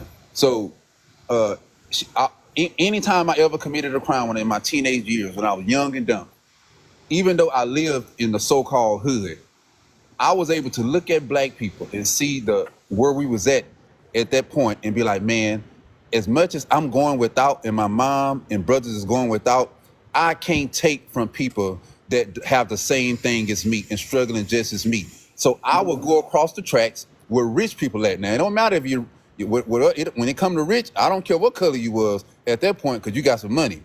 But I couldn't take from my own people that were struggling like me. I would go and take from people who, at the same time, it's still wrong. But I didn't take from my own. I went across the track and took from people who had way more than what we did. So when I hear people say, well, they put candy in the community and forced us to sell it, you mean to tell me black people was able to progress and not unalive each other when they was under Jim Crow, when they was forced to pretty much, like, no, that don't make sense to me at all. So would that make you irresponsible? Nah, I feel like I was a responsible criminal. I know that sounds crazy, but I was a responsible criminal. Yeah. It sounds crazy, but I feel like I get it though. Yeah, I couldn't, even right now, I couldn't sit here, and look at my own brothers and sisters and like to be able to lift a pum up and unalive one, like no matter how I feel, I just don't have that in me to rather mankind, period, but yet alone my own kind, and I don't see how we just do that like it's nothing these days. Do you think that's more God's power or your power? That's more, man. I can't believe that even came out your mouth. What the heck? Yeah. Well, yeah, I'm surprised Lovely said that part. Yeah. Well, no, what I'm saying is that, like, when you have to take another man's life, remember we were talking about self-defense earlier and life, like when you have to take somebody else's life, is it because you chose your life over that other person, or you chose the other person over your life? No, just it depends on the scenario. Dislike. Yeah. Just dislike. 8. If someone were to break in my house and I had to unalive someone, even though I could tell myself it was self-defense, I would still feel bad. Yeah, feel bad because Exactly. You gotta have a heart. you a man of God. Let me say this, because I'm about to go to fuck the bed, y'all. Listen, before I started working at UPS, right, I used to work security. And I used to work at, well, first and foremost, I worked at social services. But as extra, I used to work at this club, and I was an armed guard there. And one weekend, some guy that was a medium strip, and he was out there waving a freaking metal projectile unit. And me and 2 other guards wound up firing it. And mine was the one that wound up actually deleting him. This is when I was 23. I'm now 56. To this day, that shit haunts me. Mm-hmm. And I try to tell people, taking a life is something, unless you are sociopathic, regardless of the circumstances, will haunt you for the rest of your freaking life. So I try to tell people, don't take that shit lightly. Don't look at the fucking movies like that shit is glorified. I got a question for you, Warlock. Since we talking about that, I've always struggled with this, and maybe somebody could give me more information, but even like you said, like, you was the one that deleted the person, right? Let's just say, I always thought about when it comes to the military, right, and how some guys struggle, women struggle when they leave one of those orange branches, right? Is there a difference? Like, I struggle with, like, it's even biblically, right? When you go to, like, I know, like, America, we have a choice if we want to go and sign up to be in the military, right? And we fight for our country. But it's other countries that are forced to go and they don't have a choice. So if you are someone, and I'm going just by biblically, I don't know if you believe in it, but if like a biblical religious aspect, right? If you are signing up just to go to fight for your country and you're not forced, and you unalive someone who was forced and didn't have a say so to go, is that the same as smurder? Is that like? Can you look at Same that as? thing. Same I thing. was so I always struggle like, how do people deal with that as far as in the military? How do you deal with that as you unalive someone that may have been forced to fight and you chose to go on your own? Well, think about it, Sean. Though we grieve people whether they are unalived, whether we unalive them, or whether we divorce them. So, like, we grieve a lot of people in different aspects. So sometimes it's about how you handle it. How do you handle the loss? Is it a loss to you, or what did you gain from that experience? Look, we I don't know where that went. like to give I'm people all sorry. these damn different titles, right? I mean, not give people these titles, but give all of these different titles to taking another life. I do believe, in my humble opinion, and I did serve in the military. That is all that M word. Like I said, regardless of the circumstance, you're taking another life, whether it's in self-defense or whether it's whatever the hell. It's all the same. You took a fucking life. You can dress it up under whatever laws or guise that you wish to do so, but it's But still hold on. taking a life. But sometimes a life is taken from you. That's that balance. Sometimes a life is taken from you. Sometimes you take somebody else's life, or sometimes a life is taken from you. You have to know both sides. Look, if I took 30 lives and somebody took mine, it's still not equal. Whether I took one life and they took mine, you can say a life for a life, but it's still a loss. It's still that M word. I don't give a shit how you put it out there. The effects on you psychically, and mentally, is gonna be the same. You can try to dress it up and say, I did it for my country, I was fighting for my country. It's still gonna have the effect on you that it will stay with you for a lifetime. I don't care how you want to dress that shit up. Yeah, of course. Definitely. Exactly. And the reason I would say I agree with that is when you think about outside of the two people that was involved, right? As far as the person who did the pew pew and the person that was unalive, whether the person was trying to attack you and you had to defend yourself. One thing that I've told myself is I think about the family, because the family is not going to look at they family member was attacking you. They going to feel hurt regardless of what the case may be. They still going to feel the pain that they lost a loved one.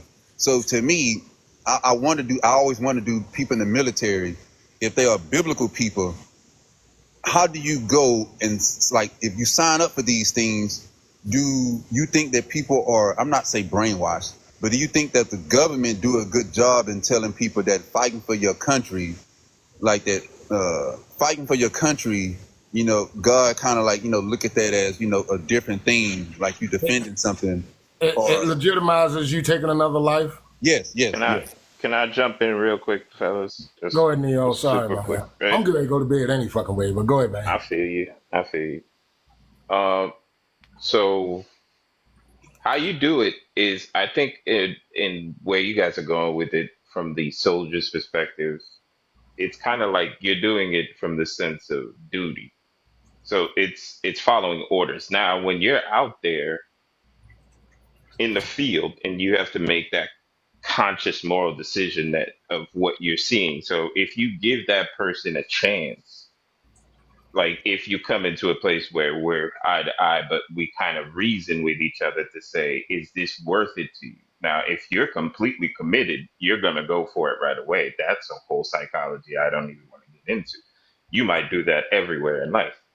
But just to stay on top, just to stay straight, is that, yeah, it's the point of if I see let's play this scenario out in the head. So if there out there in a hot zone and I see a young kid with a thing and I can convince him that this is not it somehow, then I did my job. I didn't have to go there. But if he tries to take a couple of pot shots at you, there you have to make that moral decision of from what perspective are you gonna let him take you out, or are you gonna have to kind of you have to go back to your family, you have to take to your country, all types of stuff is working through your head. So it's that part that finding that weird balance to make it make sense in your head. But you gotta approach it from the place that you have to give it a chance. You have to find a way to negotiate something. You have to de-escalate. You have to find somehow to do that before you have to make the final hammer, put the hammer down. You In just some said a cases. powerful word, Neil. I'm sorry. Go ahead. Were you done? Oh Because yeah, that was it. That was all. You you jumped just in said right a in there. powerful word about job. So and we're talking about leading people and leading people by example. So when you have a job, not only do we have to listen to our employers, we got to go home at the same time. So who is leading us and who are we leading? See, I have a problem with those, and just for me, I have a problem with things are wrong. You got right and wrong, and then society allow us to put labels on things, and then it kind of blur our judgment as far as if it's like right and wrong. Like I look at a comedian and a bully. It's the same thing to me. It's just a different title. A comedian could talk bad about you, make you feel less than and everything. And a bully could do the same thing. But society have given a pass for the comedian, and they give Yep. you a pass for that. And a bully does not get a pass. So to me, those two are the same in the way I view the world. And a lot of the times when it comes to like society and life, a lot of the times, sometimes the government make laws, and people would base their morals based upon what the government say is right and wrong, and not all the time of what they say is right and wrong. And the point that Neo said was like you give someone a choice.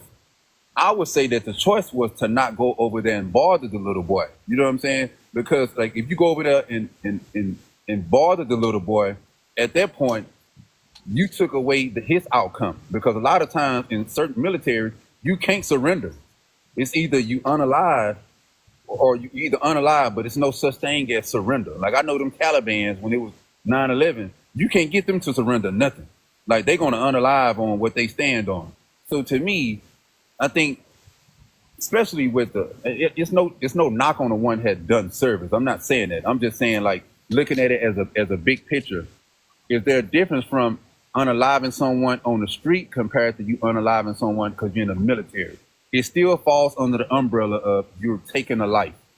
So if someone could tell you, like, okay, like a job, right? I'm a manager of the warehouse, but it's people that work under me. At the same token, they are still human. They are men and women. If I treat them as if I'm better than them because they give me a title, that is the problem. A lot of people abuse that title, and they pretty much. I just don't. It's the labels for me that kind of like throws off a lot of stuff for me. That I can't really agree on the labels. You said it right, Sean. It's the same thing that goes back into what Kev's talking about with the family, with a mom and dad. Like, why do you know how to call your mom mom? Why do you know how to call your dad dad? Because they told you to do it, right? They told you what their label They was. taught you how to do it. They taught you how to Mhm. say mom and dad. They gave Right. the example. I mean, and to what Sean just said, I think there is a difference in the one is when you are told to do it, and the other one, you go out here and unalive somebody on the street. Ain't nobody tell you to do it. It's just, a lot of times your ego and your pride gets in the way on one, and the other one you're forced and you signed up to do it. I Right. think there's a I difference. look.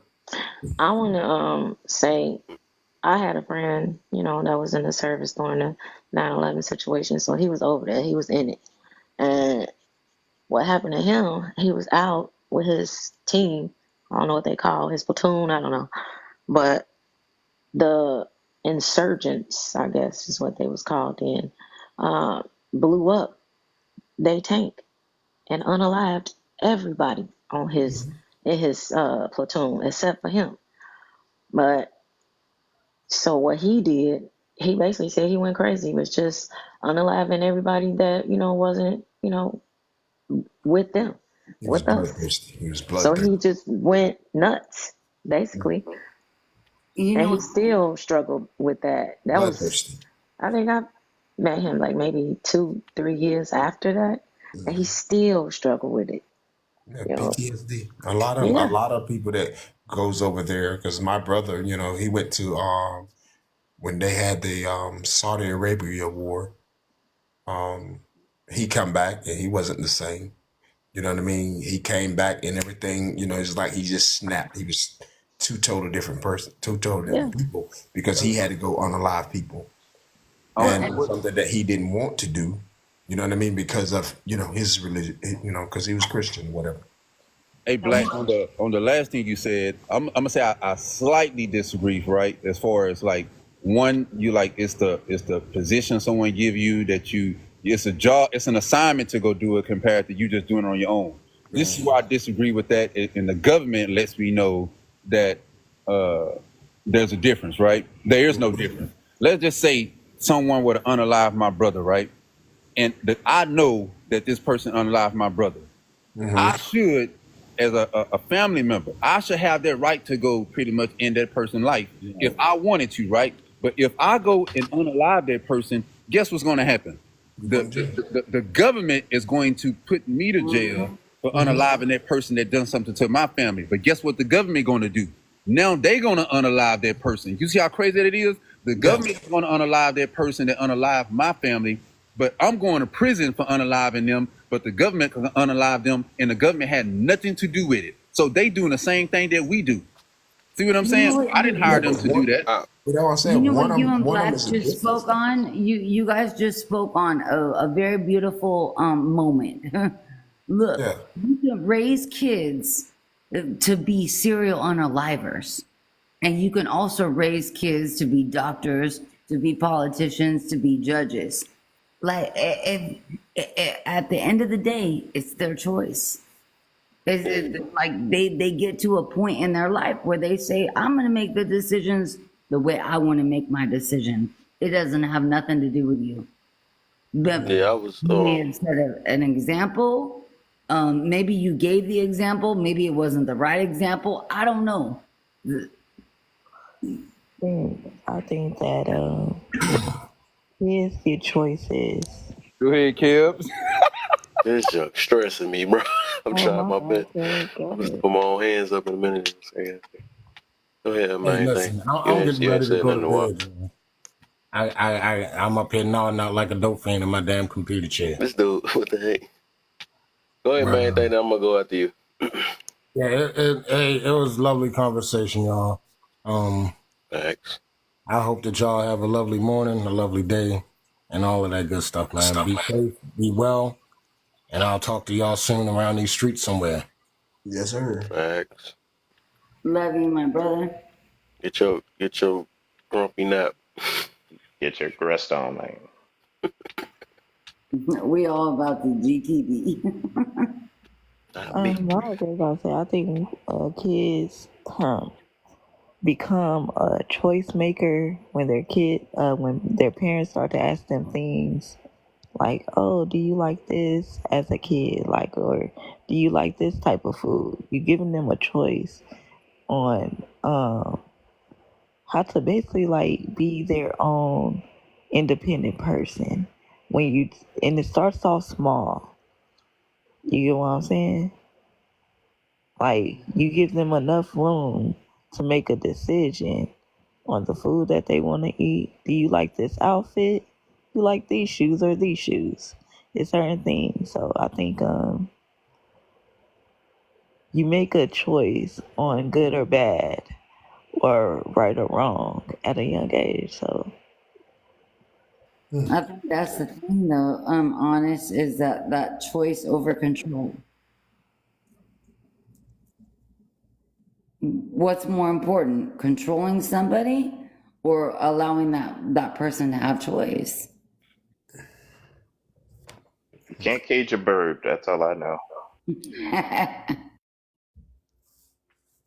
I say, Kev, your turn. I'm like, I thought I just rehearsed the whole thing. I don't know what's going on. Whatever. I just wanted to say, because before y'all went too far with the, I wanted to, when y'all was talking about the difference. So I was looking at the difference between Schmurder. Dang, I wonder if they still gonna get me. And Unaliving, right? One of them is the they say that, but I guess it's the intentions behind it, or it's just doing it with like malice or something like that, whatever the word is. Yeah, no. So just like you unalive your food, because everything almost living, everything we eat, everything, most stuff we eat is we unalive it, like plants, those are living, animals, those are living, almost everything except for probably metal. No, we don't eat metal though. Stuff like that. But I'm just saying, like, that will be the difference between unalive versus murdered. And let me see, what was it? I think that's all I was getting to about that though. Just like I think it's gonna be a time for like when it comes to wars. Like I think one of them was like say if it is a war and stuff, like that's more of with the intent of like justice or like self protection, right? I don't think protecting yourself would be considered murder. It'd be more of a it's like you had to unalive somebody. Because the difference between murder, because even if we look at scripture, they I think they separate the difference between. Well, they do say thou shalt not unalive. That's crazy. That's I don't know really, then. I guess I don't want to say it. MS. But then they say we can go on wars though. So that's crazy. Slaughter. Like I guess it gets manslaughter confusing. is different than I unaliving. believe there's an intent behind it though. Yeah, I mean, just like I was saying, is that one makes it wrong and the other one makes it right. That's Because we in by us being civilian, it's wrong for us to do that. But we go in and make it swore into the government, they make it right. You know what I'm saying? It's two different scenarios. One make it okay, the other one makes it not. Because and we're one going makes to you protect an something. accessory, and one makes you an accessory. Yeah. In God's eyes, it's all wrong. Of course. Yeah, that's what I was trying to get to. I was trying to think of it. That all just do. Yeah, exactly. Cause that you want to know if I get deep on it, cause like I feel what Sean was saying with the like jokes, making jokes versus being a bully, and I still that would be coming close to the same thing, and we think that it's like innocent, but it's still like a form of bullying when you just cracking on somebody or whatever. I thought about that and too. then Kev. What about pranks? Do you think prank is a same thing, form of bullying? same Yeah. thing, yeah, same thing. Yeah, you looking to basically you either hurting somebody's feelings or scaring somebody, whatever is like it's still hurting them, another person to laugh at, something like that. That's So why like jokes is, intimidation, you hurt somebody's feelings a little bit just to get a intimidation. laugh out of it. And just like with these sports, right? These sports is not right either. No sport is really right for the most part. Like anything that hurts your body or cause harm to you, I don't think is right. Football, you messing yourself up, boxing, even basketball, you kind of roughing your body up and all that stuff. I know it seems so innocent and it's entertainment, but I don't think it's right. I don't believe it's still right because I don't. If I was looking at it in God's way, He wouldn't want us hurting ourselves. I don't think He want us doing that. Well, because you still got to go home and take care of that family. Yeah. You still got to go home and love on your daughter, love on your son, love on your wife, whatever. Even if you're on the field or on the court or whatever it is, you still got to go love on your family. Well, I don't think it's I don't think basketball can be included into that because we can walk normal and twist your ankle. True. You can. I You was trying to can. think on that. That I basketball broke is my kind of ankle Yeah, and got me I thinking was on a that. ball Yeah, player. maybe yeah, football. Let me just run with yeah. football there. I would Football. say Yeah, basketball. Yeah, yeah. Football is more punishing. it is Punishment punishing. to your Yeah, that's body. punishing. Yeah, because you're going You from can your tell head to your you toes. get the concussions and all this Yeah, other stuff, and exactly. so yeah, Mhm. you might. I'm thinking on that basketball. You got me thinking deep, dog. Like, because that's not But the I was a intention of hitting basketball somebody. You player just want to that Right. score. Yeah, Right. No, yeah. basketball basketball would be player something too, Well, and totally I y'all different. better rolled my look ankle a at million Draymond times. Green. And Draymond that, Green was swinging. it's just like baseball. Baseball That's is the why I called a same. foul. Yeah. Oh, you They know ain't what? I called a could foul when never you pop play somebody's head off. hockey. You can just allow them. You can just boom. hmm Yeah, try playing hockey. So Now, that's Like like hockey is skating, just that's like probably football. innocent. Skating and Yeah. and boxing at the same that time. hockey. Now they done push it to the next. They actually let you do the fighting in the midst of it. You hmm know, that's part of the sport now. Maybe hmm that part is the violent part. Yeah. Mhm. Anything that's like violent in it, you know, I think that's what makes it not right. It's not a good sport. A good sport that I don't even think God would approve of. You know, even though He allow it and people make Even money and rich off baseball? of it, but You got UFC. UFC really horrible. You putting Yeah. elbows in mouths, and that's probably the worst of them all, low key. Okay, that's still punishment to your But body. baseball. Super punishment. No, Yeah, slamming on the baseball neck ain't. and boy. Yeah. Yeah. What 'Cause about jout? What's that? It's called a jout. Jouting, jout, Is that what it is? jousting. Jousting, yeah, something like that. When you stick that whole. Is fencing? Is that? Do that hurt? No, It don't. It no. seem innocent, right? Yeah. But the fencing is very protective. I mean, you can't It get a is. concussion. You really can't get cut because the It's like a sword is pillow not fight. even a. It's not even a. It's a real, but it got like on the end. It got like a little ball on the end.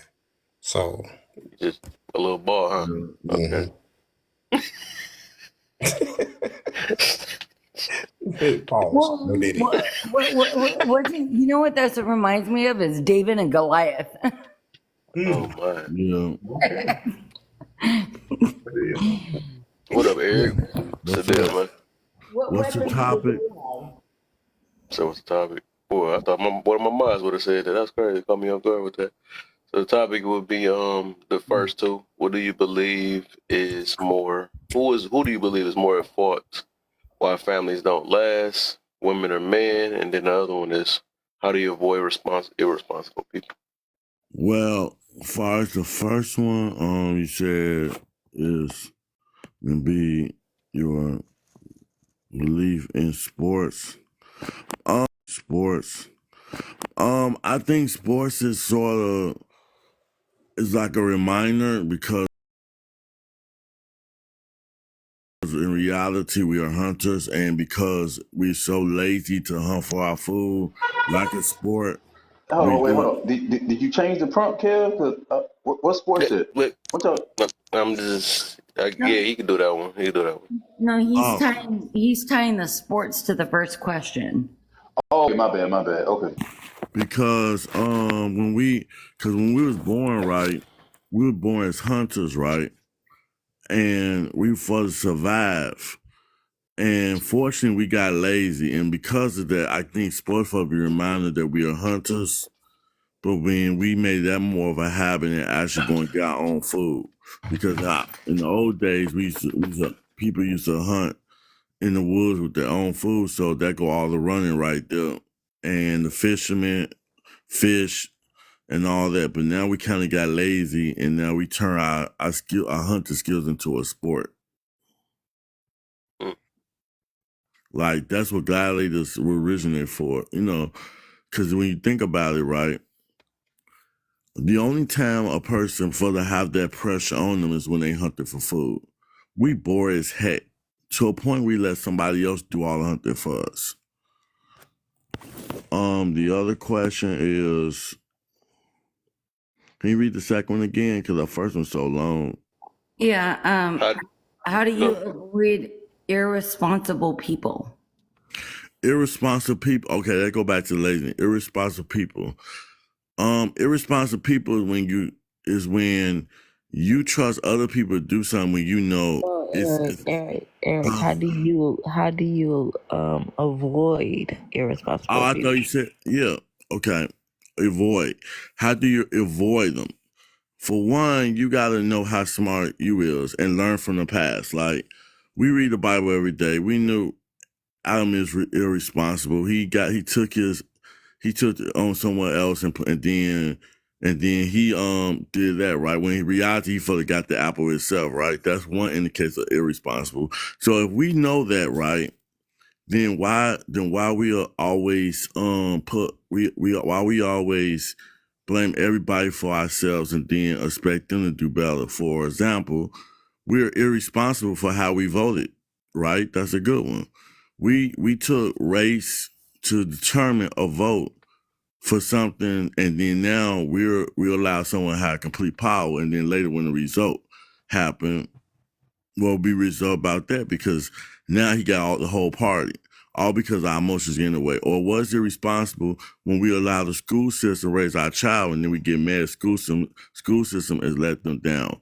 Or was it irresponsible about, that when we know we supposed to be the smart people, we've been there before. So we are the school.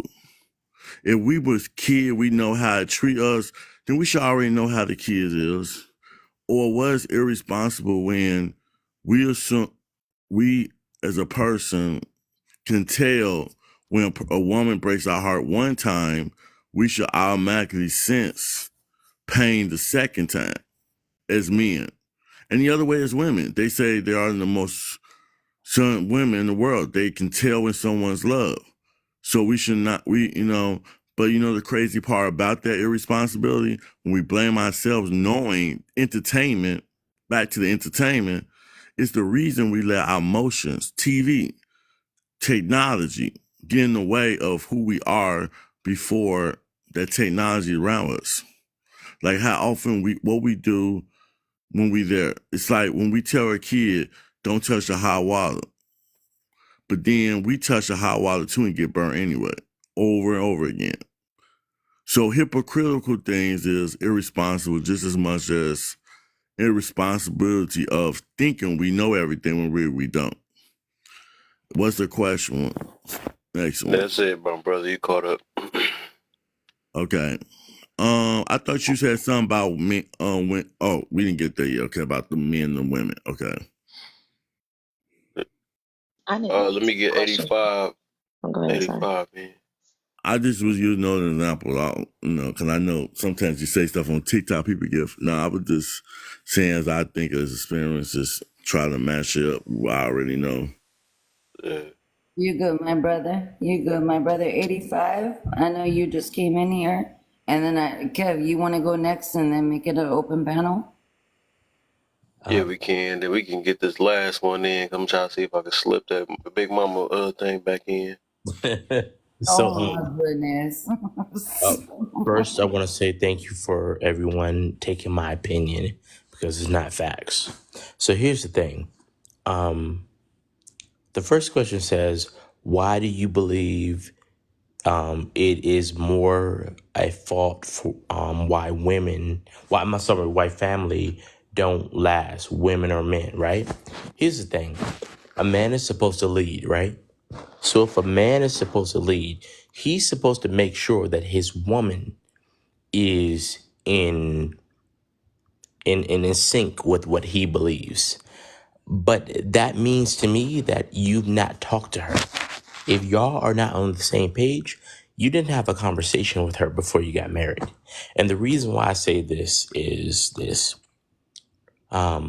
A woman will support you when she feels that she is safe. A woman will support you when she feels she's secure. And anybody can argue with them to say, oh, no, that's not true. But if a woman is willing to marry you, give you her last name, she says that, hey, I'm moving away from my father. And even if she doesn't have a father, she has her own support, which is herself. She says that I'm secure enough to know that you will love me, cherish me, and give me everything I need. So as a man, you have to pick a spouse that fits your needs. If you're a liar, a cheater, all those things, tell her that. Let her know that. Don't lie to her, because if she disagrees with you when you're like, oh, I didn't understand why she changed up, it's because you changed up.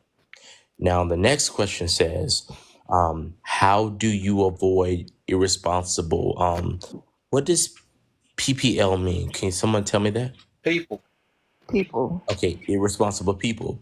You allow irresponsible people into your life. You know who's your best friend, who's not your best friend. People only are only allowed into your life if you let them. The greatest thing that you love about yourself is making sure you're okay. So if you don't vet people that make sure you're okay, how do you get mad when they don't make sure you're okay? The last question says, No, you're not on there yet. excuse me? So we not on that one yet. Everybody got to do that one. Can I ask So you a let me question? ask you a question.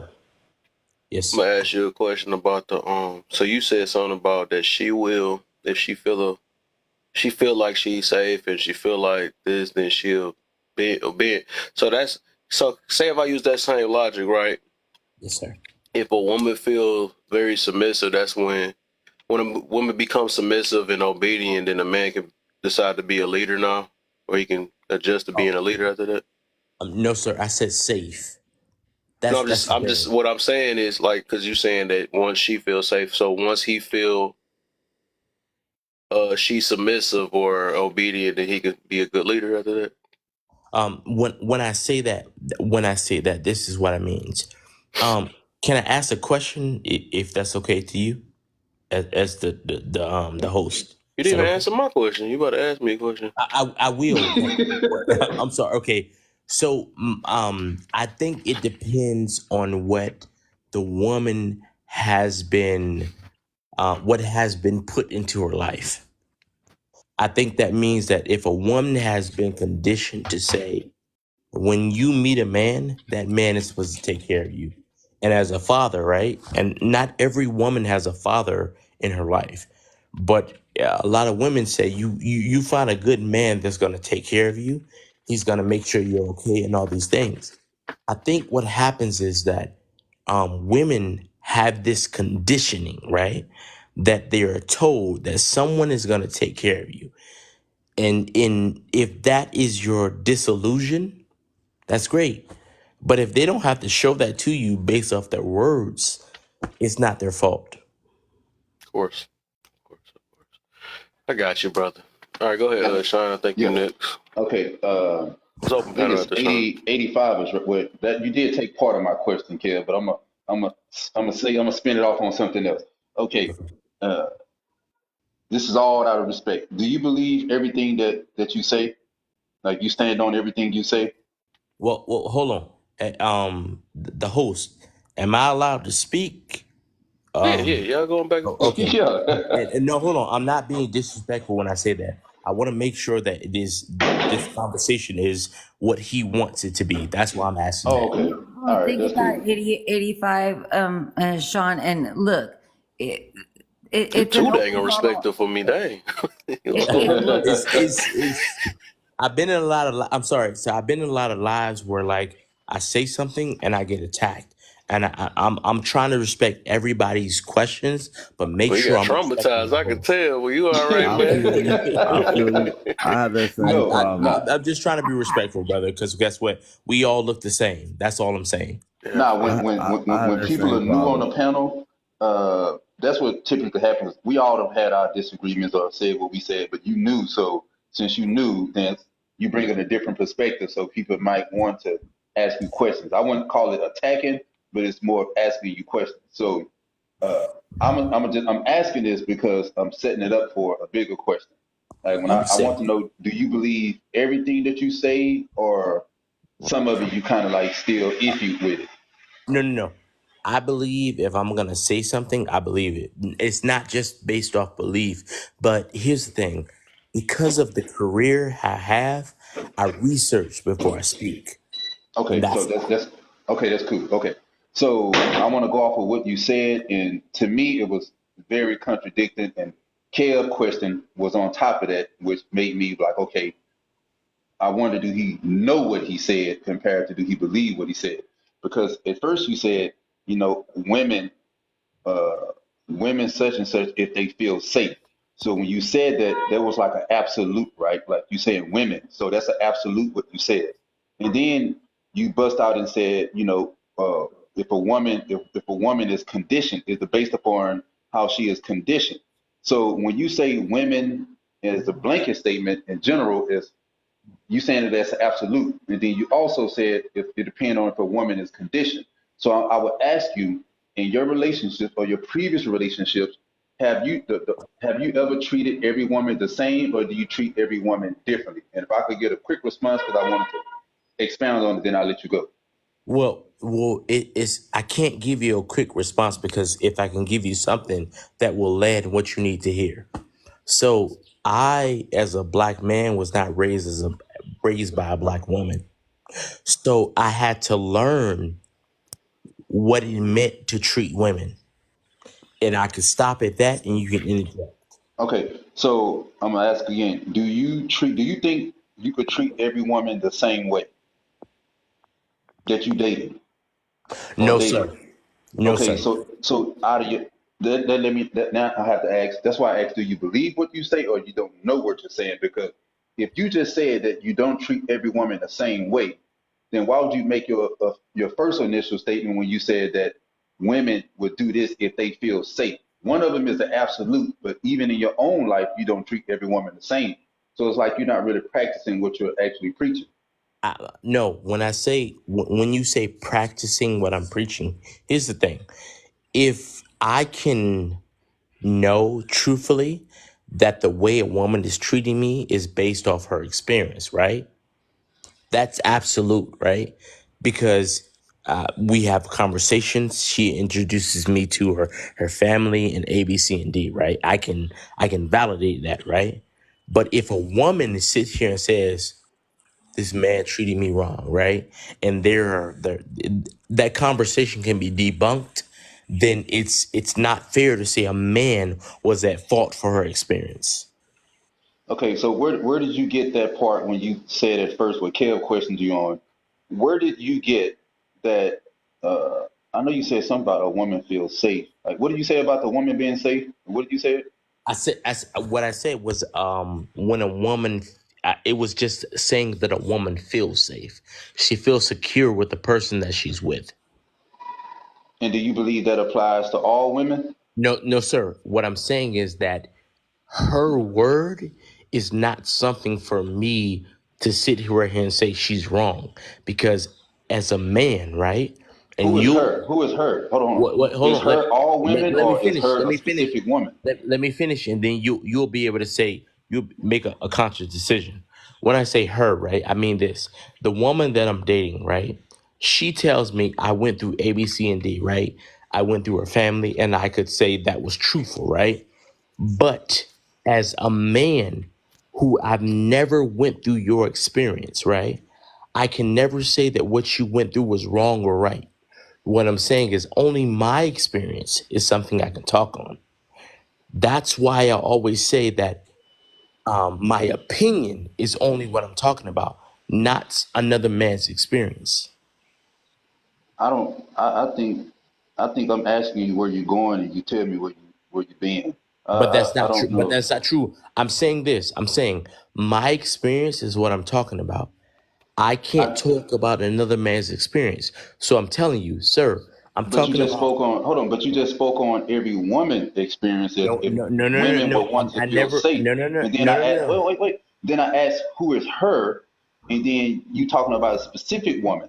So that goes back to what you said at first when you say a woman will want to feel safe. You saying that as if all women want to feel that. I never said, here's the thing. When I say woman, I never say every woman. Do you know why I never say that? Because I listen to a lot of lives where a lot of women will say, every woman feels this way. I say a woman because guess what? It allows me to say woman, and I get to be able to say the women that I've dealt with. Well, okay, with that being said, I'm gonna let somebody go, but I will say this. If you say you think about things before you say it, then people don't hear what you meant. People hear what you say. And when But someone hold on. says, But you "I'm know not the even great done," thing? You I'm not asked even. you asked a question, right? And You you asked never, and you, I'm gonna tell you, yes, because I wanted to make sure that I wasn't tripping or I was in error. So when I ask you, it's like you went around it and you talked around it no because, sir, no sir, no no no. You asked me a question, hey, right? man, you got a problem being disciplined, man. I'm not trying to Wait, argue. I wait. don't want to argue with you. We just, y'all go ahead, because I'm just trying to be respectful. I'm not trying to, But I'm explaining to but you. you cutting me I'm off in not the middle of my sentence. So how Yeah. can you respond to something when you're cutting me off in the Can middle you, of my can you sentence? let, But and go I ahead. apologize. And that was rude of me. yeah, I let's apologize. That was rude of me. let Sean finish, because Sean was just, I know you, Sean. Go And ahead, that's my why I brother. apologized. Yeah. I So, would just and because actually, one thing, because why Kev you thought the same thing apologize? I thought. You can mute up until Sean is done, and then we'll go right back to you, and then we'll work our way all the way back up through the panel. So Like here's the when thing. I'm gonna do this. okay, what's that? No, hey, no. I still want to go back and forth with you, brother. I didn't meet him. But I think even for Kev to ask that question, Kev must have felt the same thing I kind of felt, maybe just a little different. So when he said that if you do this, a woman will feel such and such. Whether you say all or whatever it may be, you are implying that women in general feel that way. So then I wanted to make sure I wasn't in error when you were, I wanted to make sure I wasn't assuming. So when I came off mute, I said, hey, do you believe that all women, uh, like, do you treat every woman the same? Because you said women are conditioned, and then you said a woman would feel safe. So when you say a woman would feel safe, that's an absolute, like all women, or most women. And then you said women conditioned. That's more of a woman to woman, person to person. So I was just confused on what you initially meant compared to what you said on the end part. But that's it.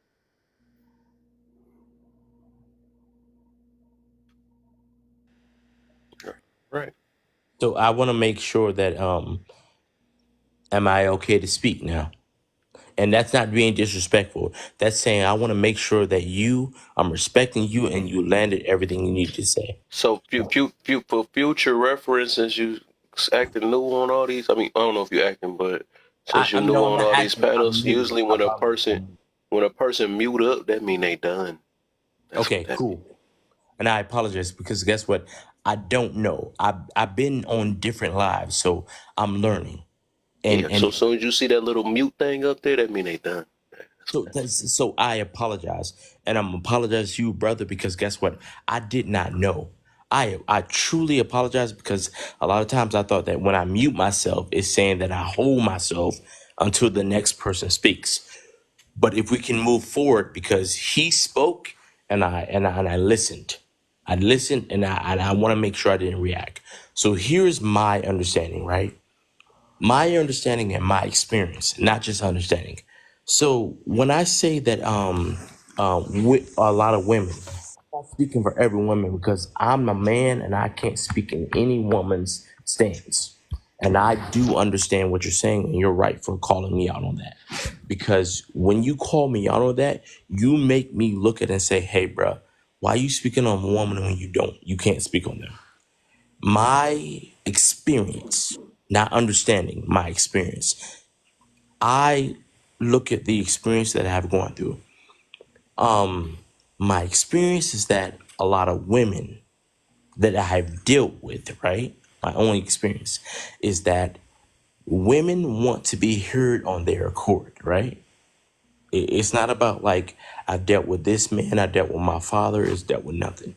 So I'm biased because I'm only telling you my experience. You as a man have dealt with things I never dealt with. And that is wrong. And that is bias of me to say because I'm trying to make it towards my favor. That's insulting. It is. And I'll say that to you because I try to make it seem like that because they said what they said to you. Because I try to make it seem like that because they said what they said. And I try to make it towards my plot that it was okay. I apologize. I only know my experience. My experience is this. And things that I was wrong at, I was wrong. And things that didn't want to hear at that age, I didn't want to hear.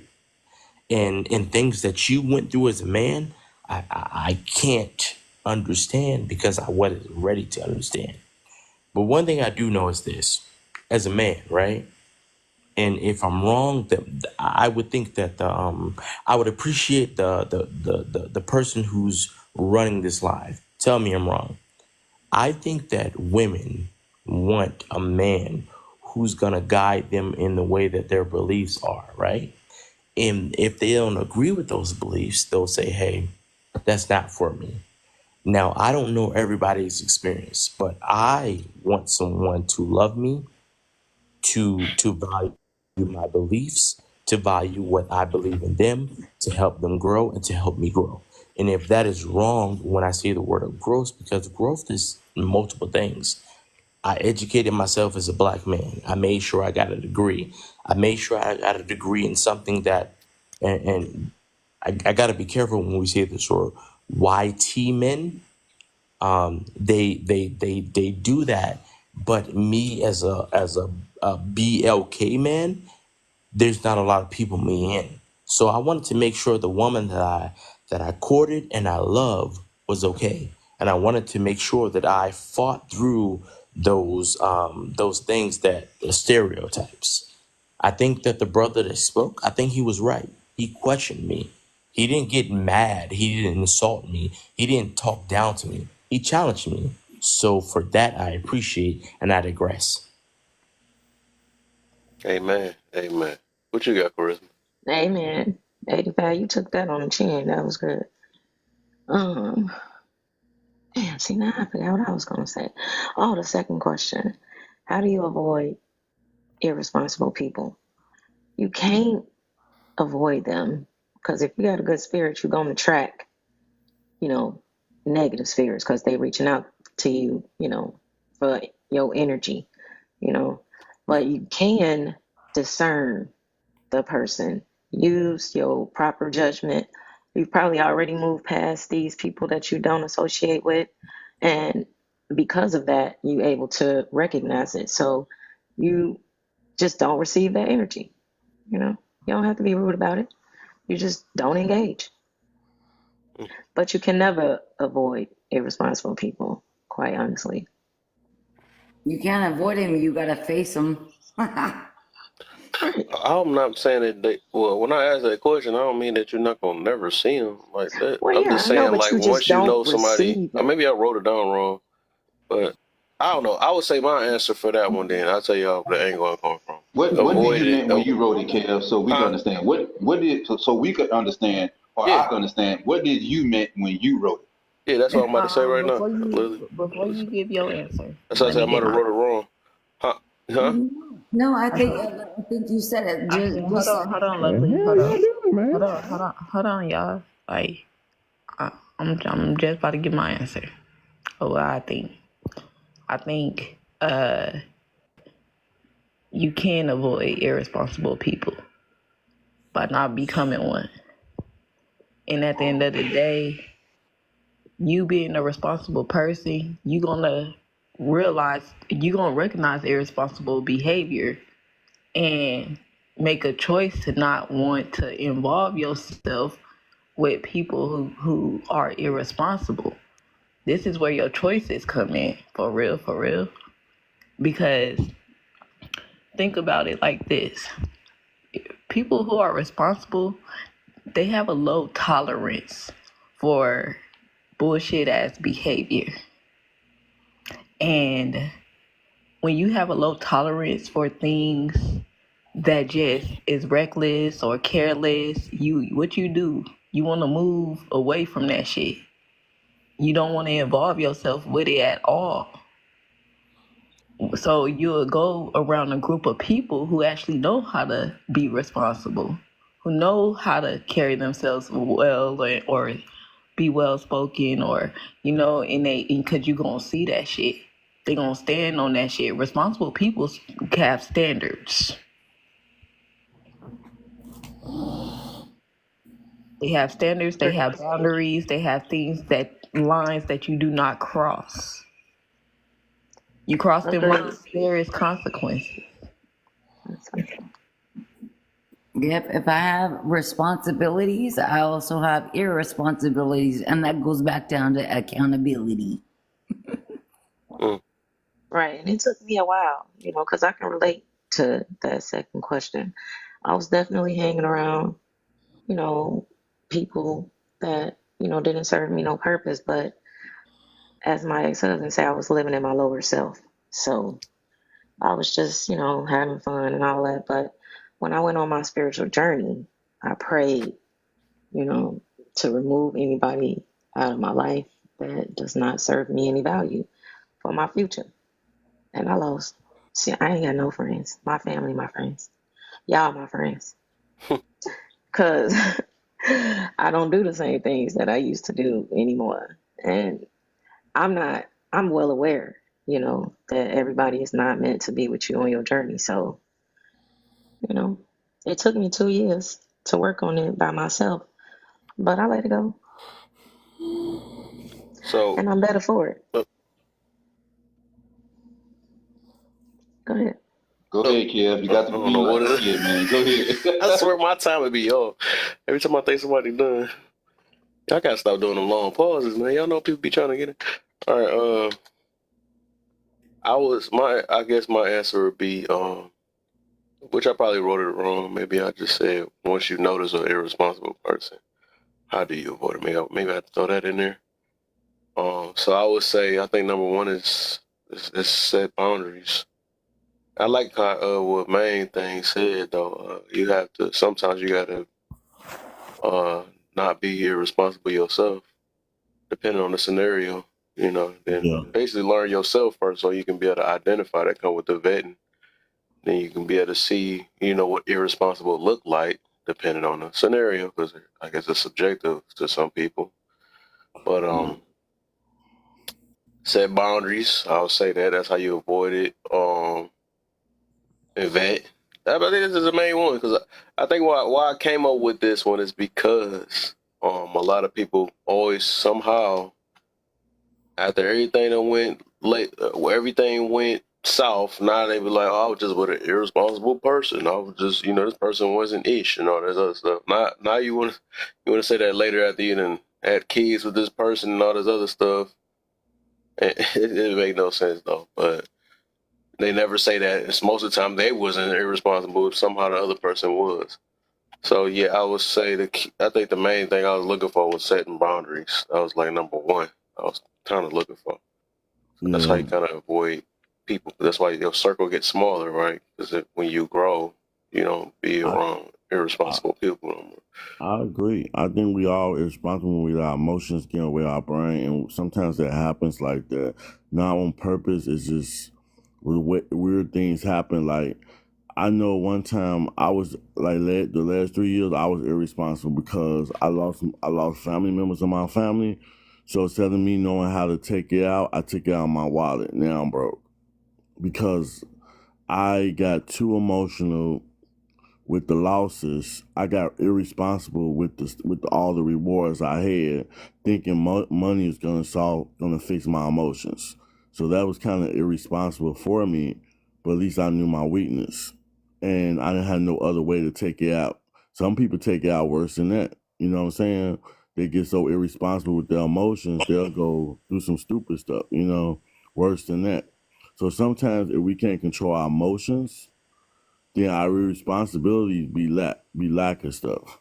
And we all have our falling points. So sometimes irresponsibility can be a mistake or something on purpose, depending on how mature your mind is and or how you program. Because the biggest irresponsibility is believing everything on TV when we think money can solve all our problems.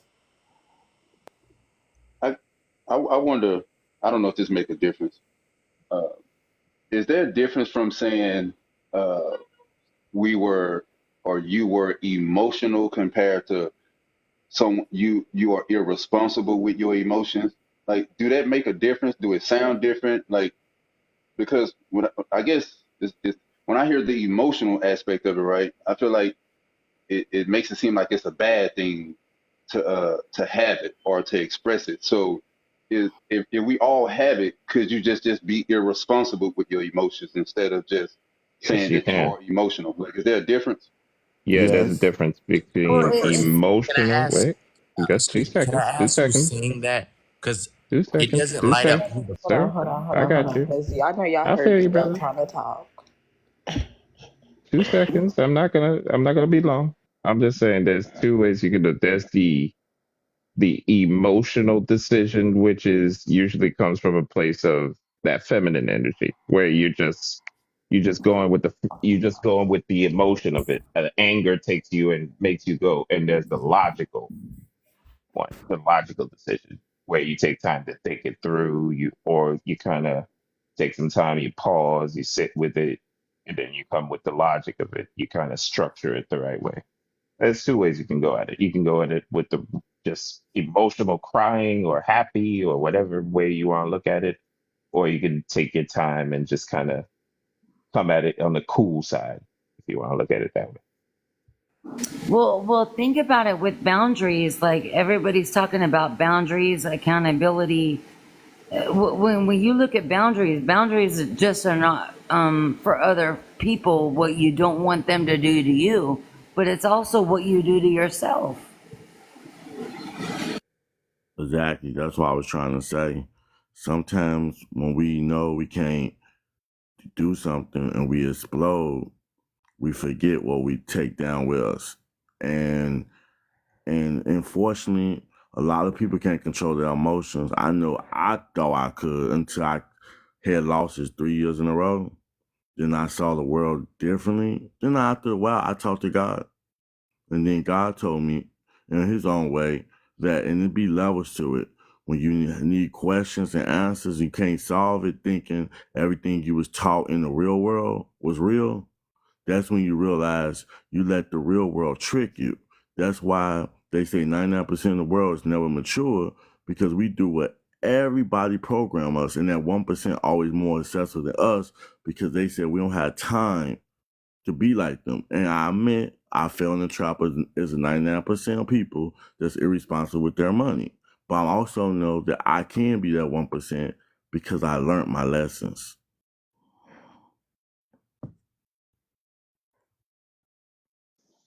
I'm still that One 1%. thing that God I'm talks working. about too is that we don't just pray to God, we conversate with him.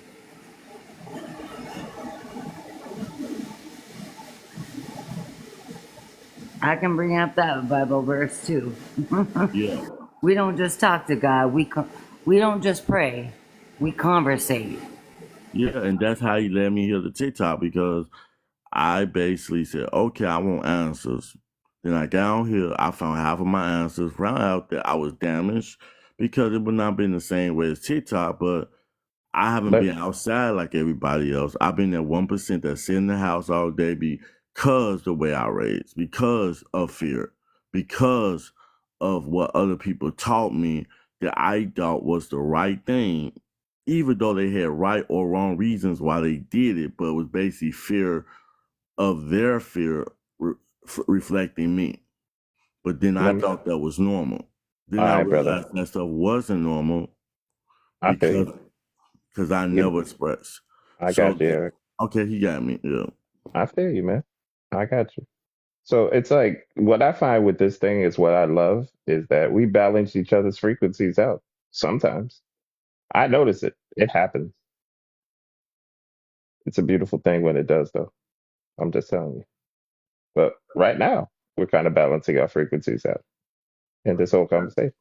Yeah, I'm gonna say one more thing. I'm gonna let you finish. That's why I relate to the other guy when he said he afraid to say things, because it always happened to me all the time. But I don't, I don't care. You know why? Because I love the challenge sometimes. Because even though I don't have no degrees or anything, I know I'm more than what I am. I just have trouble proving it to myself. The label is not what holds you. It's the I think we talked about this on Kev's live earlier. With the identity and the purpose is like who you are as a person is what defines you. Who you decide yourself is. And that's how you're going to set the example based upon the experiences that you went through, based upon everything that we went through, everything that we know of, everything that our grandparents gave us, that our parents gave us, our aunts, our uncles, or our cousins, or the neighborhood, or the sports teams that we're involved in. Everything, it all comes into construct, and that's how you build self. But at the end of the day, you have a choice.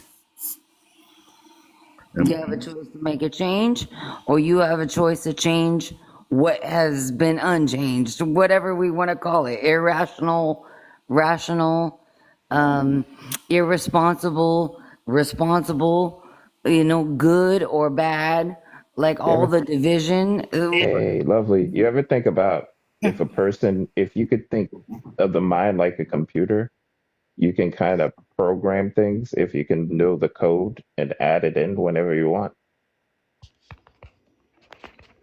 You think it's like me? That'd be a fucking weird thing.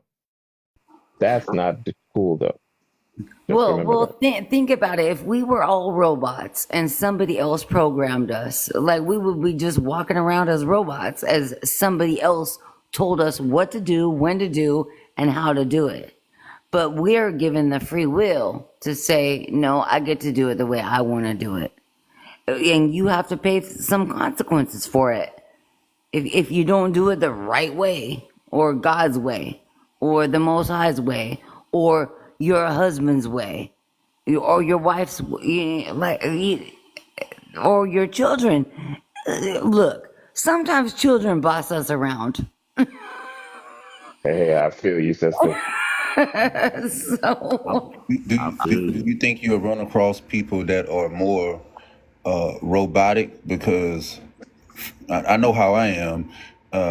It's hard coming to a understanding of, like, okay, I want to march to the beat of my own drums, outside of what society say, right? So I feel like you'll run across people that's more robotic and just go along, because it's nobody wants to be on the outside. No one wants to be looked at as, the black sheep or the so-called weird one. Like, everybody pretty much want to fit in. So I believe you'll run across more people that's robotic, if anything.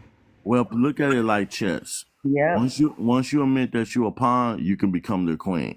If you don't admit that you're a pawn, then you're gonna always be stubborn and knocked down. Wonder why? Because they know you don't want they don't want you to make it to the end, so you can outbeat them. but what makes a pawn a queen? What makes a pawn like a When you queen make or a it to the king? end, once you make it to the end, then you can take charge after that. Well, and that's what we were talking about with child support earlier. Like when some people use children as the pawns. That's what I'm saying. It's like a chessboard. It's like what builds up the child to be. I see what you did there. Yeah, I told people that. You see they where don't I'm going, understand. right? You see where I'm going.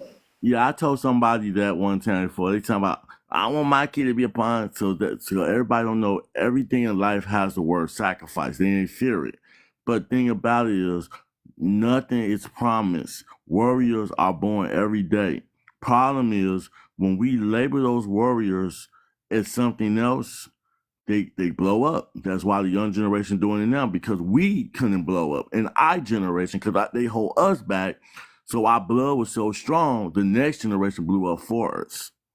And people don't think that way. You cannot stop warriors. Regardless of how much you slow it down, the next generation going to mimic it.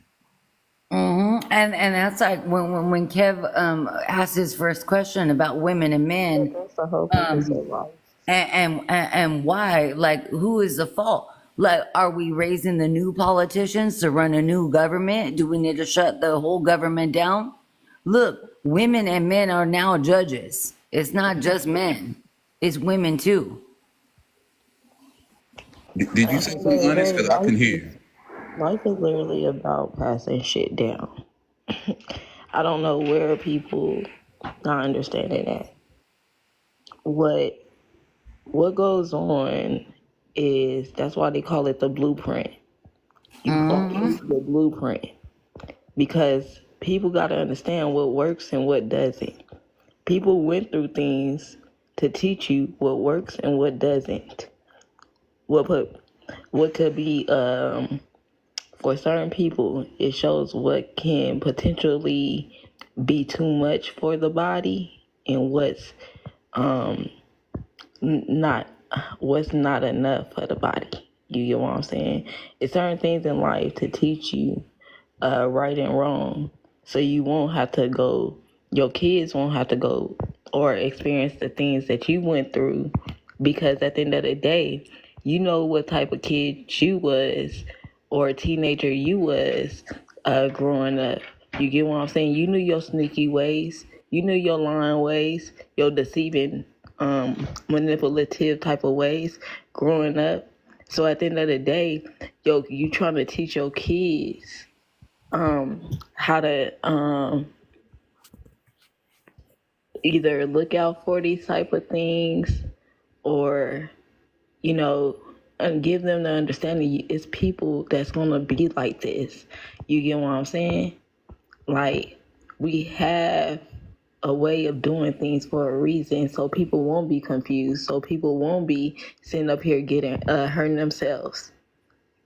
I think exactly what you're speaking on too, Honest, because if you think about, like, sometimes the examples that are given to us are bad. So we have to choose whether we're going to take that example and actually move with it. Are we going to take the good examples or the bad examples, and are we going to move with them?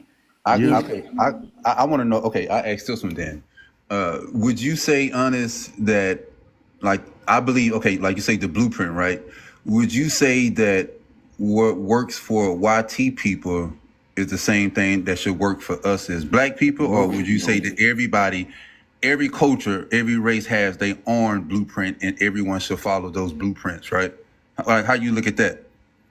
I think every race got their own blueprint, and that's why they made the Constitution to prove that every party got their own decision. Man, your name Honest? You know, those decisions keep separate to keep the balance. Let Onyx answer. Let Onyx answer, Eric. That was a question directed towards her. Yes. Go ahead, my brother. Go ahead and speak. That's hilarious. But listen, I think when I look at life, I'm not looking at specific race. I'm looking at the human life. You get what I'm saying? So, I think when it comes to when you put it in that type of way, those races have traditional ways. Most of those races, they got, like, literally order. You don't look at them other countries or places or people and say, they're like America. Hell no. They actually have an understanding that what grandmama did and grandpapa did, they did that shit together. And they passed that shit down to their children. Not saying that some of their people not messed up at all, but what I'm saying is, it's majority of the people that's there, they don't allow them to cross boundaries. It's a way of, we move as a nation. You don't move as an individual. You see what happens when you try to move like a person that want to be out of order. What they do. Some countries discipline you in front of the whole country. Some people give you fucking years. You trying to show public affection? Oh no, we don't do that shit out here. Get your ass. That shit could even get you locked up. Some things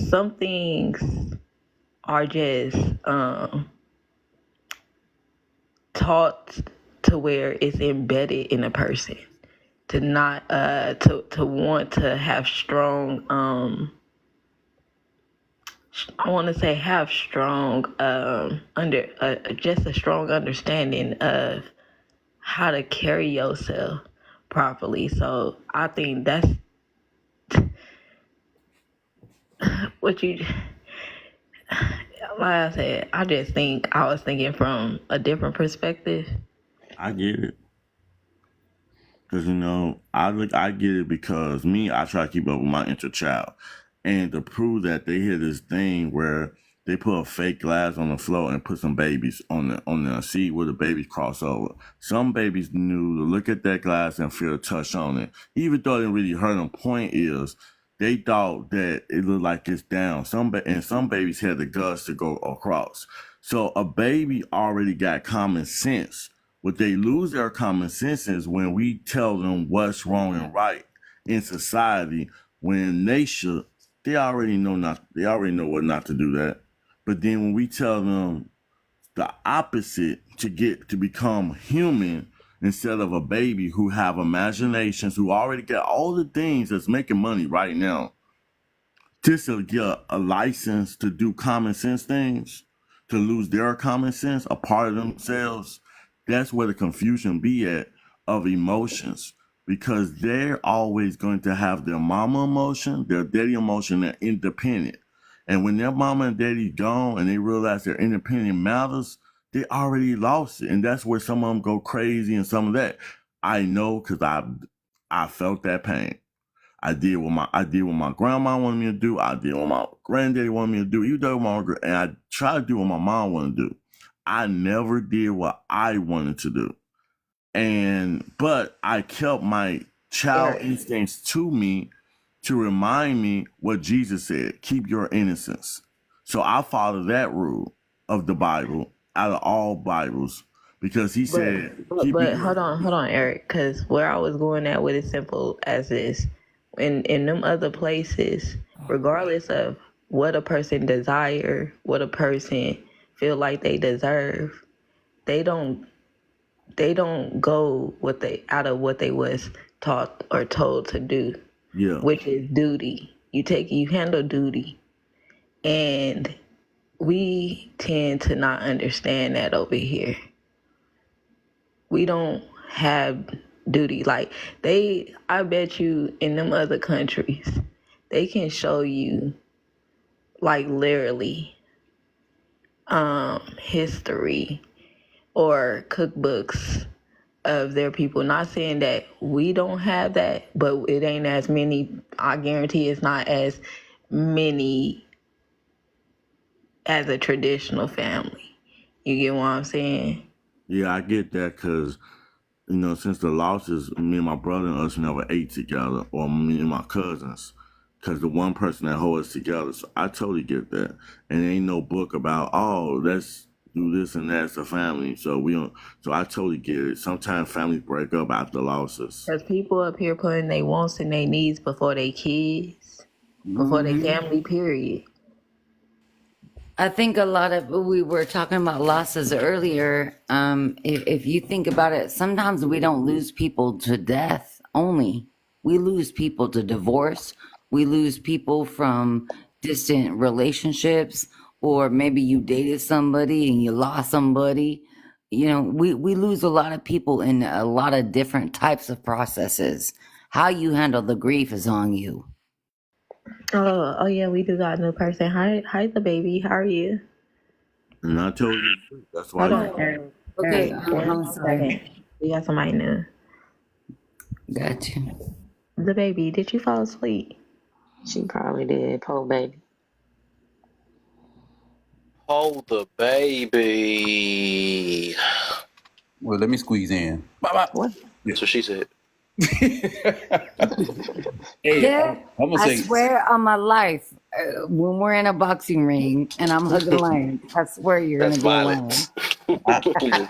I think I guess I do. I have a problem with going against the grain. Like I don't know why, but I like a blueprint laid out for me. If it don't align with my principles, my morals, my as far as beliefs, as far as if God gives me a purpose and a gift, and if things don't align with that, like the blueprint, the blueprint doesn't align with my purpose and stuff like that, it's hard for me to follow along with any one program.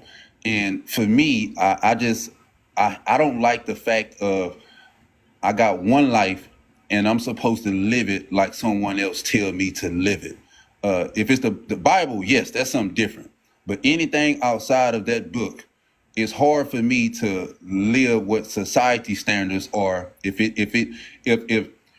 the Bible has a certain standards that I'm supposed to go by, and society has a different standard, and it's the blueprint, I'm going to follow the ultimate blueprint that I believe in.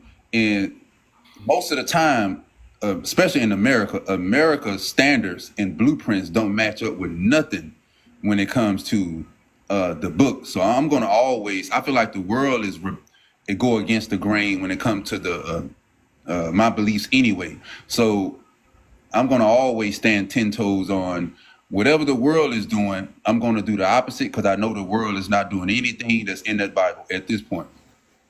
And you're right as far as the 1%, but it's a hypocritical. You know why I say that? Because it's two sides of the same coin from the same government that has the law, even though 1% do matter. So that's the tricky part about it. They know you're trying to get to 1%, so they toss you a coin to make you think you separated. But yet you have common sense and know 1% is the way to go. But how to get there, that's the illusion of all the quarters that they throw at us that's two-sided. Okay.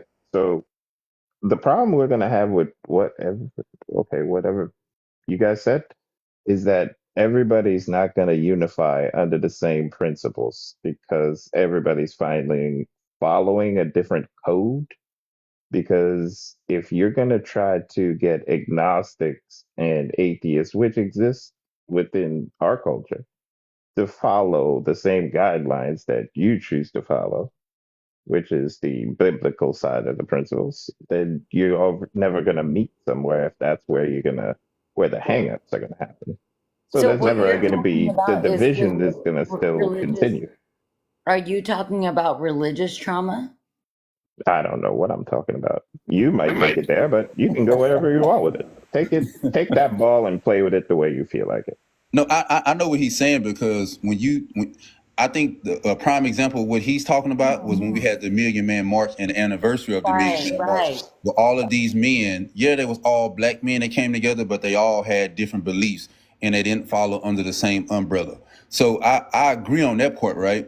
And I think for me, just being like me, just looking at the world the way it is, the reason I say I would rather do it just the biblical text and me knowing what it says and me follow that is because I don't believe that no one or all group of people or even majority of people would ever be on the same page because we all could be believers and read the same book and still come up with different beliefs. So even if we did have the same belief as far as the book, we would not all believe the same thing in the book. So I believe that is a thing that will actually never happen. Well, it's like that rap song that NLE Choppa says, and he says it in his hook. He says, I believe in God, but not the way you told me. And I agree with both of y'all.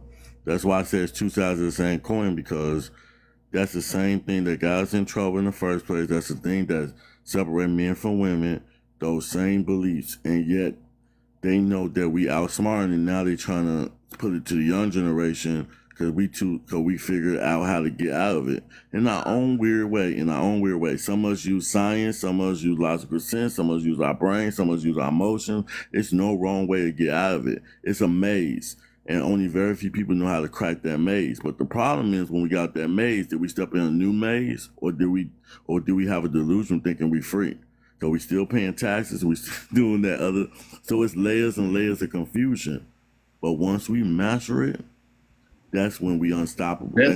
That's the part where I feel like you don't have to be in a maze, right? Because I feel like a maze is like, okay, I don't want to speak on that. Let's just say that I read the biblical text for my own, right? And then I don't like, and I know you're supposed to, I don't like conversing with other believers to a certain extent because sometimes they could sway your beliefs in the same book.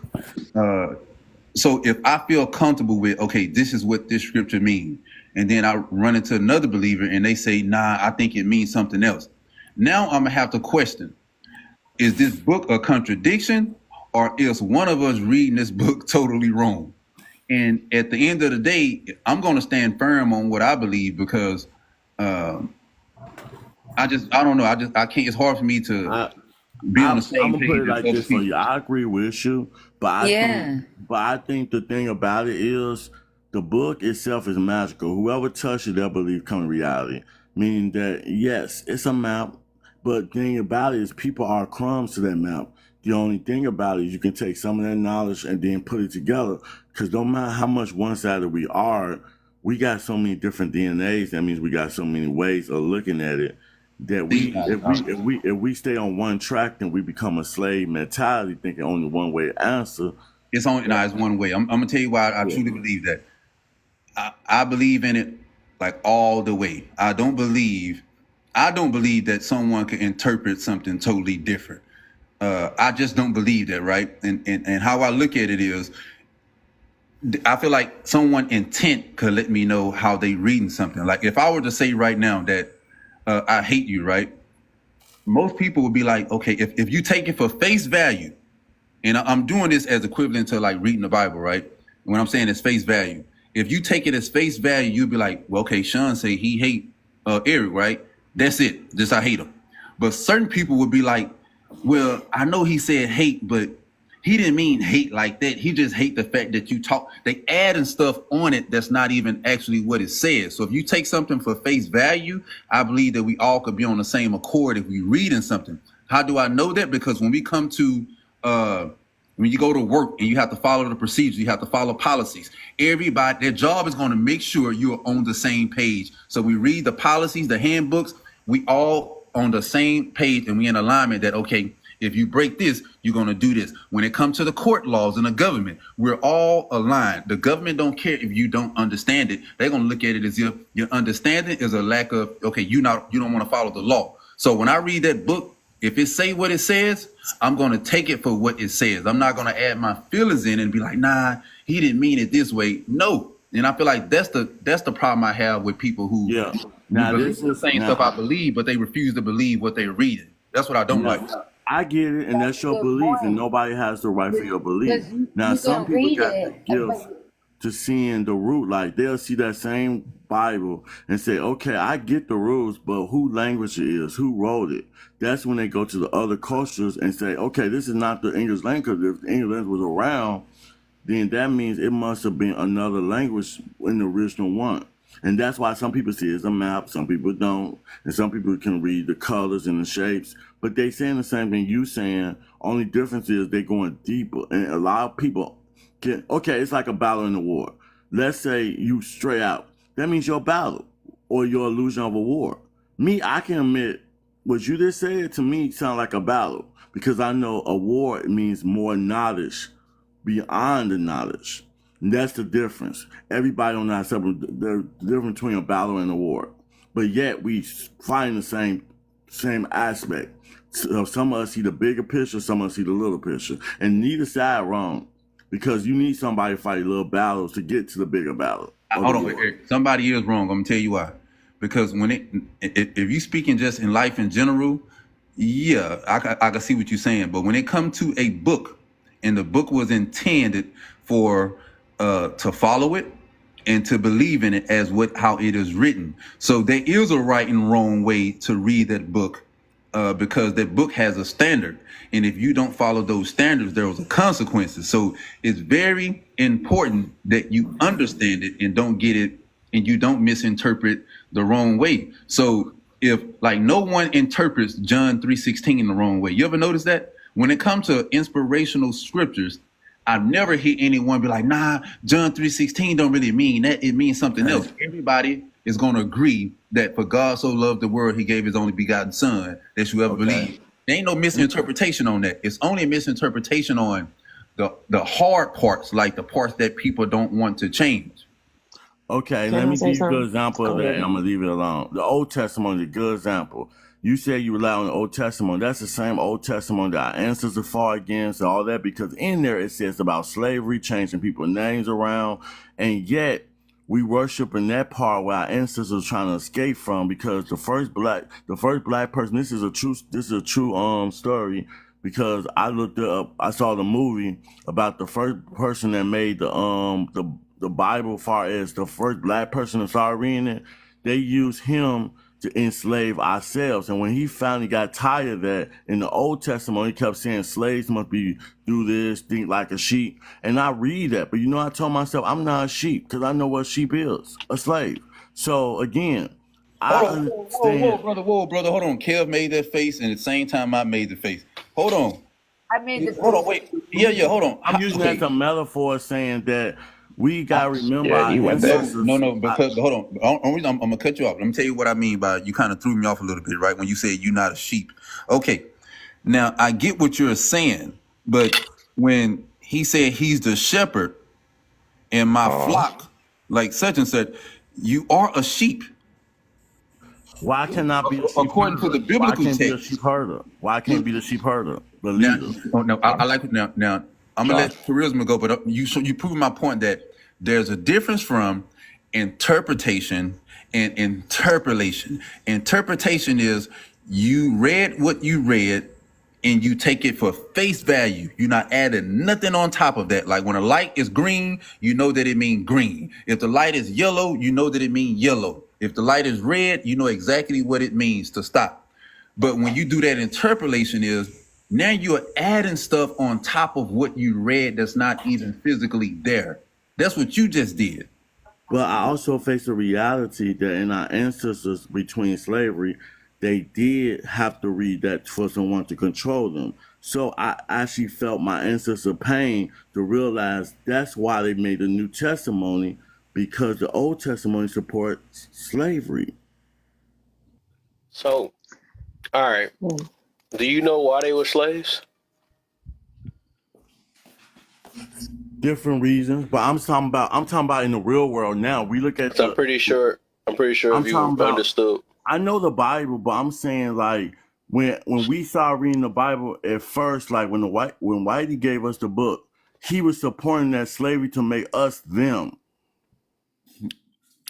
Wait.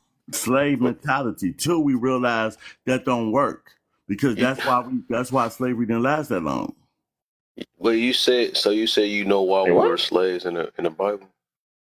I'm saying is I read this documentary, right? I'm gonna tell you, it's this documentary talking about how slavery was used through the Bible, how some people read the Old Testament, different from jail today. some people read the New Testimony, and the haters that did it read the Old Testament because they want to support it, while at the same time, people reading that same Bible, the New Testament, to a point. That's why the world was divided between the North and the West, because they said, no, we want them to be free versus slaves. Because that's why the New Testament said, thou shalt not kill, and the Old Testament said, eye for eye.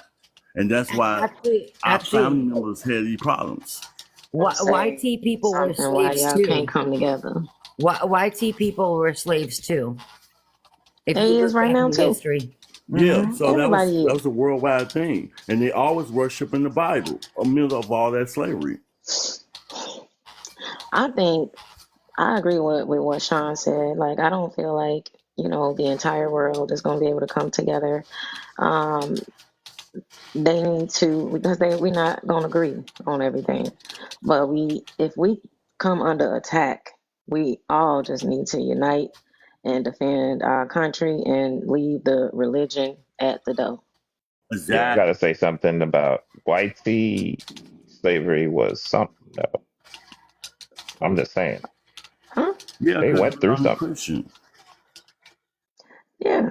I mean, but at the end of the day, they stay sitting here debating. Was it equivalent, though? If somebody come up, and try to attack us, we'd already be on the lap because we're trying to debate over what the Bible's saying, what's right and wrong. No, we don't need to do that. Exactly. We need to be in the field.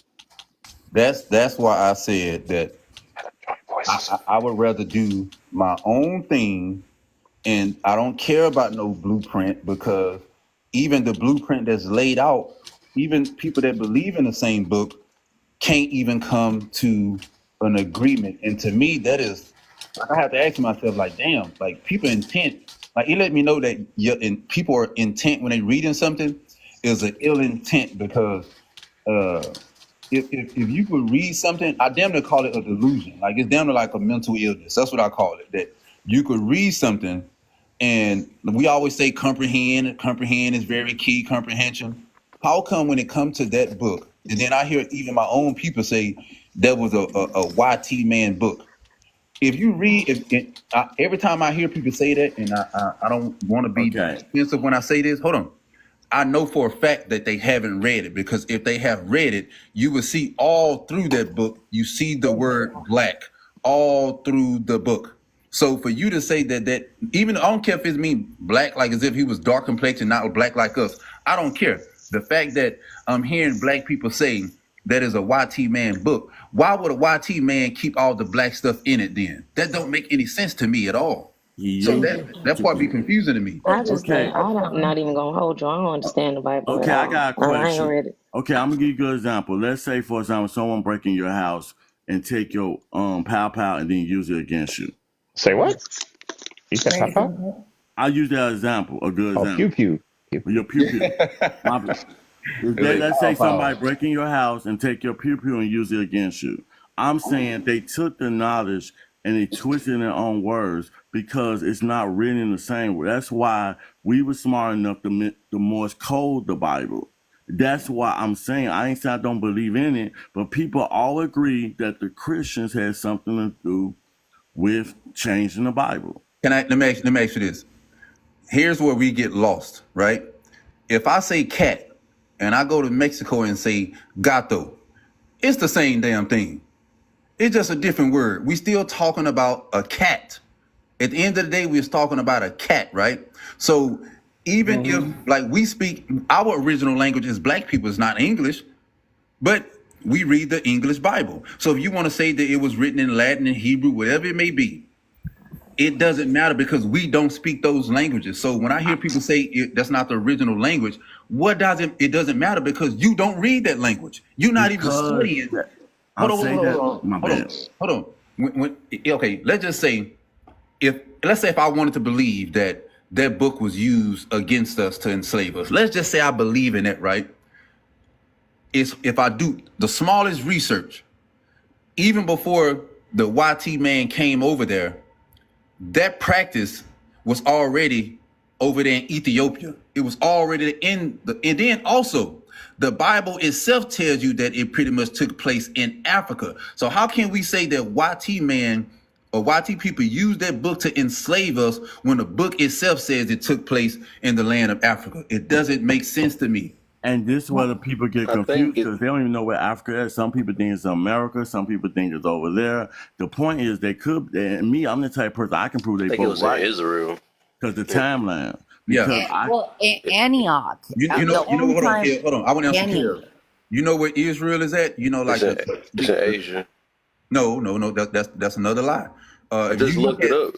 I looked it up some days ago. I didn't realize that Israel's in Asia. Even if you look at the map right now, Israel's in Asia. You know about the titanium plate? If you look at that, it's sitting on Northeast Africa. If you look at I think it's called a tectonic plate, whatever. If you look that up on the map, tectonic. Yeah, it tells you it sits on the Northeast Africa. Now, what they did was when they split into Asia is when they built that man-made. Is it a river? A man-made river that they built, the Suez Canal, something like that. That's man-made. They built that on purpose to divide it. You proved my point. They divided you proved my point. And so it used to be in Africa? And that's why. Yeah. Okay, that's why I say I'm looking at the current map and stuff. That's what threw me off. And that's why you prove my point about not trusting everything you read versus common sense. And that's why I said I believe you got that 1% thing. Only difference is you using the same book, not realizing you also plunk in the book when you realize man made rules to change and control us. So you just prove my point right there. That. That's kind of necessary. Hey, how old are you, Eric? I'm 43. Are you 100% sure that you're 43? By man law, I'm 43, but by God's law, I know I'm older than that because your body. So that just proved that no matter what, anytime somebody say something is man-made, to me, you could use that for anything. You just can't strict that to the Bible. Exactly. That's all I was saying. I'm saying the Bible is also because each time someone fight a battle and they take the Bible, they change the rules. You know these other cultures right now fighting over the Bible right now? I think you missed my point. I think my point was it shouldn't even be said. Let me say what I mean by that. for you to say, or anyone to say that the Bible was this and that, right? It was man-made. Like it's been Re-rolling, it's been rewrote and re-rolling all this stuff, right? over and At the over same, again. and those same people that is saying that they believe that there's a month of January, there's a month of February. They believe in How 1 many to mo- 3. how many months Wait, how wait, many wait, months do wait, you wait, wait, believe hold in on, a hold year? on. You could believe in everything else that man-made have told you, and you just have to go along with it, and you won't question it, right? So how come people that believers, how come we can't do the same thing that you do every single day? Tylenol, No, if you got a headache, wait, if you have a headache, you would take medication. You would trust that medication that it don't unalive you, right? no, I won't, because I know where it's made from. Do you drive cars? But who gave you that example? Hold on, Lovey. Do you drive cars? Do you use any way of transportation? Do you drink water? Do you go get fast food? You don't know where none I, of that stuff come from. It's and that's why I man-made. pray, and that's why I pray over it, because I don't trust none of that stuff. Do you Okay, know that most of your medicine are made from oil, the same oil that goes into the whole conspiracy? hold on. Now you confusing me. Okay, so when you say you pray, I used to think that when I hear someone say they pray, that mean they believe in the Bible. So when you say you pray, it's not a prayer that's in the Bible. It's I like, pray. It's all more than one way to pray. I ain't saying that part ain't fake. What I'm saying is the rules that change. Like, for example, do you know it's two type of marriage? You got man marriage and God marriage, and get everyone getting out license on reality. God said the first woman you pound is the one you married. see, look at the comments, man. This the part I'd be a little confused on, right? Kev, this is why I say as believers, we just can't, brother, because it I'm says saying that there's always two sides to the coin. That's yeah. all I'm trying to say. No. Somebody said there's other holy books. Show me where the Bible says that. That's what I'm saying. It says every scripture represents another book, goes to another book. It's a ring that Brother, leads to I'm other gonna tell Bibles. you right. I'm gonna tell you That right now. evil, What I'm gonna that's tell you evil right now, because you scrolls that might talking about the Bible. hold on. You might have just messed up, or you may have misspoke. There's nowhere in that book that it says what you just said. Nowhere in that book it says exactly You what you believe the just Bible said. tells the whole truth or half of a truth, No, and there's other Bibles being no. brought. Hold on. I want to deal with what you just said. I could guarantee you, I could bet you $100 that it don't say what you just said it said, but you stood firm on what you said, and it don't even say that. Break it down what y'all just say so I understand what you're talking about. It said precept must be read upon precept, here a little, there a little. So when it say that, I mean that whatever scripture is right here, you can find it somewhere else that could back up this Okay, scripture. do you know they talk about giants in the Bible? Hold Do you on, know I want you to deal I'm with using what this as a you good just said. example. I'm using this as a good example. Hold on, so were you wrong?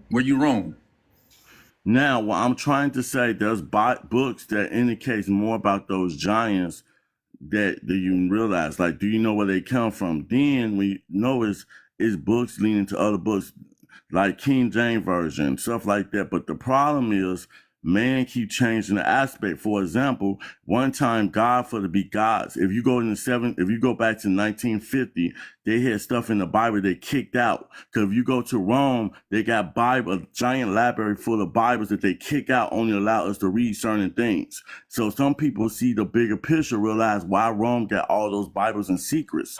So that means they only bring us what we want in the United States, when Rome got a library full of Bibles. How you know that?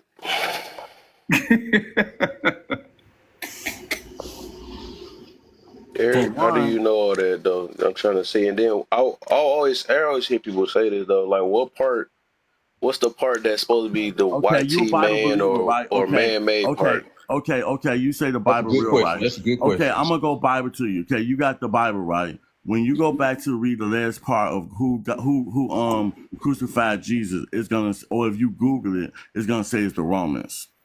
And then when you look at the United States and Google it, it's gonna say what did Romans have laws here in the U.S.? It's gonna say yes. Hold on, what? Most of the United States. Okay, I'm gonna Google it and show it to you. It's better for me to show you than tell. Hold on. You do know. Hold on. Anybody who knows history, you do know that America is an extension of Rome, right? You do know that, right? Because when you look at Sundays And as far as worship, also as Jerusalem. If you look at a lot of people that own a lot of the incorporations of the music industry or like Disney and all that, a lot of it comes from that. See, people don't even know. Oh my goodness. Yeah, I know that. I look it up because if I you didn't know mean I it's didn't mean wrong okay. as in Let's like, look at hold on, wait, common hold on, sense. When you hold go on. by So when your I woman buy your I'm hair. trying to be like Kev, man. I I'm know. sorry. How y'all doing, panel? Okay, I got one more example. I, Leave me I alone. I'm not gonna say that I have agreed with everything that Eric said, but I think that one of the points that he was trying to make was like depending on where you search different information, it comes up differently, right? So like so if you're in Japan and you might look up maybe like about the Bible, it might show a different, and I'm just thinking maybe that's what he's talking about, a different, like where Jesus was crucified or who crucified Jesus. It might show something different. Also, depending on basically it's just that depending on where you are, because there'll be restrictions. And even though we think that, I mean, of course, being in America, that we see the definition and it's that it. I'm telling you, it'll be different if somebody was to look it up in somewhere else. Yeah, Maybe that's what I exactly. It's think that he was bigger. talking about, but I don't know. Yes, it's bigger than the But I United States, and it's bigger than So what if we you realize. it's okay. So this for Eric, right? And this is only strictly for black people when it comes to when we have these conversations. If everything have been changed and all of these things, and if you really cared about, therefore I believe we don't care about getting down to the truth. It's okay if you don't believe it. I could rock with that. But if you saying you believe it, but then you want to believe in certain things and certain aspects of it, and if you really cared about getting to the truth, why wouldn't you go to Ethiopia where no YT man have tampered with that book and get the truth? But we don't care about getting the truth. We just care about picking what we want from it and try to justify it because we wanted the truth. The Ethiopian Bible has not been tampered by the YT man. That book is very sacred to those people. So we wanted the truth. For us, we would go over there and try to at least understand it, but we don't. Yeah, because it's even said in the Bible, even in American Bible, it said the names got switched over so many times that people's names got changed over and over again during slavery. So that It seems like means you that, believe America more than the Bible, so no, I'm using that as an example of how why Before they we can't be had man-made words, then? before we had words, we had hieroglyphics. exactly. That's what I'm trying to say. I get Hold on. So watch but that. that's Okay, the that's thing. cool. So Hold on. I can rock it, with that, right? So let's just go with this. So I think that goes back to what I said at first, Kev, that at the end of the day, no one could be on the same page because everybody's going to have their own way of looking at things. We could look at the same thing and get something totally different. You got people that believe in the Bible, don't believe everything that's in the Bible, and then they could pick and choose what they want to believe in that book and for what they sure. don't want to believe in that book. And at You that point, cannot judge me, even though I don't say that in yes, there. yes. Yeah, well, isn't it the same thing with hieroglyphics too, though, too? Because you look at it and it may be a What is letter to cheating then? somebody, but Where they maybe get that from? They want to say that like crazy. Yeah, so that's All the I'm thing. saying Like is some people can see the pages of a book, and some people can see the pages of a book, and some people can see That the should be whole free book. then. So But listen, the book, In America, that's not considered Let Soul cheating. go, Eric. Hold on. Let Soul go, Eric. Hold that's on. the thing. Like when you speaking about hieroglyphics and stuff. When it comes to language, we already understand that, like, of course, or just how the writing was, the style was. A lot of times, like, how it was expressed and what it actually like, because a lot of times it was giving more of a feeling, a tone match with it on what it actually would have meant or not meant. So that's why I said I'm not gonna say that of course we should, like, I do definitely believe that I don't think we could all be on one accord, especially when it comes to something like the Bible. Just because, like, it's of course going to be interpreted in several different ways. I understand about the Ethiopian Bible, but I mean, still in all, they still have like differences on what things mean with that Bible in Ethiopia. Like they still have feelings about what that meant then, because that language was also just a little different during that time. Like what it like the tone it was given, or the feeling it was given when it came to like that language and it being understood, you know? Like right now, if I was okay, it's 2024. Somebody, no cap, let's use that example, right? Let's say now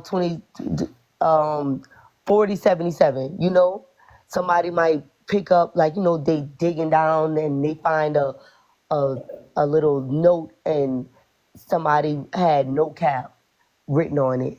And now those people are going to be like, oh, like no cap could mean, of course, like what they had on their head, you know that, you know what I mean? You know what I mean? So Okay, like, I you know got what I mean? So it's like we have to also understand that like what the terms then might have not been the terms now. You might read something that says the book was blue, but maybe like blue book meant like it was tight you. back Know then. what I was You gonna know what say. I mean? So Think so. We aren't gonna be here in 4077. no, that's so Like, that's my point though. That's so listen, that's my point. yeah, You were not exactly. there. You were not there when the Bible was written, right?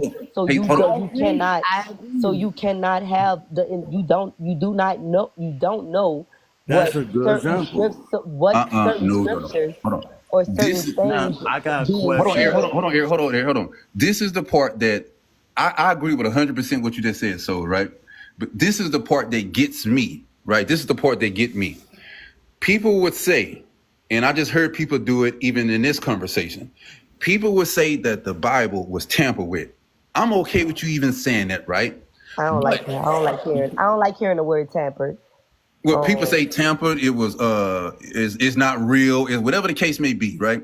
But then those same people, in order for them to prove that it was tampered or something was wrong with it, they would go back to a time to predate the damn Bible itself, and they would talk about things Oh, like Eric just did. Eric talking about things that happened okay. way I got a before he was question even. related. Wait, hold on. Eric could talk about things way before he was born, before his granddaddy, before anybody in Africa was ever taken away. He could talk about things that, once again, none of us was around. Like none of us was around during George Washington, right? But we know about the motherfucker, right? We know all about him, right? A lot of us could still say we don't believe something, but then in the same sentence, we would go back to things maybe thousands of years ago and talk about, and none of us was there. So I'm saying all of us do the same thing. So if well, all of us doing the same thing, all right? right. I So, got a all right. question. Wait, hold on, Eric. If I could just respond to Sean.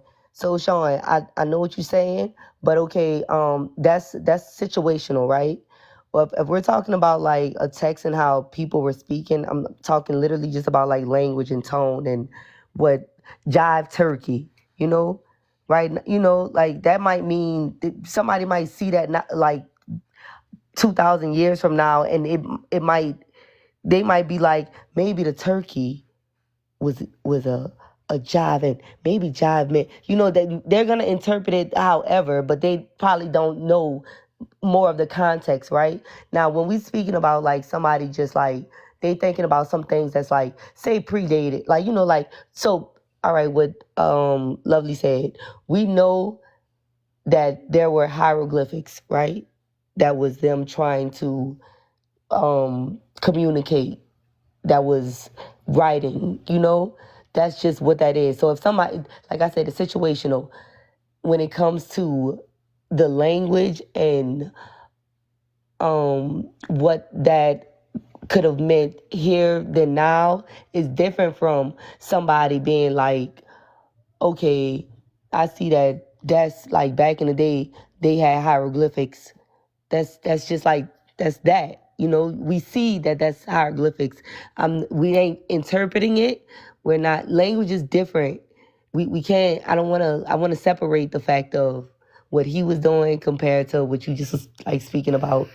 And I'm gonna give you a good example. I'm gonna leave it alone. We said all of them do that. Do you know Donald Trump trying to legalize putting Bibles in schools under his name, and yet if we don't do nothing, it's gonna be the same cycle again.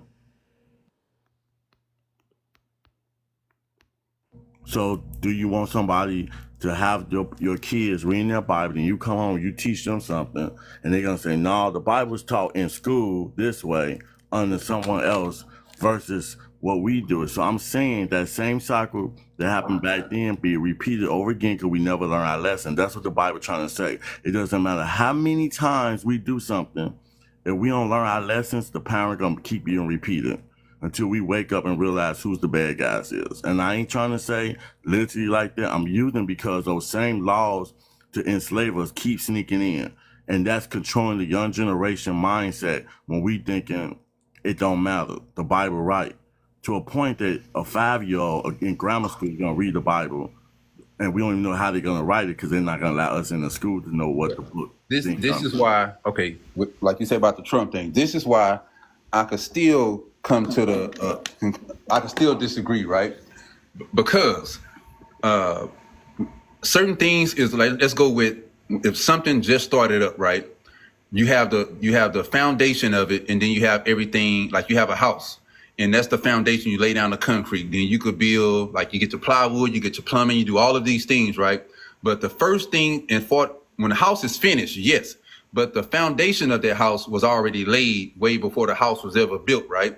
So when it come to the Bible, right, the foundation of all religions comes from that one book. Whether it was interpreted, whether it was whatever the case may be, you got the Quran came after the Bible, and somebody was like, how would you know that? You don't really know that. Okay, the Quran make reference of the Bible, but the Bible doesn't make reference of the Quran. So that proved to me that the Bible came way before the Quran. It's plenty of ways to get to the root and which one is the originator. So if you get to the one who started it all, which is the foundation, which is the Bible, I would rather stick with, if you have the foundation, then why not just say, no, it didn't. Most people would say, watch this. Most people would say that you can look on the walls of Egypt and all of these things. Once again, think about how we were born, right, Kev? There's a such thing as, before my child was here, we knew of my child, we talked about my child, and then once my child got here, we had like documentation to show this is when this child was born. It doesn't mean that we wasn't talking about this child before my child got here on earth. That's the same way with the Bible. There was an oral tradition, how certain things are passed down, and then it got to a point where it was a written tradition to where people could pass it down. But everything starts out with, like, before you build a house, you talk about it first. You just don't start building. You talk about it first, which is, you can relate that to an oral tradition, and then you get into the place, the facets of, okay, now we're going to build it. We're going to come up with a blueprint. We're going to come up with all these measurements, and then we're going to build it. But you have to talk about something way before it is ever written down. That just happened in life. That's happened our day to day. Whether you're a business owner, you talk about it first, you think about it, and then you make actions, and then you write those actions down, and then you execute on those actions. So the Bible is no different than how we do things day to day. Whether you want to be a business owner or not, everything is a thought first before it's ever written down. Well, Sean, I don't have no that kids was for these parties, Sean. Hold on, before I lose my thought, that was the perfect point proven. Because before you drew that picture on the hieroglyphics, you had to go through an experience. You had to write something down. It's just like the same way with the Bible. There was history. Do you believe in Job? Do you believe in Moses? Do you believe in Noah? Do you believe in all these people that actually already existed? I don't like to separate the Old Testament from the New Testament, because there were a lot of disciples walking along the earth while Jesus was walking, before Jesus even was in their presence. Amen. You know what I mean? A lot of us black people believe in Harriet Tubman. None of us was around when that woman was alive. I question if those Get out my pictures are real. brain, man. Huh? Get out my brain. That's what I was about to go to, man. I was about to say that. I was thinking about even when they be saying, can you go find the bones where they at? Well, where you see Martin Luther King bones at? Thank you. We can't find the bones of Harriet Tubman. We can't Frederick Douglass, any of those people, right? But we stone cold believe in those people. We believe in those people, and we don't know where. Like, that's what I'm saying. Like, that goes back to picking and choosing, and that's okay. But what I'm going to say is, I don't like, and I don't like people like this. I'm gonna say I hate. Fuck it. I'm gonna say I hate. I hate for. It's okay if you don't want to stand on nothing. I'm okay with that. But I don't like when you say you represent something but you're not standing on what you saying you're representing. You picking and choosing what you want to believe out of. If you say you are atheist, just go ahead and say you're atheist, but you can't say you're a believer as far as a Christian way, and then saying you believe in other books outside of that book. That means that you are not a Christian. You are something else, but you're not a Christian. I'm a truth just teller, said it, and I Sean. know that your opinion matters like hers, and I was just trying to show you how if you write your book down right now, years later, they're gonna say, well, I don't believe you because they control everything. But it doesn't matter, you wrong. I'm not disagreeing with nothing you said. I was just trying to show that it's bigger than what we are. That's why I said in the beginning, some people fight battles, some people fight wars. So and the wars always keep us going, even though we fight the small battles. Like, well, us men didn't do what we did, these women wouldn't have the free rights. You said, hold on. You said, hold on. Think Hold on. about it, Hold on. Sean. We said two different things, though, brother. That's what I'm saying. Like, we said two different All I'm things. saying, two sides of the same coin. No, it's not. No, it's not. It's not even the same coin at this point. Let me tell you what I mean. Sean, can I ask you a question? Go ahead. Because so is reading the other books wrong? No. Let me tell you the difference. Let me tell you the difference. I read it. I read all them, but No. I know I always go back biblical.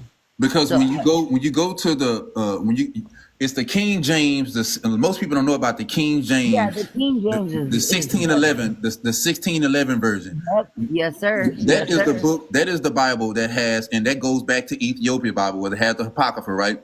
Those has are the books that the Apocrypha in it, Romans. yeah. Yes, those are the books that the Roman Catholics took out of it, right?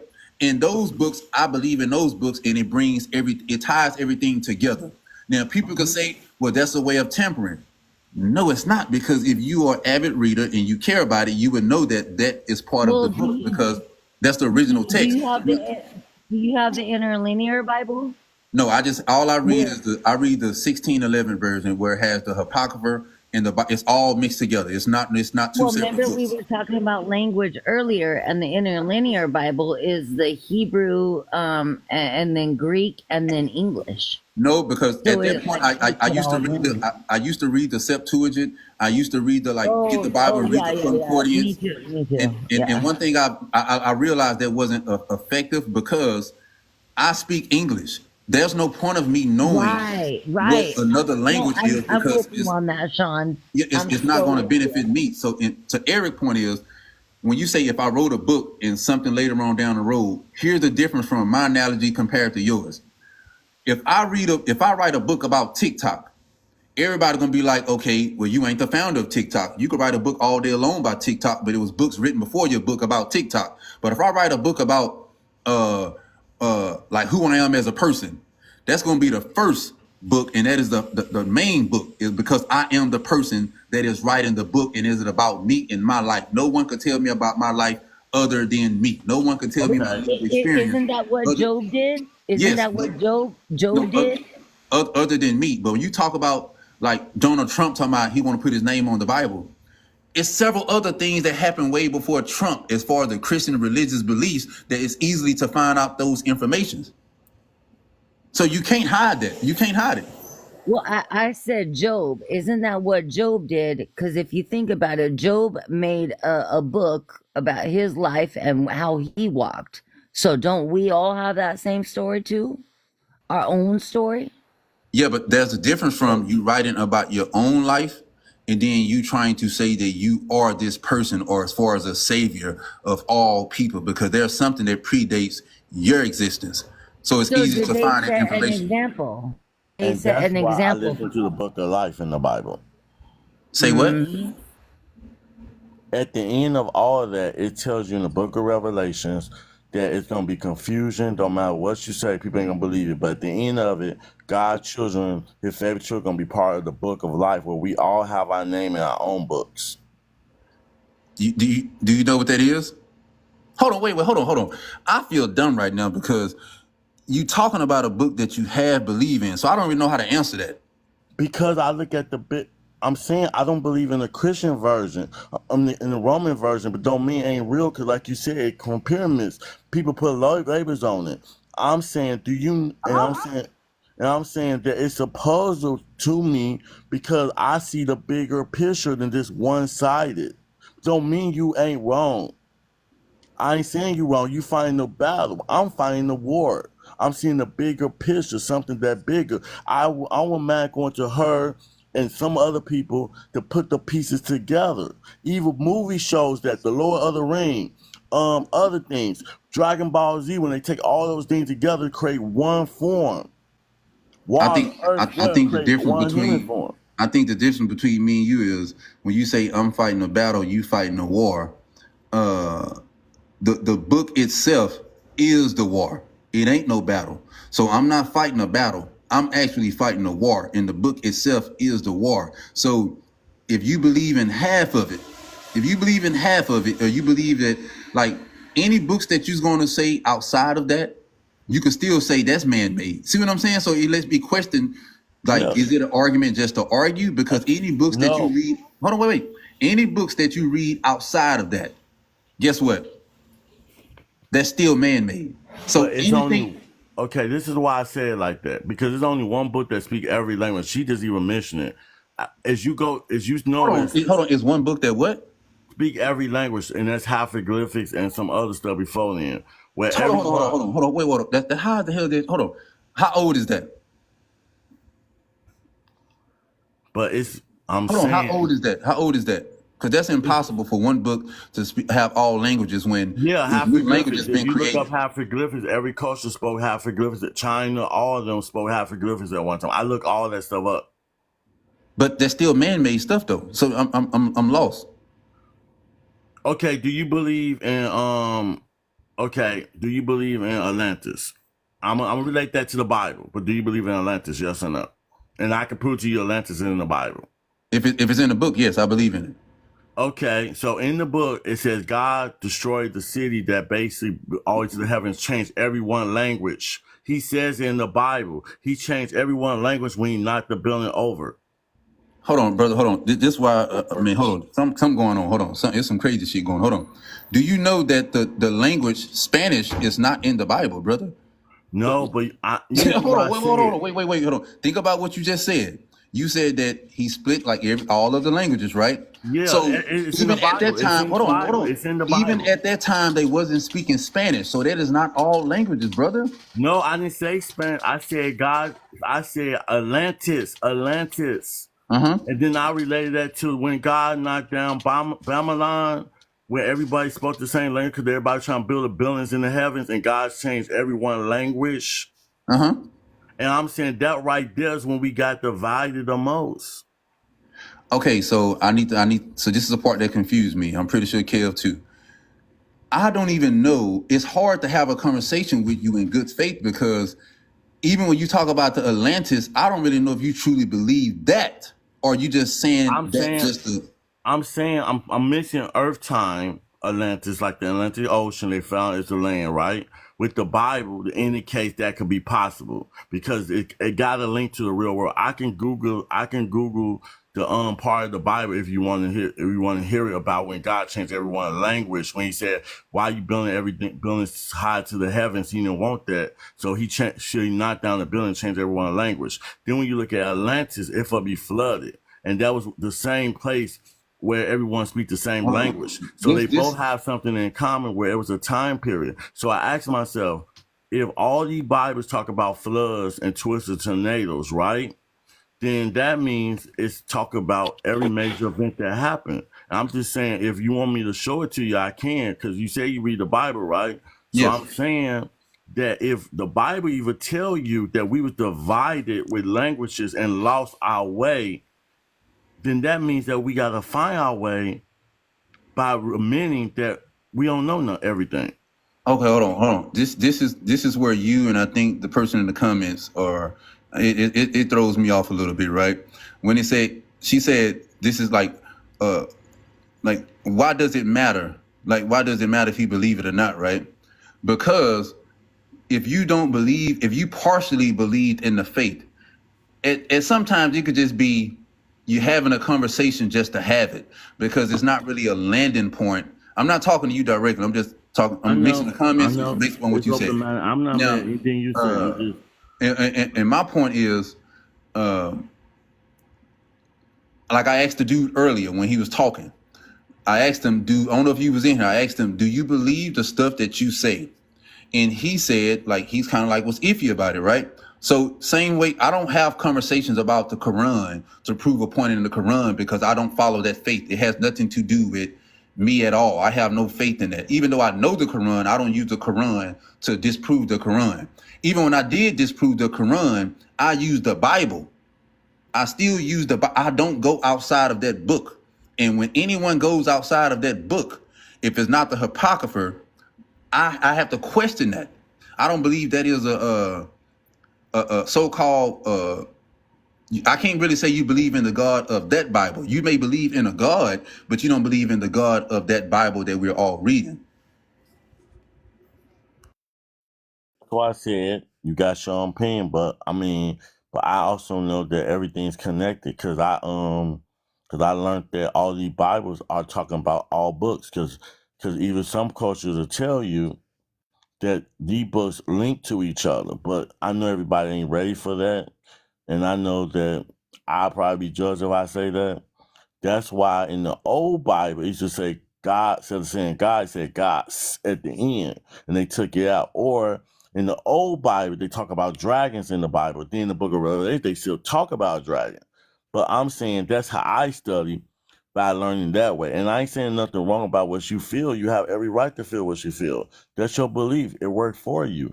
And I just take parts of that crumb and build a cake in my mind.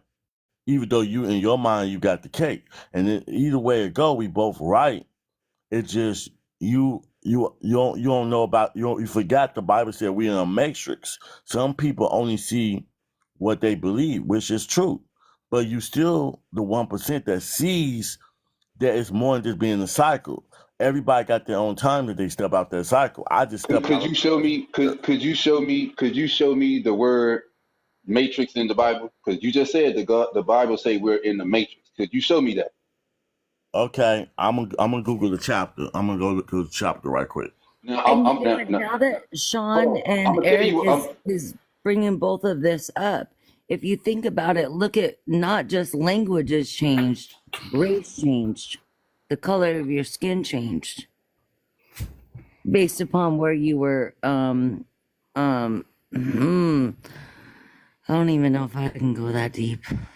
I know, because I don't want to overscale them either, but I'm just saying that's why you gotta understand that even God told us clues that no matter what he tell us, some of us were not going to listen. So he told somebody who wrote the Bible and say, okay, talk about the book of Revelations. And then in the book of Revelations, it talk about the matrix and 666. That's why in my opinion, that's why people believe in the Bible, because evil trumpets that blow is in the Bible, and Donald Trump is in office right now.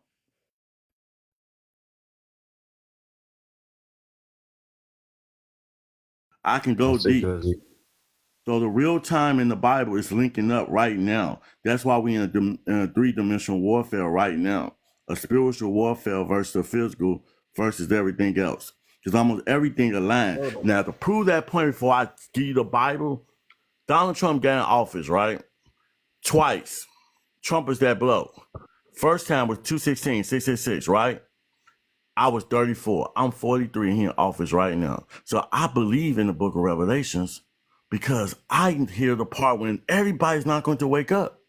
But I don't want to go too deep. I'm going to prove it instead. And it all have to in there talk about the measures. Then I don't believe in coincidences, just like you don't believe yours. Some of us don't have to read the Bible to feel the truth because the word is in us.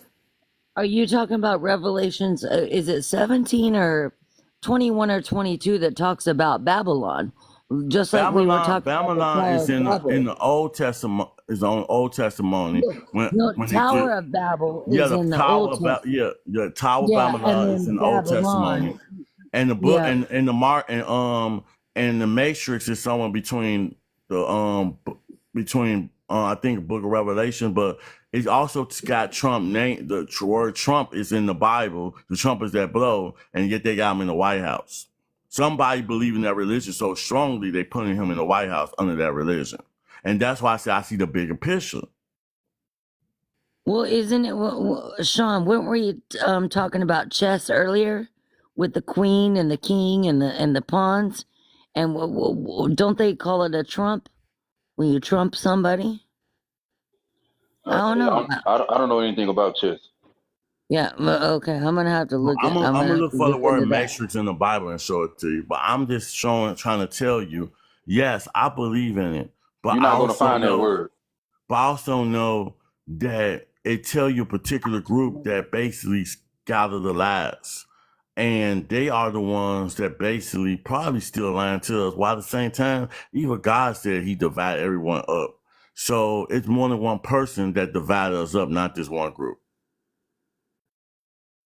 Well, and I think we talk a lot about division, you know, and because I know when we come up on these lives, a lot of times there are questions about division, whether it's women or men or it's God or the devil, it's Democrat versus Republican.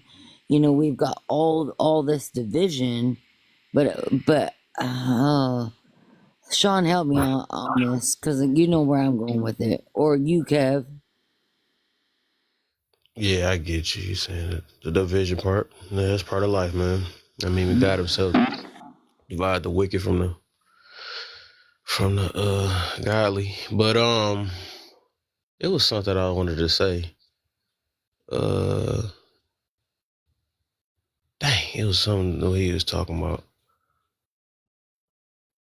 I still want to know, like, what's the let me see. What are you talking about up there? You muted. I'm into the Matrix. You look for the word matrix. Mm-hmm. It tells you right here in the Bible about the matrix. It says a lot of people are asleep. Hold on, wait, hold on. Watch it. Before you explain, Kev, I guarantee you he's about to prove the interpolation. You ready? No, I ain't proving it. You can look at the chapter Okay, or go ahead and read it show it. yourself. Or read Go it ahead. yourself.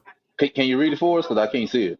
I ain't gonna read it. You can put it on the screen and read it for yourself. Okay, cool. I ain't gonna read it my own Yes, the perspective. I'm word just saying matrix that it's appears in the word matrix comes from a Latin word related to mother. Okay, so I'm gonna go to that. Exodus 34, 19, and 20. so I'm just showing I'm not trying to debunk no one. I'm just saying that it's even in the Bible, it tells us all of us is not gonna wake up when God comes. And I'm saying I'm awakened enough to know that I don't know everything. I'm awakened to know that it's more to it than what we think it is. Cause that's my way of waking up out my matrix. And I can show you the book of Revelations, the trumpets that blow.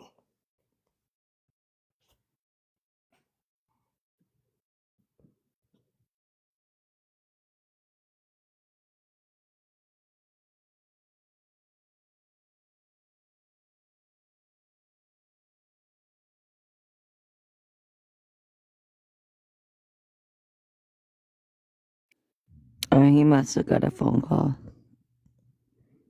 You good, Kev? Hold on, did he leave? Oh, 'cause I was gonna ask him. No, I didn't leave. I just got the part of trumpets that blow to show that's in the book of Revelation so you can see and read it yourself. I'm just see everybody focus on the Old Testimony. We in the book of Revelations right now. Hold on, I give you credit. It says the matrix, but do you know what it's talking about? It's not talking about a place. It's not talking about what you're talking about. I never It's talking said it about was a cattle. place. I said it's a mindset. Now, what I was talking about a place was when I was talking about city of Babylon. So you trying to correlate this matrix words to what? To why some of us are confused, because even the Bible, even God said, so in other words, that we always think we know everything in the real world, right? Then later we find in the Bible. Then the Bible later say the book of life, meaning that's already written down. Everything we do is written down. But yet at the same time, we still slow because God says that everyone's not going to be awakened when the hero going to come as a thief of a night, because everyone's not listening. And me, I'm saying I'm listening, but I'm not, and because I'm listening, I'm not one-sided. And I'm on everyone's side of their chips to get there. Why some people are always one-sided, and when you be one-sided, you become a slave because you only got one-sided to a story. So And I'm not is it saying so is it Is safe that to say is it is that what hold on is is that it safe to because we say weren't given the right example? hold on is it safe to say that how you're looking at the word matrix now? Because I can agree that it's in there, but I also read the scripture also, right? So the word matrix is in there, and you say that like we're in the matrix, right? yeah. Could you see how even how you look at the word matrix, it's not by you're not looking at the word matrix based upon the biblical text. You're looking at the word matrix based upon the movie and how the world say what the matrix No, is. That is the difference. no, I'm looking at it as the reality when we think we have to have life insurance or paperwork or a marriage license or looking at, oh, we gotta live in a house when we used to live in the woods, or thinking that we don't know how to hunt when we got instincts to survive. God told us to watch after the garden, but yet we Okay, let technology come and take over our hold life on. when we should be doing it I think ourselves. you. Okay, let me ask you this again. Okay, you brought up the word matrix for a reason. So I'm asking you, before you ever seen the movie Matrix or what they tell us what the Matrix is as far as like the new age 2024 when they say you're in the Matrix or like the movie is a sunken place, right? Your definition of Matrix now do it match with the Bible definition of what the Matrix is in that biblical text? What I'm saying was that every day I lived my life and I saw the Matrix, something told me to read the Bible, and then I saw the word Matrix in the Bible. That means it was already written before the movie came out. So you prove hold on. So you proven the point is your definition of the matrix comes from a movie. And even the movie definition of the matrix does not line with that biblical text of what the matrix is used in the biblical text. He's talking about cattle on a farm. There's nothing talking about the matrix as far as the movie itself. Okay. You say cattle on the horn, right? But yet didn't it say that we are sheeps? So ain't that a cattle No, no, no, right no, no, there? no, no, We no, no, no, sheeps. no, no. You said we are not sheep. You said you're not a But sheep. So you said, I can't let you use that one, brother. but I get it. But you said that there's nothing wrong with that, and I'm saying that. So that means there's nothing wrong with your opinion of being a sheep. That means you are the cattle, and I'm No, not no no, one's it say cattle. we are sheep. And his sheep Exactly. flock. So Yeah, that he means said that. you are the cattle in the matrix. That's what? So who's the leader of the Matrix? Oh, hold But on, read this part right here. Read this part about the Trump thing. The Trump is that blow. hold on. I want you to understand. Hold on, hold on. I'm gonna use the Trump, but I want you to understand something. Do you know that there's a difference in there's a such thing as a real sheep and there's a such thing as the followers of sheep. You do know that, right? I know that. I ain't saying So you wrong. I'm just saying that a lot of people don't realize back then in the Old Testament when they talk about sheep, they're also talking about slavery of people doing what they told. And I'm saying when you align them together, that's a manipulation, depending on how you read it. And I'm not going to be manipulated. That's why, just like you said, you don't want to be manipulated, right? So we realize that that's how they enslave us, by using words to objects, because they learn from nature to control people, right? So that means they went from a sheep form of slavery to a human form of slavery. Then slavery got tired of that, and we changed over, and God said, skip this. Let's go from eye for eye to thou shalt not kill, the New Testament. I kind of see where Eric is coming from if you think about it too, Sean. Like, why do you think they call them black sheep? Like, no, no. what's a black sheep? As much as no, I'm gonna tell you why I still. And I tell I you, I understand that. believe in the book. I'm trying to feel you. I'm just trying to give you Hold on. something to think about. You don't have to think about it right No, now. no, I'm thinking about it right now. I'm thinking No, about it Sean right now already knows where I go. because I understand what you're saying, right? But here's where the Bible is different from what you're saying, and this is where why I say people can't be on the same page is I believe exactly what it says all the way. You have the option and the right as far as your belief to pick and choose what you deem as true and what you deem is Right, false. That's your right, right. right? So when we're having this conversation, I know that as far as biblical text, there's a such thing as an animal, which is a sheep, and all of those Okay. things, right? And mankind is the shepherd, okay?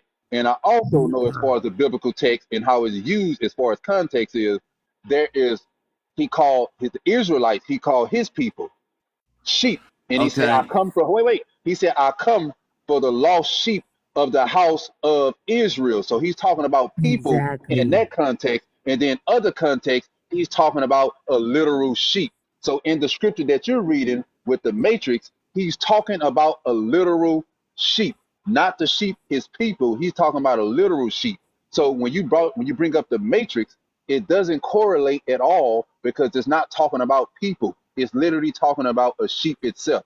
And I was saying in real Right. time in our Right. past, they used to call us monkeys, animals, all these categories, even though it's finally realized that we are the chosen ones and we are all that. But before then, before we was called what we was color, we were black, we was animals. Look it up. These are Hey, the titles they wait, hold wrote. on, hold on. Let me answer Maya right quick. She said, how do I know that I'm right and I'm interpreting it like the right way, right?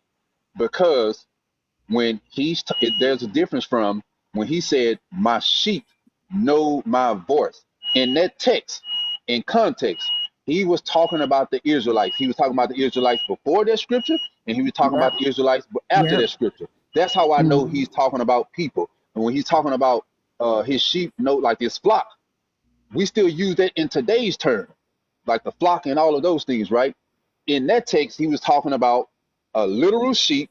And after he said that, he continued to talk about the sheep and the cattle and all those other things that come with that. So that's how I know. And I was just using to say that even though we might be different, I see a bigger picture than you might, or you might see a bigger picture than me, but don't mean we ain't both wrong. One see the battle, one see the war. And that, you know, and that's when God said, God chosen people gonna know the truth regardless what everyone might think. Because everybody's not going to be awoken on the same level, the same frequency. That's why you ever heard people saying, oh, get ready, lose your diet, do that, because we got to get ready for the next frequency. But I ain't saying you wrong, because that's what your path is. We all taking a big path of the book of life. That's why the Bible got more than one book in it to create one Bible. It's every one story in one book. Hey, remember, Sean? I think you were on that live before, and I know Kev was too. When I broke down what the end of the ites are, the ITES. So you have Levites, you have Edomites, you have Sodomites. It's the same thing with like the 12 disciples. The same thing with the 12 hours of day. Ites is just it's like let me see if I can bring my notes up. I would It's say like this. Oh, helping go to ahead, my build bad. a smart, like it's a community. The ites, the Israelites, the Levites, the Sodomites. It was all communities. All And that's the Edomites, all the ites. And that's why I can't be racism, because we all saying the same story in different chapters. Some seeing the future, some seeing the past, some seeing the moments.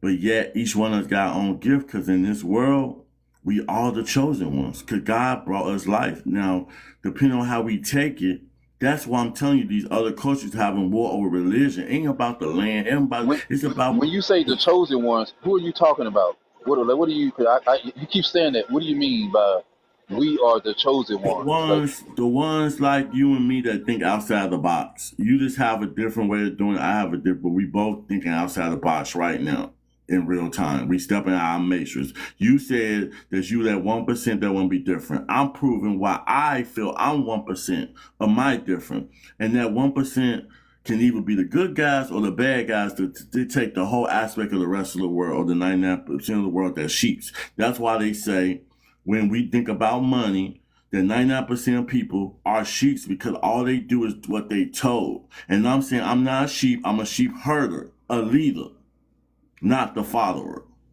this is my thing. I believe that if our community used that book the way it says, I believe we wouldn't be in the position that we're in, and we would not be on the bottom. If we But done it the way Yeah. that it's. Hold on, let me tell you what I mean. Most people believe that, like, I think the second question on the prompt was like, irresponsible people or like staying away from people like that. I look at it different. Uh, how do unsaved people get saved? The saved people have to be around them. The saved people have to be amongst them. The saved people have to go to them. The Not unsaved is not. Hold on. The unsaved is not going to go to the saved. That's just not how.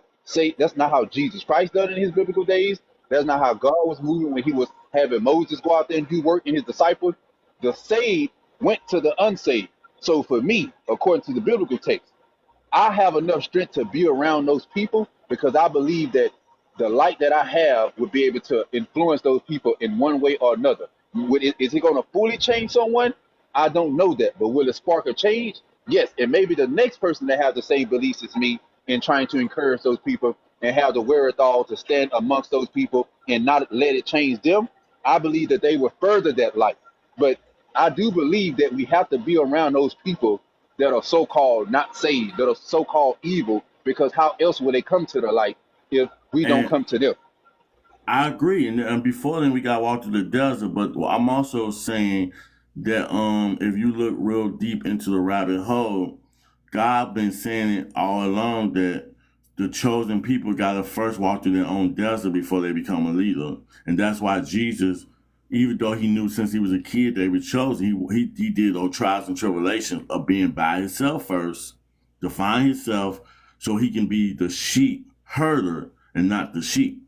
Well, Because and that's one thing Jesus did though too, is that he also met up with a lot of irresponsible people. People who were strangers, people who were prostitutes, people who were homeless, people who were irresponsible in their own times. So we have to face the irresponsible people, but we have to be responsible doing it. And that's why when he said these people are not listening, like Moses said, I'll lead these people and they're not listening. Jesus got so mad, he told this one particular pastor to write the Bible about the book of Revelations. So that way in the future, they see they still haven't learned it. And guess what it says in it about the trumpets that blow? And leading to the mark of the beast 666, leading to the 4 horsemen. But yet everyone focused on the old testimony. They ain't looking at the real testimony that we in real time, we in the book of Revelations right now. Yeah, but the book of Revelations ties a lot to Genesis, Exodus, Leviticus. That's why I always tell people, and somebody told me this months ago.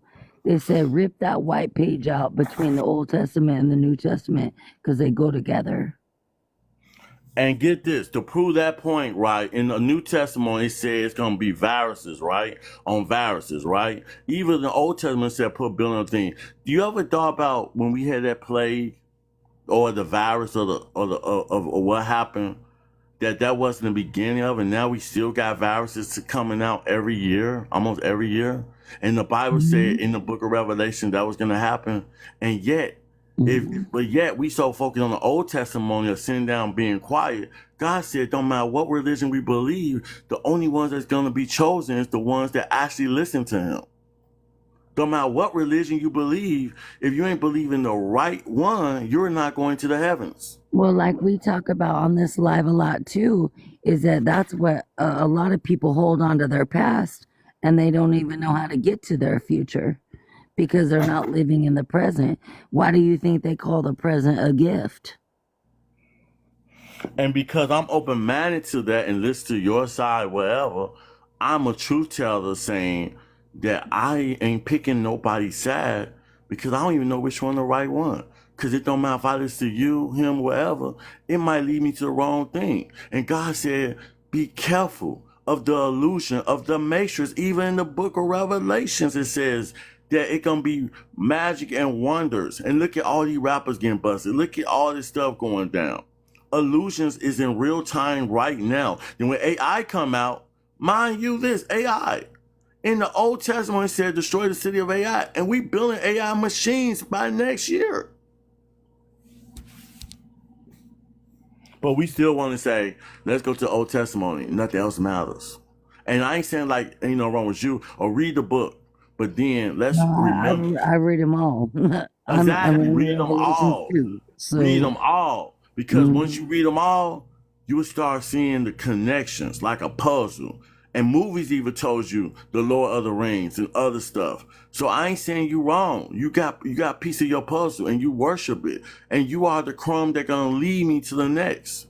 Because Jesus even had to go people that he said, you don't have to get baptized. He said, no, I want to get baptized because I want to feel what you feel so I can do better. So even though you got the knowledge, even Peter had the knowledge and he knew someone was smarter than him, said, no, you already know the answers. You don't have to get baptized. He bothered to downgrade himself so he can experience everything, not just one thing. And we don't do that, then we in trouble. But I know everybody can't do it because it's deeper than that. So, but if we can at least manage some of it to another level where God understand it. So all I'm saying is I'm taking your quest, I'm taking that because I remember Atlantis and the city of Babylon all had all the stories. So in my mind, I'm trying to rebuild that land where I can speak all these languages because Jesus did not pray. You know, he meditated, right? He said he went to the mountains and then prayed. Who goes to the mountains and pray? Meditation made better sense because he was on his knees. So that means he took the prayer part out and put someone else's culture in and meditated. Then he said he disappeared for years. That sounds like a monk, don't it? So he basically wasn't one-sided. That's why he got 12 different disciples. You made me come out of retirement because I put you listen. Now, I'm not going to say he took someone else's culture because he did say meditate day and night in the scripture. So he did tell believers to meditate also. So I'm not going to say that someone else's culture. That's part of what we're supposed to do as believers also. Because he said meditate day and night. Yeah, so I'm just saying, nutshell, you right. You got the piece of the puzzle. I got the piece of the puzzle. We combining. We basically building our Atlantis right here on TikTok right now because this is what God really want all of us to get our stories. And in the future, it's gonna be 5 different books. But you know where it's gonna be Atlantis right here on TikTok where we all got our own opinions.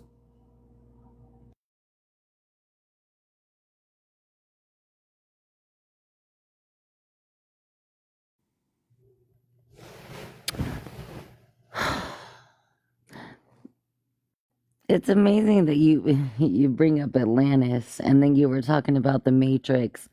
It's like if you look at all the continents, all the cities, all the countries, all the states, all the counties, the systems, the educational systems, whatever. There's so much levels to this shit. There's a lot of levels to this shit. You know, but at the end of the day, it's like if we really truly do believe in the Most High, are we actually giving our faith to that Most High?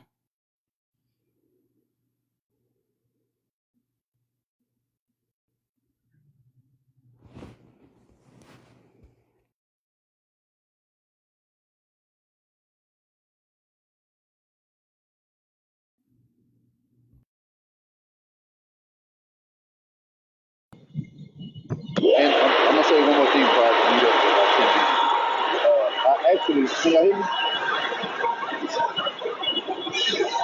I can hear you, my brother. It's a little bit of background, but I hear you. I was gonna say, I'm gonna take that back. I actually agree that I would look at him the same as me. Let me tell you why. Even though he believed in certain parts of it, which I disagree, I can still tell the fact that, or I can respect the fact that he is someone who knows more than just a normal Christian. He is someone who knows the more important parts of it that is very crucial. And at least I can see that he's not just a basic reader when it comes to learning scripture. I can see that he's an advanced person when it comes to it. So I can respect anybody who's at least digging into it and really researching. So I would say it's still that 1%.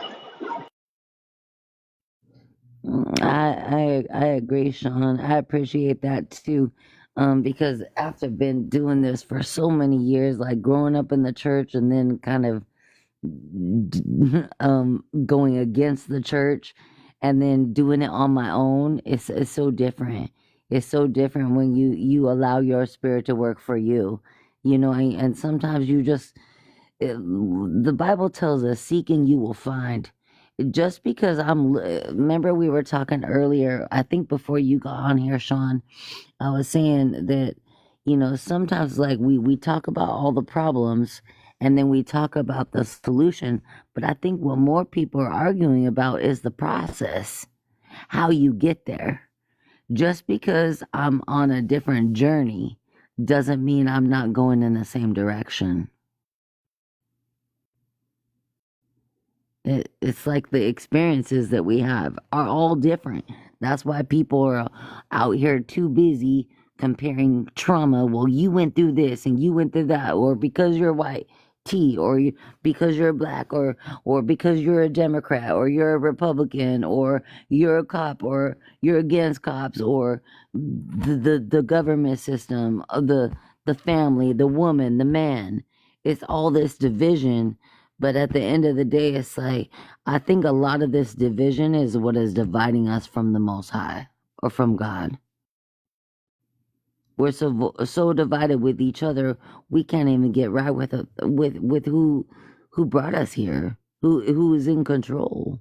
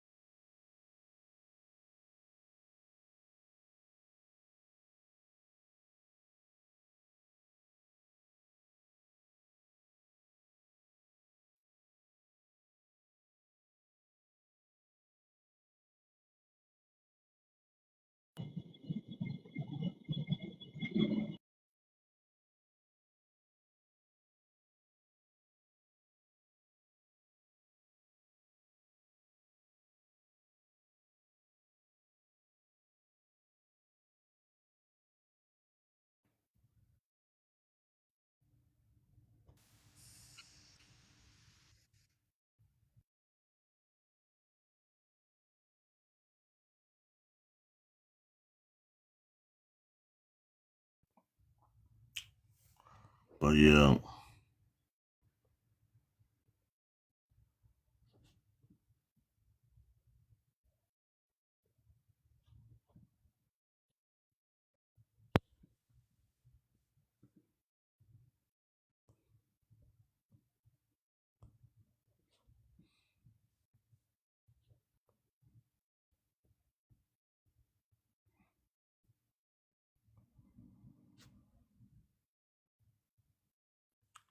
Anybody want to tell me something else? I was trying to scare nobody or nothing.